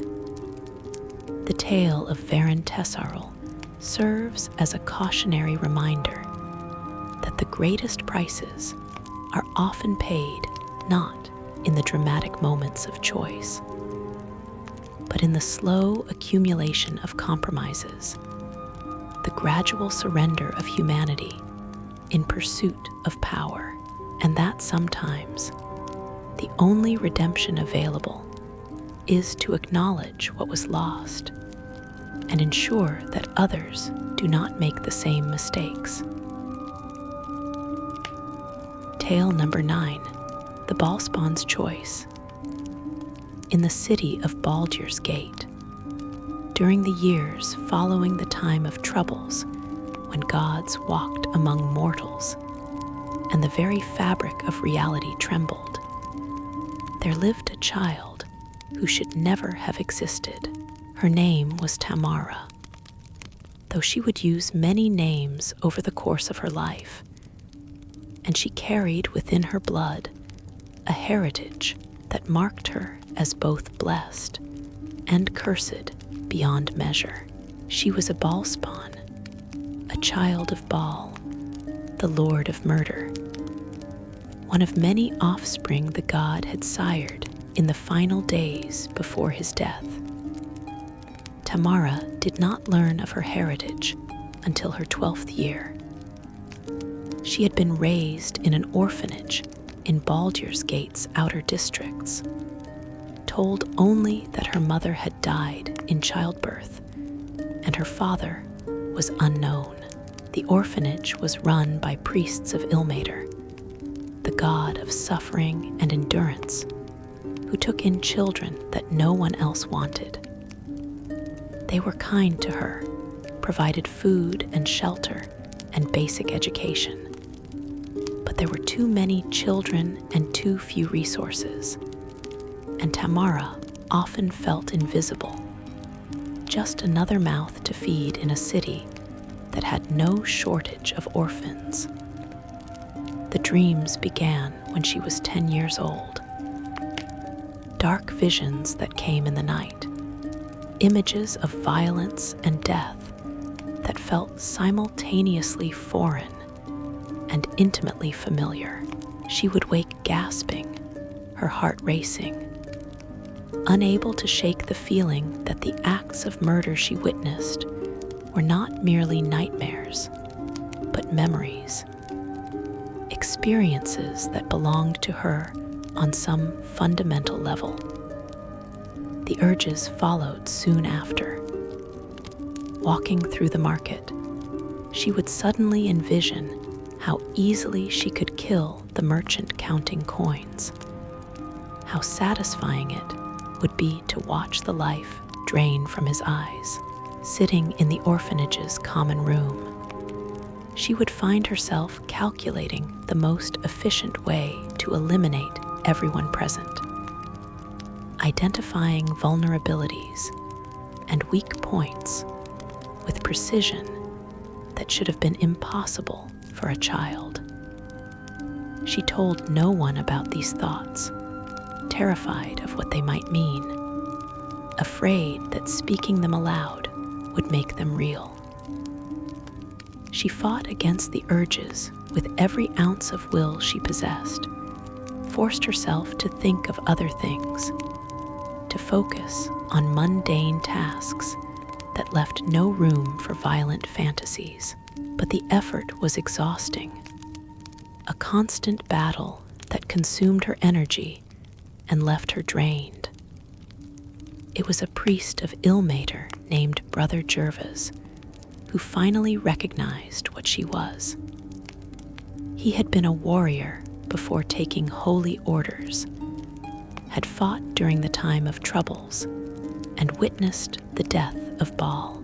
He knew the signs of divine taint, had heard the stories of children born with murder in their blood. When he saw Tamara sitting alone in the chapel one evening, her hands clenched into fists, her face contorted with the effort of suppressing something terrible, he understood immediately what she was fighting. He He sat beside her, said nothing for a long moment, then spoke quietly. The urges will not go away on their own. Fighting them without understanding their source only gives them more power over you. Tamara looked at him with wide eyes, terrified that he knew that someone had seen past her carefully maintained facade. I do not know what you mean. Yes, you do, Brother Jervis said gently. And it is time you learned the truth about who you are and what flows through your veins. He told her everything about Baal, the god who had foreseen his own death and sired countless children to serve as vessels for his eventual resurrection. About the Bhaalspawn, offspring who inherited not just divine power, but also their father's insatiable hunger for murder. About the prophecy that one day these children would be drawn together in a conflict that would result in either Baal's return or the final end of his legacy. Tamara listened in growing horror, understanding for the first time why she felt the way she did, why violence called to her with such seductive whispers. It was not a flaw in her character or evidence of fundamental evil. It was her nature, coded into her very essence by a god of murder. What do I do? She asked, her voice barely above a whisper. How do I fight against what I am? Brother Jervis considered the question carefully. You cannot change your blood. The divine essence within you is part of who you are, as fundamental as the color of your eyes or the sound of your voice. But blood does not determine destiny. Every day, every moment, you face a choice: to embrace what calls to you or to reject it in favor of something better. That choice is yours, and it will always be yours, no matter how loud the urges become. He taught her techniques for managing the violent impulses, meditation practices from his warrior days that helped center the mind and resist compulsion. He explained that the urges would grow stronger as she aged, that her Bhaalspawn nature would become more pronounced, but that awareness and preparation could give her the tools she needed to maintain control. Over the years that followed, Tamara learned to live with her heritage. She trained in combat, reasoning that understanding violence might help her control the urge to inflict it. She studied healing magic, learning to save lives as a counterbalance to the persistent desire to take them.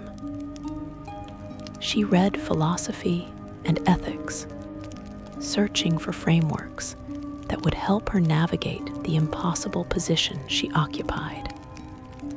But it was never easy. The urges did not diminish with understanding, did not become manageable through training. If anything, they grew stronger as she aged, her Bhaalspawn nature asserting itself with increasing force.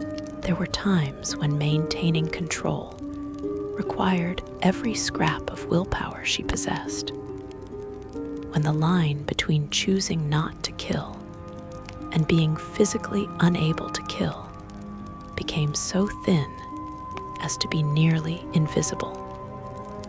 She left the orphanage when she turned 18, unable to remain in a place where so many vulnerable people lived in close proximity.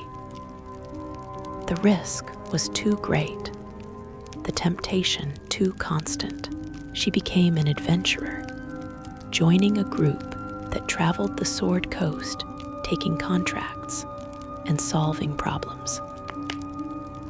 Combat was necessary in this line of work, and Tamara found that channeling her violent urges toward genuinely hostile targets helped satisfy the hunger without compromising her principles. Her companions knew nothing of her heritage. She was simply Tamara, a skilled warrior with unusual proficiency in combat and a tendency towards solitude. They accepted her quirks, valued her contributions, and asked no questions about her past. For several years, this arrangement worked well enough. The adventuring life provided sufficient outlet for her darker impulses, while the presence of companions she cared about gave her reason to maintain control. But the balance could not hold forever. During a contract in Am, Tamara's group was ambushed by bandits who had been hired to eliminate them before they could complete their mission. The fight was fierce, and in the chaos, Tamara felt her control beginning to slip. The bloodlust that she normally kept locked away began to surface, fed by the combat, amplified by her Bhaalspawn nature. She killed with efficiency that transcended mere skill, her body moving with terrible grace, her strikes finding vulnerabilities with precision that seemed supernatural. The bandits fell before her like wheat before a scythe, and when the last of them lay dead, Tamara stood among the corpses, feeling something she had never experienced before: satisfaction.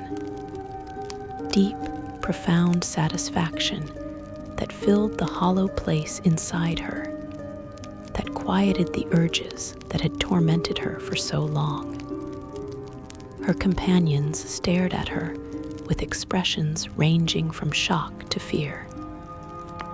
They had seen her fight before, but never like this, never with such cold efficiency, such apparent enjoyment of slaughter. One of them, a paladin named Corwin, spoke carefully. "Tamara, what are you?" She could have lied, could have offered some explanation that would preserve the fragile relationships she had built. But the satisfaction of violence was still singing through her veins, and in that moment, she felt too tired to maintain the deception any longer. She told them the truth, explained her heritage, admitted what she was. The group disbanded that evening. Most of them left without a word, unable or unwilling to travel with someone who carried murder in their blood. Corwin stayed longest, torn between his duty as a paladin to oppose evil and his friendship with someone who had fought beside him for years. "Have you killed innocents?" he asked finally. "No," Tamara replied honestly. "I have fought against the urges every day of my life. I have never given in completely." "But you want to," Corwin said, and it was not a question. Tamara nodded, unable to deny what they had both seen during the battle. Every moment of every day. The only thing that stops me is choice, the decision I make over and over to be something other than what my blood demands. Corwin left, and Tamara was alone. She traveled by herself after that, taking contracts that required combat against genuinely evil opponents, trying to channel her Bhaalspawn nature in ways that served some constructive purpose. But the satisfaction she had felt during that battle in Am lingered in her memory. A taste of something she had denied herself for years, and it made maintaining control harder rather than easier. She began to understand that this was how Baal had designed his children. The god had not simply given them the capacity for murder. He had made it deeply, fundamentally satisfying, had tied their sense of fulfillment to the act of taking life. Every Bhaalspawn faced the same terrible choice: embrace their nature and find satisfaction in slaughter, or fight against it and live with a hunger that could never be fully satisfied. Tamara learned of the other Bhaalspawn gradually, through rumors and reports that filtered through the adventuring community. Her divine siblings were making themselves known, some embracing their heritage and carving paths of destruction across Faerun, others fighting against their nature as she did, and underlying all these stories was the prophecy, the understanding that eventually they would be drawn together for a final reckoning. That reckoning came during what would later be called the Bhaalspawn Crisis, a period of chaos when the children of murder found themselves compelled by forces they could not resist to gather in specific locations, to fight one another in conflicts that seemed orchestrated by powers beyond mortal understanding. Tamara tried to resist the compulsion, tried to maintain distance from other Bhaalspawn, but the pull was too strong, too fundamental to deny. She found herself drawn to the city of Saradush, where many Bhaalspawn had gathered, some willingly, and others driven by the same irresistible summons that had brought Tamara. The city became a powder keg, filled with individuals who carried murder in their blood, who possessed divine power and the urge to use it against one another. Among the gathered Bhaalspawn, Tamara met others who shared her struggle, who had spent their lives fighting against their nature. She also encountered those who had surrendered completely, who reveled in slaughter and saw the coming conflict as an opportunity to claim power through the deaths of their siblings. The divide was clear. Some Bhaalspawn sought to resist their father's design, while others sought to fulfill it. The siege of Saradush, when it came, was orchestrated by forces seeking to eliminate the Bhaalspawn threat by destroying them all at once. Fire rained from the sky, armies surrounded the city, and the children of murder found themselves fighting not each other, but external enemies who saw them all as abominations that needed to be purged from existence. Tamara fought to defend the city, not because she had any particular love for her fellow Bhaalspawn, but because the alternative was to accept that her existence was inherently evil, that being born with Bhaal's blood made her irredeemable. She refused to accept that judgment, refused to believe that heritage determined destiny. The city fell despite their efforts. In the final moments, as the walls crumbled and fire consumed everything, Tamara found herself face to face with another Bhaalspawn named Servak, one of the most powerful of their kind, someone who had fully embraced his murderous heritage. He looked at her with something like pity. "You have wasted your life fighting what you are," he said. "You could have been magnificent, could have claimed power and satisfaction beyond anything mortals can imagine.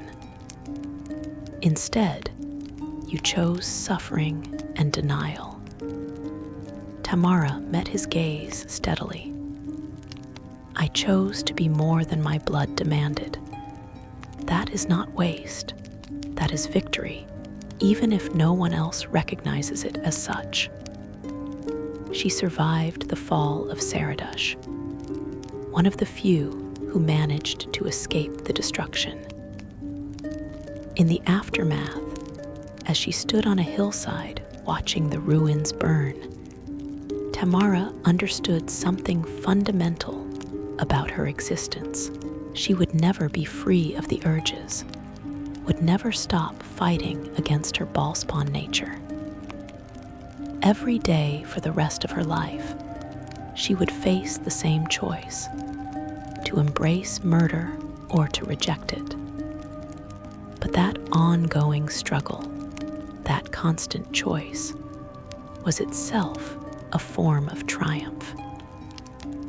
Because in choosing repeatedly to be something other than what Baal had designed, she denied the god his victory, refused to become merely a vessel for his resurrection.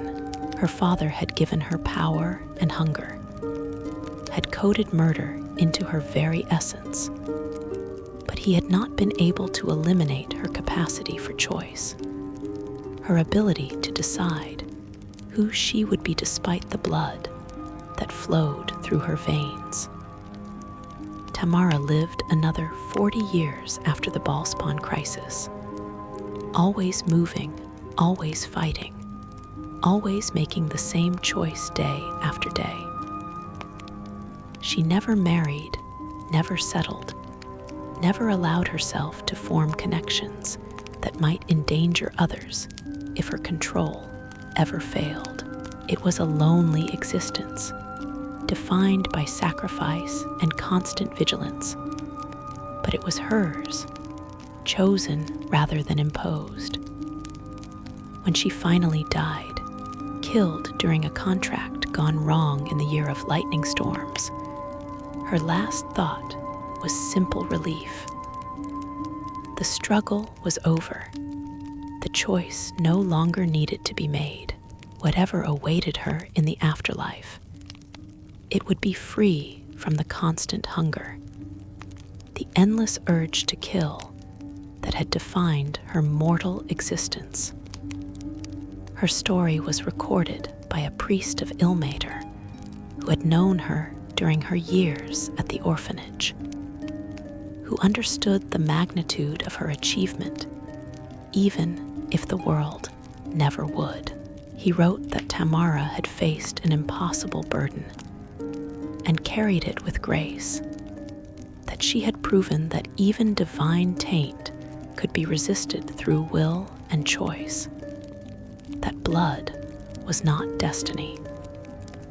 And perhaps that is the true lesson of the Bhaalspawn, that the most profound victories are often invisible, that the greatest heroism sometimes consists not of grand achievements, but of daily choices to be better than what nature demands. Tamara chose goodness over power, suffering over satisfaction, constant struggle over easy surrender. And in doing so, she achieved something that no amount of divine power could grant: genuine freedom, won through choice made again and again until the very end. Tale number 10, The Weave's Unraveling.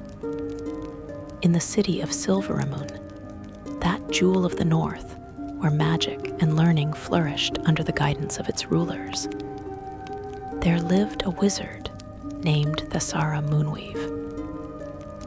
She was not famous, not one of the archmages whose names echoed through history, but she was deeply connected to magic in ways that transcended mere technical skill.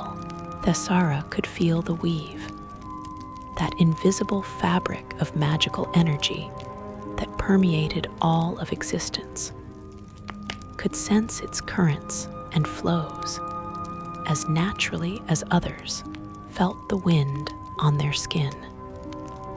This sensitivity was both gift and burden. From her earliest memories, Thessara had been aware of magic as a living presence, something that breathed and pulsed with its own rhythm, while other children learned to cast spells through memorization and practice. Thessara simply reached out to the weave and asked it to reshape reality according to her need. The weave always answered, responding to her touch with the eager cooperation of a willing partner.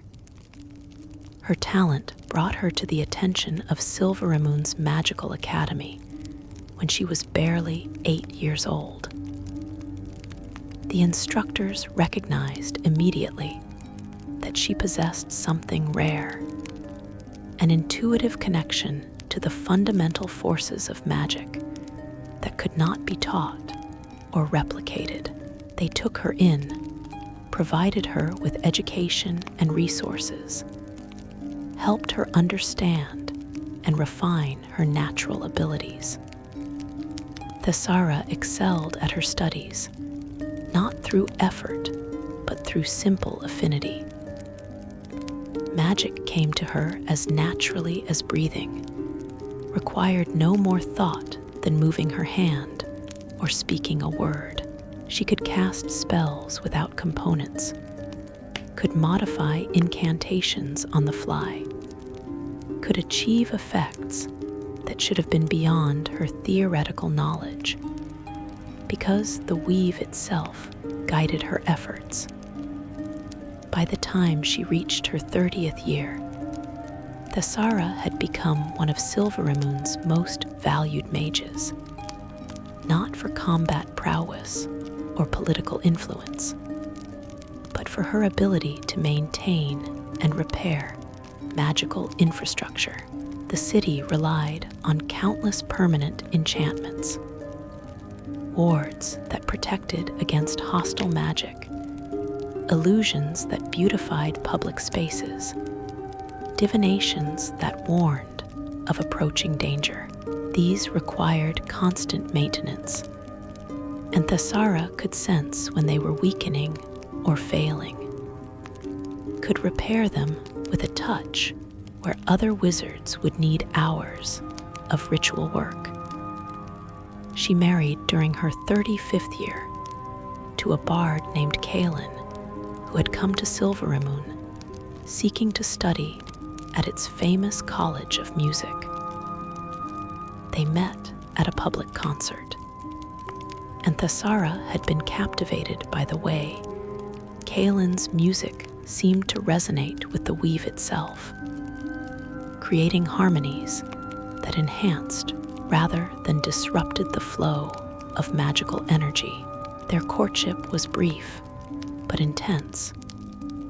Two people who understood instinctively that they had found something rare and precious in one another. They built a life together in Silveramoon's magical district, a small house with a garden where Thessara cultivated plants that responded to magical energy, that bloomed in patterns reflecting the current state of the weave. Kaelin would compose songs inspired by the garden, melodies that captured the essence of magic made visible. Their home became a sanctuary, a place where art and magic intertwined in ways that brought joy to everyone who visited. Thessara's connection to the weave meant she was among the first to sense when something began to change. It started subtly, barely noticeable fluctuations in the flow of magical energy that most wizards would have dismissed as normal variation. But Thessara felt them as clearly as tremors in the earth, as warnings that something fundamental was shifting. The changes grew more pronounced over the weeks that followed. The weave, which had always felt stable and responsive, began to exhibit strange behaviors. Sometimes it would surge with unexpected power, making even simple spells dangerously unpredictable. Other times it would withdraw, becoming sluggish and difficult to access. Thessara tried to report these observations to the Academy's leadership, but they dismissed her concerns, attributed the fluctuations to local conditions or her own imagination. But Thessara knew better. She could feel the weave's distress, could sense something wrong at its fundamental core. It was like listening to a friend's voice and hearing pain beneath casual words, recognizing suffering that was being hidden from the world. The weave was hurt, damaged in ways Thessara could not understand or explain, and the injury was growing worse. She began having dreams during this period, visions that came in the depths of night and left her gasping with their intensity. She saw Mystra, the goddess of magic, the divine force who maintained and embodied the weave itself. In these dreams, Mystra was wounded, bleeding light that scattered into darkness, struggling against forces that sought to unmake her. Thessara would wake from these visions trembling, reaching out instinctively to touch the weave, to reassure herself that it still functioned, that magic still existed. Kaelin grew worried as Thessara became increasingly consumed by her concerns about the weave. She stopped sleeping properly, would spend entire nights monitoring magical currents, trying to understand what was happening. The garden withered as Thessara neglected it, the magical plants dying as the energy that sustained them became erratic and unreliable. "You need to rest," Kaelin would say, finding Thessara still awake as dawn broke.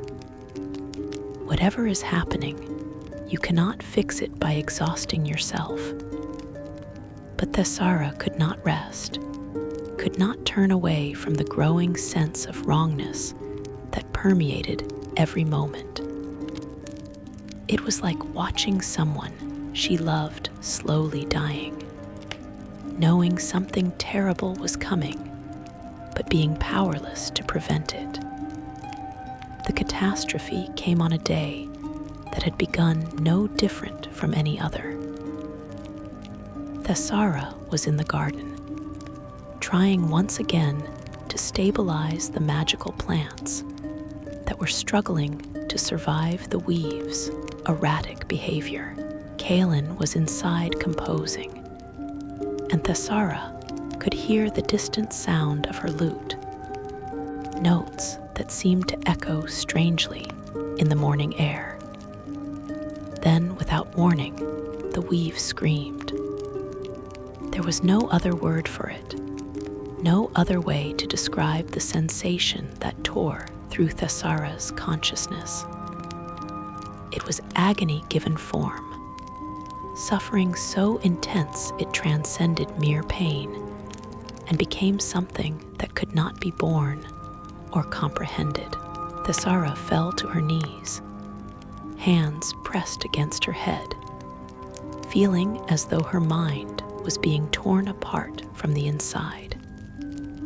Around her, throughout Silverimun, throughout all of Faerun, the weave began to unravel. Magical effects that had been stable for centuries suddenly failed or went wild. Wards collapsed, releasing energies they had contained. Enchantments reversed their functions, or amplified beyond control. Spells that wizards were casting at that moment exploded with unpredictable results, killing some casters instantly while transforming others into things that should not exist. Thessara felt it all. Her connection to the weave, which had been her greatest gift, became her deepest curse as she experienced the death of magic itself. She felt the strands of the weave snapping, felt the orderly structure that had maintained reality's magical foundation dissolving into chaos, and underlying it all, she felt Mystra dying, the goddess's essence fragmenting and scattering as her divine form was destroyed. The pain was absolute, overwhelming, infinite. Thessara's mind could not process it, could not contain the magnitude of what she was experiencing. She felt herself fragmenting along with the weave, her sense of self dissolving as the connection that had defined her entire existence was severed. She was dimly aware of Kaelin rushing out of the house, of her wife's hands on her shoulders, of a voice calling her name from what seemed an impossible distance. Then, mercifully, consciousness fled, and there was only darkness. When Thessara woke, 3 days had passed. She lay in a bed at the Academy's infirmary, surrounded by healers who had been working constantly to keep her alive. Kaelin sat beside the bed, her face drawn with exhaustion and worry, her hand gripping Thessara's with desperate strength. "You are awake," Kaelin said, and her voice broke with relief. "We thought we had lost you." Thessara tried to speak, but found her throat was too dry. Kaelin helped her drink water, then held her as Thessara began to weep, tears flowing not from physical pain, but from a loss so profound it seemed to hollow out her very soul. The weave was gone. Not entirely, not completely, but the stable, orderly structure that had existed for millennia had been shattered. What remained was fragmented and chaotic, pockets of magical energy separated by voids where no magic functioned at all, and Thessara's connection to it, that intimate bond that had defined her entire existence, was broken beyond repair. She tried to cast a simple spell, a cantrip she had known since childhood, and found she could not. The weave did not answer her call, did not respond to her touch. It was like reaching for a friend's hand and finding only empty air, like speaking and hearing no sound emerge. She had been severed from the fundamental source of her identity, left hollow and incomplete in ways that no healing magic could address. The city of Silveramoon had survived the initial catastrophe, though barely. Many wizards had died when their spells failed or exploded. The permanent enchantments that had protected and beautified the city were gone, leaving buildings vulnerable and landscapes bare. And throughout Faerun, reports were arriving of devastation on scales that defied comprehension. Entire regions had been altered by wild magic, transformed into nightmare landscapes where natural laws no longer applied. Cities had been destroyed, populations scattered. Civilizations that had relied on magical infrastructure left to would collapse. Thessara spent weeks in a state of deep despair, unable to function, barely able to care for herself. Kaelin stayed with her constantly, providing the kind of support that only love could sustain. But there was nothing Kaelin could say or do to fill the void where Thessara's connection to the weave had been. It was a loss that could not be replaced or compensated for, an absence that defined every moment of every day. Gradually, painfully, Thessara began to accept her new reality. She would never again feel the weave's presence, would never again cast magic with the ease and joy that had characterized her entire life. The gift that had made her special, that had defined her purpose and identity, was gone forever. She had to learn to be someone new, someone built not around magical talent, but around whatever else she might discover within herself. It was Kaelin who suggested the memorial.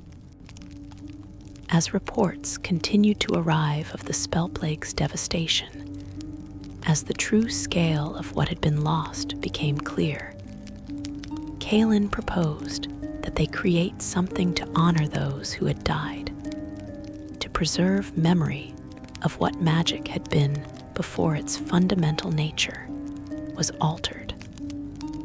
They established a garden, not the magical one that had existed before, but something simpler and more enduring.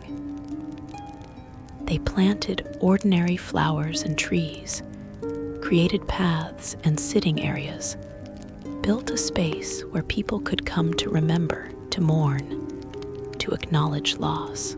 At the center, they placed a simple stone bearing an inscription that Thessara had written, in memory of the weave that was, and all that was lost when magic died. May we find meaning beyond the gifts we were given, and purpose beyond the power we once held. The work of creating and maintaining the garden gave Thessara something to focus on beyond her own grief. She could not cast magic anymore, but she could dig in soil, could water plants, could shape a living space that brought comfort to others who had suffered losses in the Spellplague. The garden became a gathering place for former mages, for people whose entire lives had been built around magic that no longer functioned reliably, for those seeking community in the face of shared devastation.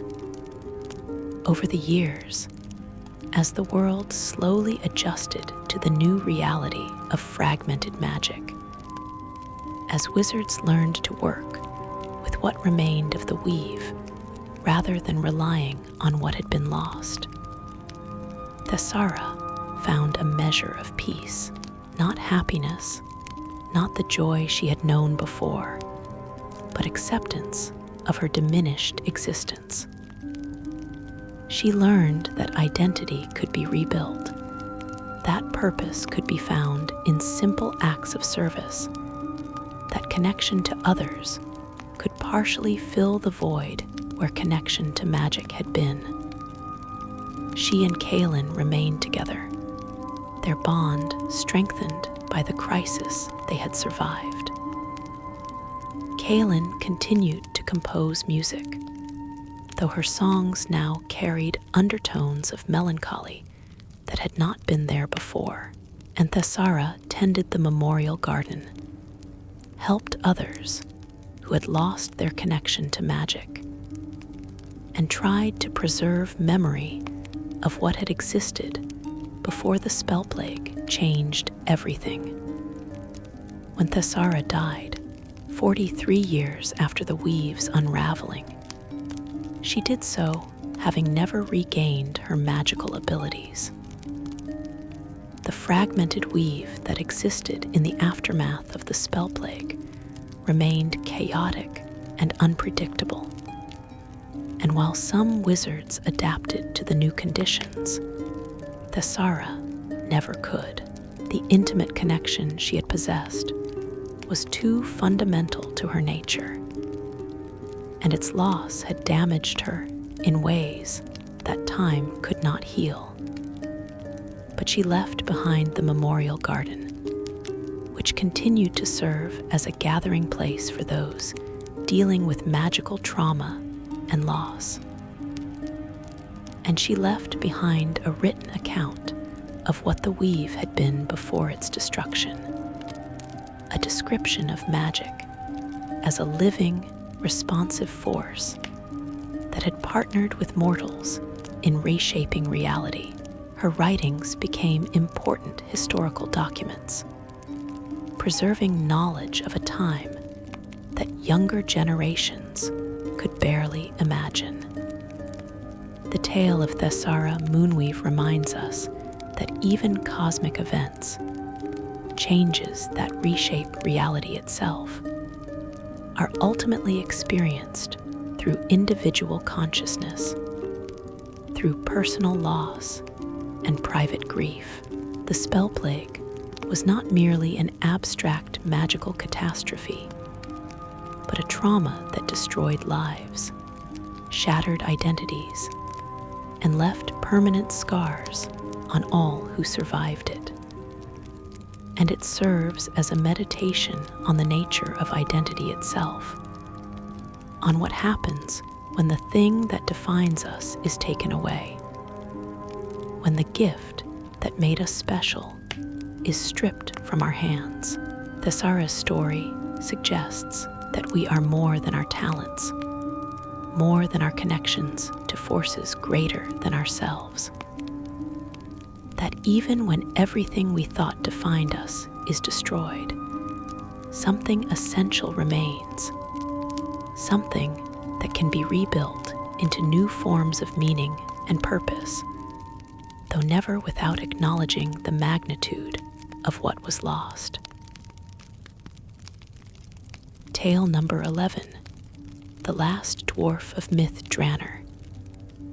In the ruins of Cormenther, that ancient forest where the trees remember songs from ages long past, there stands what remains of Myth Drannor, once the greatest city ever built by mortal hands. Its towers lie broken, its streets overgrown, its glory reduced to fragments of stone and fading magic. Scholars come seeking lost knowledge, adventurers come seeking treasure, but all who enter feel the weight of history pressing down upon them, the sense that they walk through the grave of something magnificent.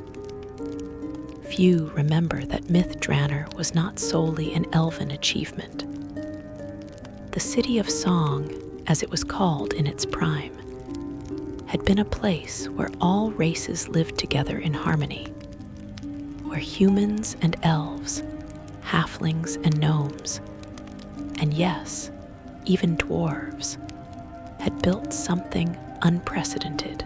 It was a grand experiment in cooperation, proof that different peoples could set aside ancient prejudices and create beauty together. Among those who had called Myth Drannor home was a dwarf named Tordrek Ironforge. He had come to the city in its golden age, 200 years before its fall, drawn by tales of a place where craftsmanship was valued above racial origin, where a dwarf's skill with stone and metal mattered more than the length of his beard or the prestige of his clan. Tordrek had been young then, barely 120 years old, filled with ambition and dreams of creating works that would endure through ages. Myth Drannor had welcomed him, The elves who ruled the city recognized talent when they saw it, and Tordrek possessed skill that transcended his relatively young age. He was given a workshop in the craftsman district, provided with materials and commissions, allowed to work alongside elven artisans whose techniques had been refined over centuries. Together, they created wonders. Bridges that seemed to float without support, towers that sang in harmony with the wind, sculptures that captured light and transformed it into patterns of breathtaking beauty.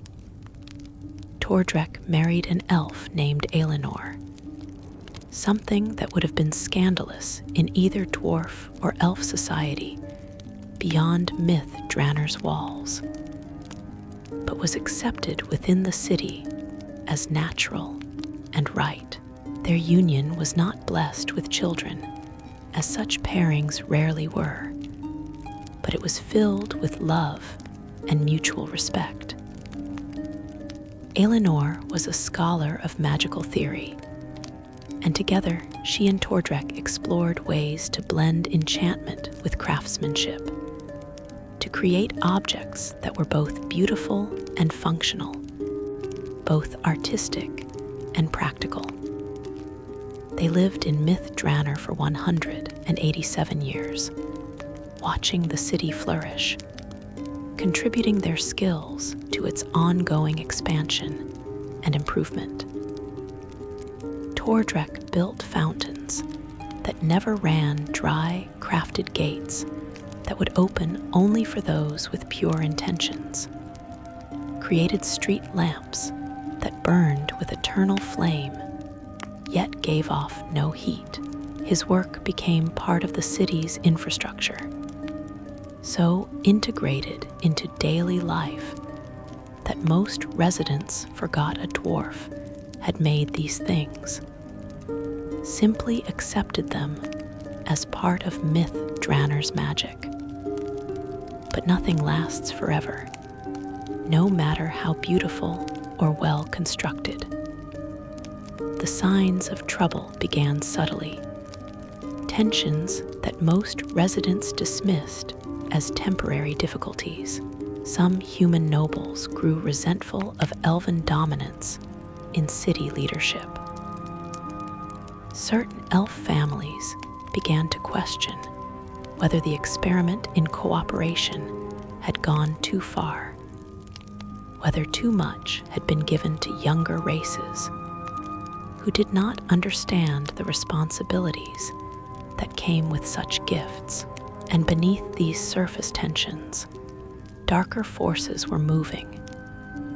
Demons and fiends who saw Myth Drannor's harmony as an affront that needed to be destroyed. Tordrek sensed the coming storm before most. Dwarves have an instinct for structural integrity, can feel when foundations are weakening even if the damage is not yet visible. He tried to warn the city's leaders, tried to explain that the bonds holding Myth Drannor together were showing stress fractures. But his warnings were dismissed as the pessimism of a dwarf who did not understand elven resilience. The army of darkness came without warning, a force of demons and corrupted creatures that burst through Myth Drannor's defenses with terrifying efficiency.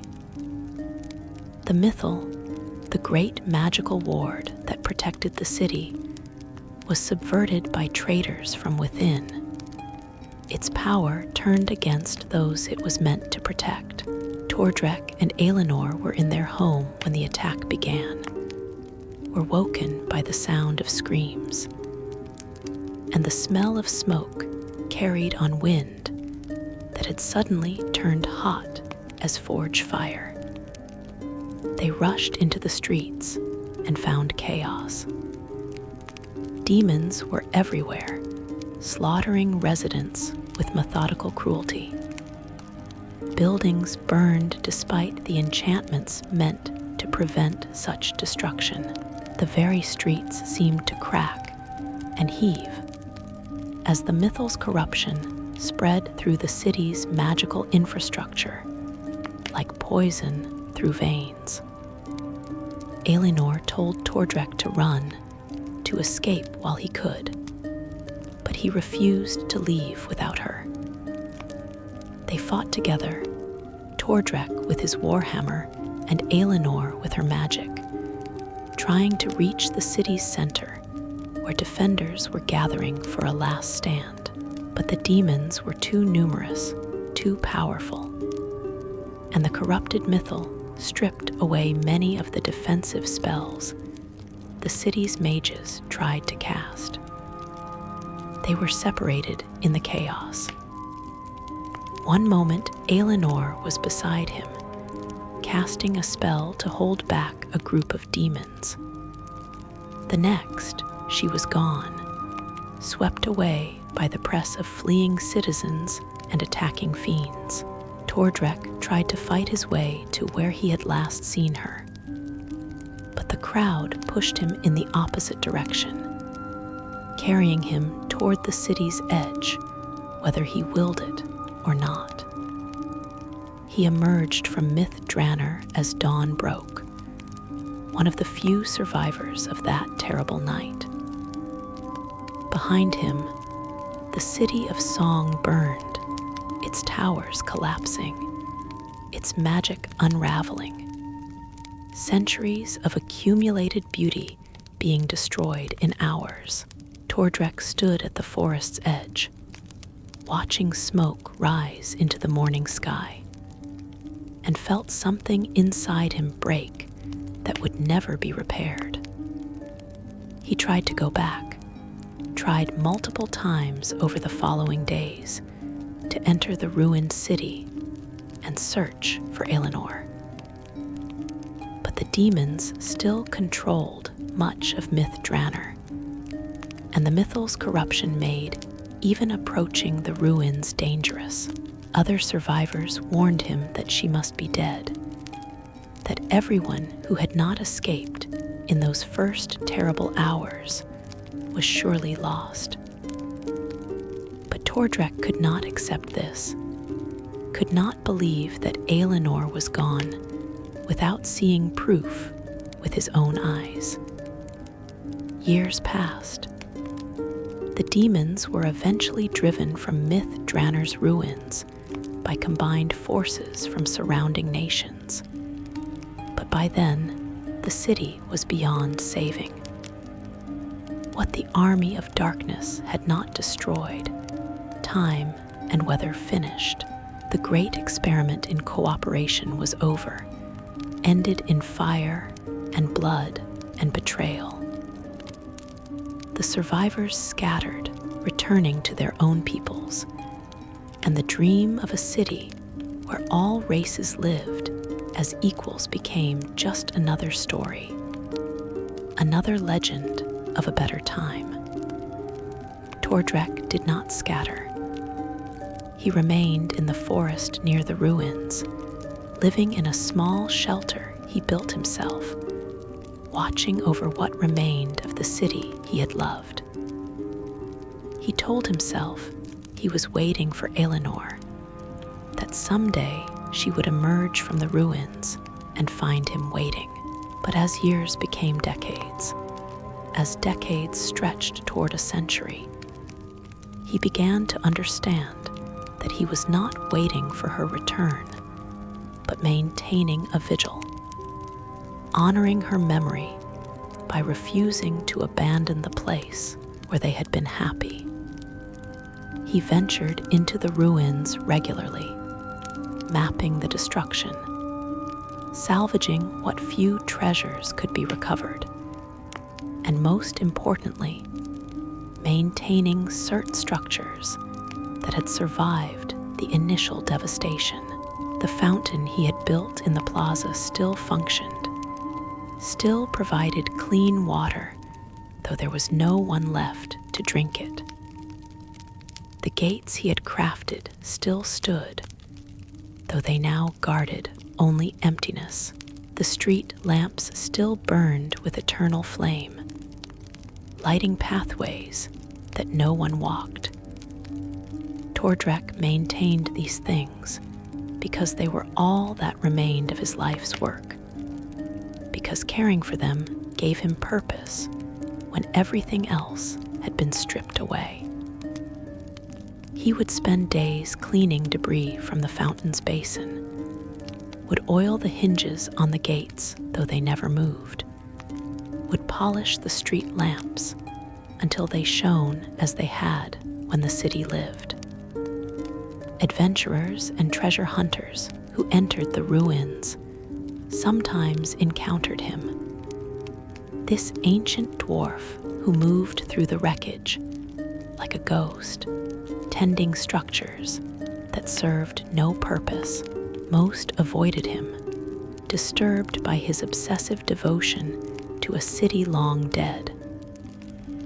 But a few stopped to talk, to ask about myth Drannor's glory days, to hear first-hand accounts of what had been lost. Tordrek would tell them, speaking in a voice roughened by centuries of solitude, describing the city as it had been. He would explain how the towers had sung in harmony when wind blew from the south, how the streets had been paved with stones that glowed softly at night, how the people had lived together in genuine peace, not merely tolerating differences, but celebrating them. It was real, he would say, and his voice would carry absolute conviction. It was not a fantasy or an impossible dream. We built it, all of us together, and it worked. For centuries it worked. The fact that it fell does not diminish what it was, does not make it any less true. Some who heard him speak came away inspired, determined to carry the ideal of myth Drannor forward, to attempt their own small experiments in cooperation and harmony. Others came away saddened, seeing in Tordrek's devotion only tragic waste, a life consumed by loyalty to something that could never be reclaimed. Tordrek lived longer than any dwarf should, his lifespan extended by constant exposure to the ruins' residual magic. He passed his 400th year, then his 500th, becoming something more than mortal, but less than truly alive, sustained by purpose rather than vitality. His body grew frail, his movements slow, but he continued his work, continued maintaining the fragments of beauty that remained. On what would be his final visit to the fountain, Tordrek was 543 years old, far beyond the natural span even for a dwarf blessed with exceptional longevity. He moved with difficulty, each step an effort, but he had come as he always did to clean the basin and ensure the water flowed properly. As he worked, he spoke aloud, as he often did, addressing words to Elenor as though she stood beside him. "I have kept our home beautiful," he said, his voice barely above a whisper. "Not as it was, but as best I could manage. I wanted you to be proud if you ever came back, wanted you to see that I did not forget, did not abandon what we built together." He finished his work and sat on the fountain's edge, too exhausted to make the journey back to his shelter. The sun was setting, painting the ruins in shades of gold and crimson, and for a moment, Tordrek could almost see myth Drannor as it had been, could almost hear the songs that had given the city its name. he closed his eyes, and in that moment between waking and sleep, he felt a presence beside him. He turned his head and saw Aelinor, looking exactly as she had the last time he saw her, her face illuminated by the setting sun, her expression filled with the love they had shared. "You have been waiting so long," she said softly, and her voice was exactly as he remembered, musical and warm. "I promised I would not leave without you," Tordrek replied.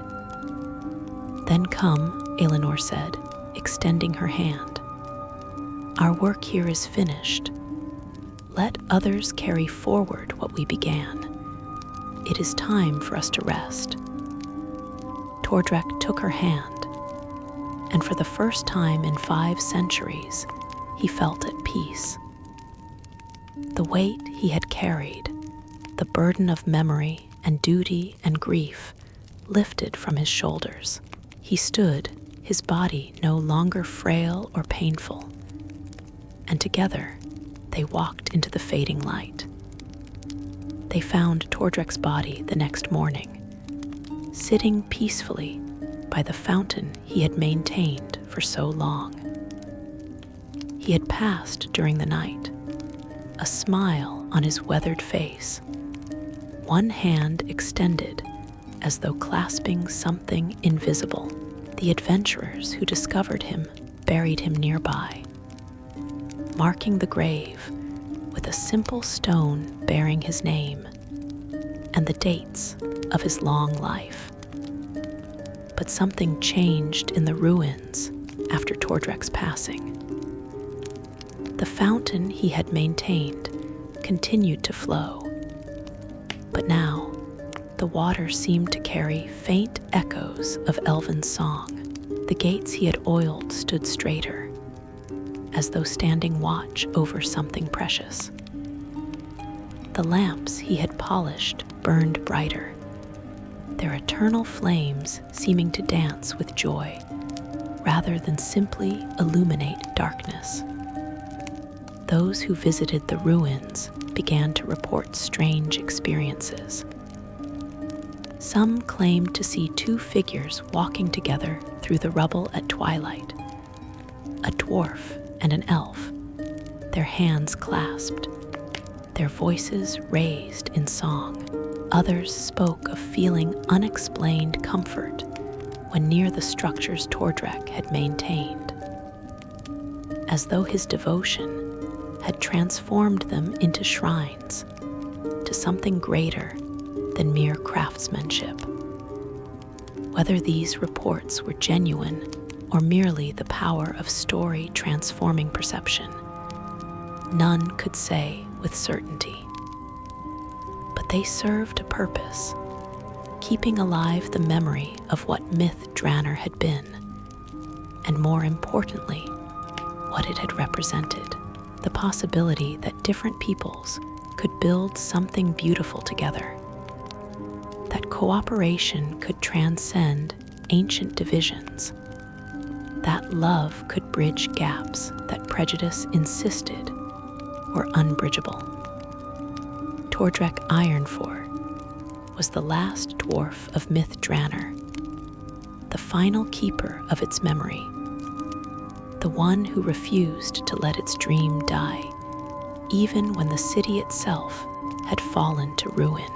His story reminds us that devotion has value, even when the object of that devotion no longer exists. That maintaining beauty in the face of destruction is itself an act of defiance and hope, and that sometimes the greatest service we can render is simply to remember, to preserve knowledge of what was so that future generations might attempt to build it anew. The ruins of myth Drannor still stand in Cormenther, still draw those seeking to understand what was lost when the city of Song fell. And among those ruins, carefully maintained by hands unknown. Certain structures remain functional, a fountain that never runs dry, gates that stand straight and true, lamps that burn with eternal flame. They serve as monuments not just to the city's vanished glory, but to one dwarf's unshakable faith that beauty and harmony, once created, can never be entirely destroyed. They live on in memory, in hope, and in the work of those who refuse to surrender to despair. These 11 tales from the Forgotten Realms remind us that even in worlds of magic and wonder, it is often the quiet moments that matter most. The sacrifices made in darkness, the love preserved through loss, the choices to be better than what nature or circumstance demands. Each story carries its own truth, its own lesson about what it means to live with purpose, to love despite inevitable loss, to create beauty knowing it cannot last forever. May these stories bring you comfort in the quiet hours. May they remind you that every choice matters, and may they help you rest knowing that even small acts of courage and compassion echo through time in ways we cannot always measure. If you have enjoyed these tales from the Forgotten Realms, please consider subscribing to the channel. Your support allows these stories to continue, allows more lore to be shared, more history to be preserved. Like this video if it brought you peace, and share it with others who might find comfort in these cozy tales from worlds of magic and wonder. Until next time, may your dreams be gentle, and may you wake refreshed and ready to face whatever challenges await. Thank you for listening, and good night.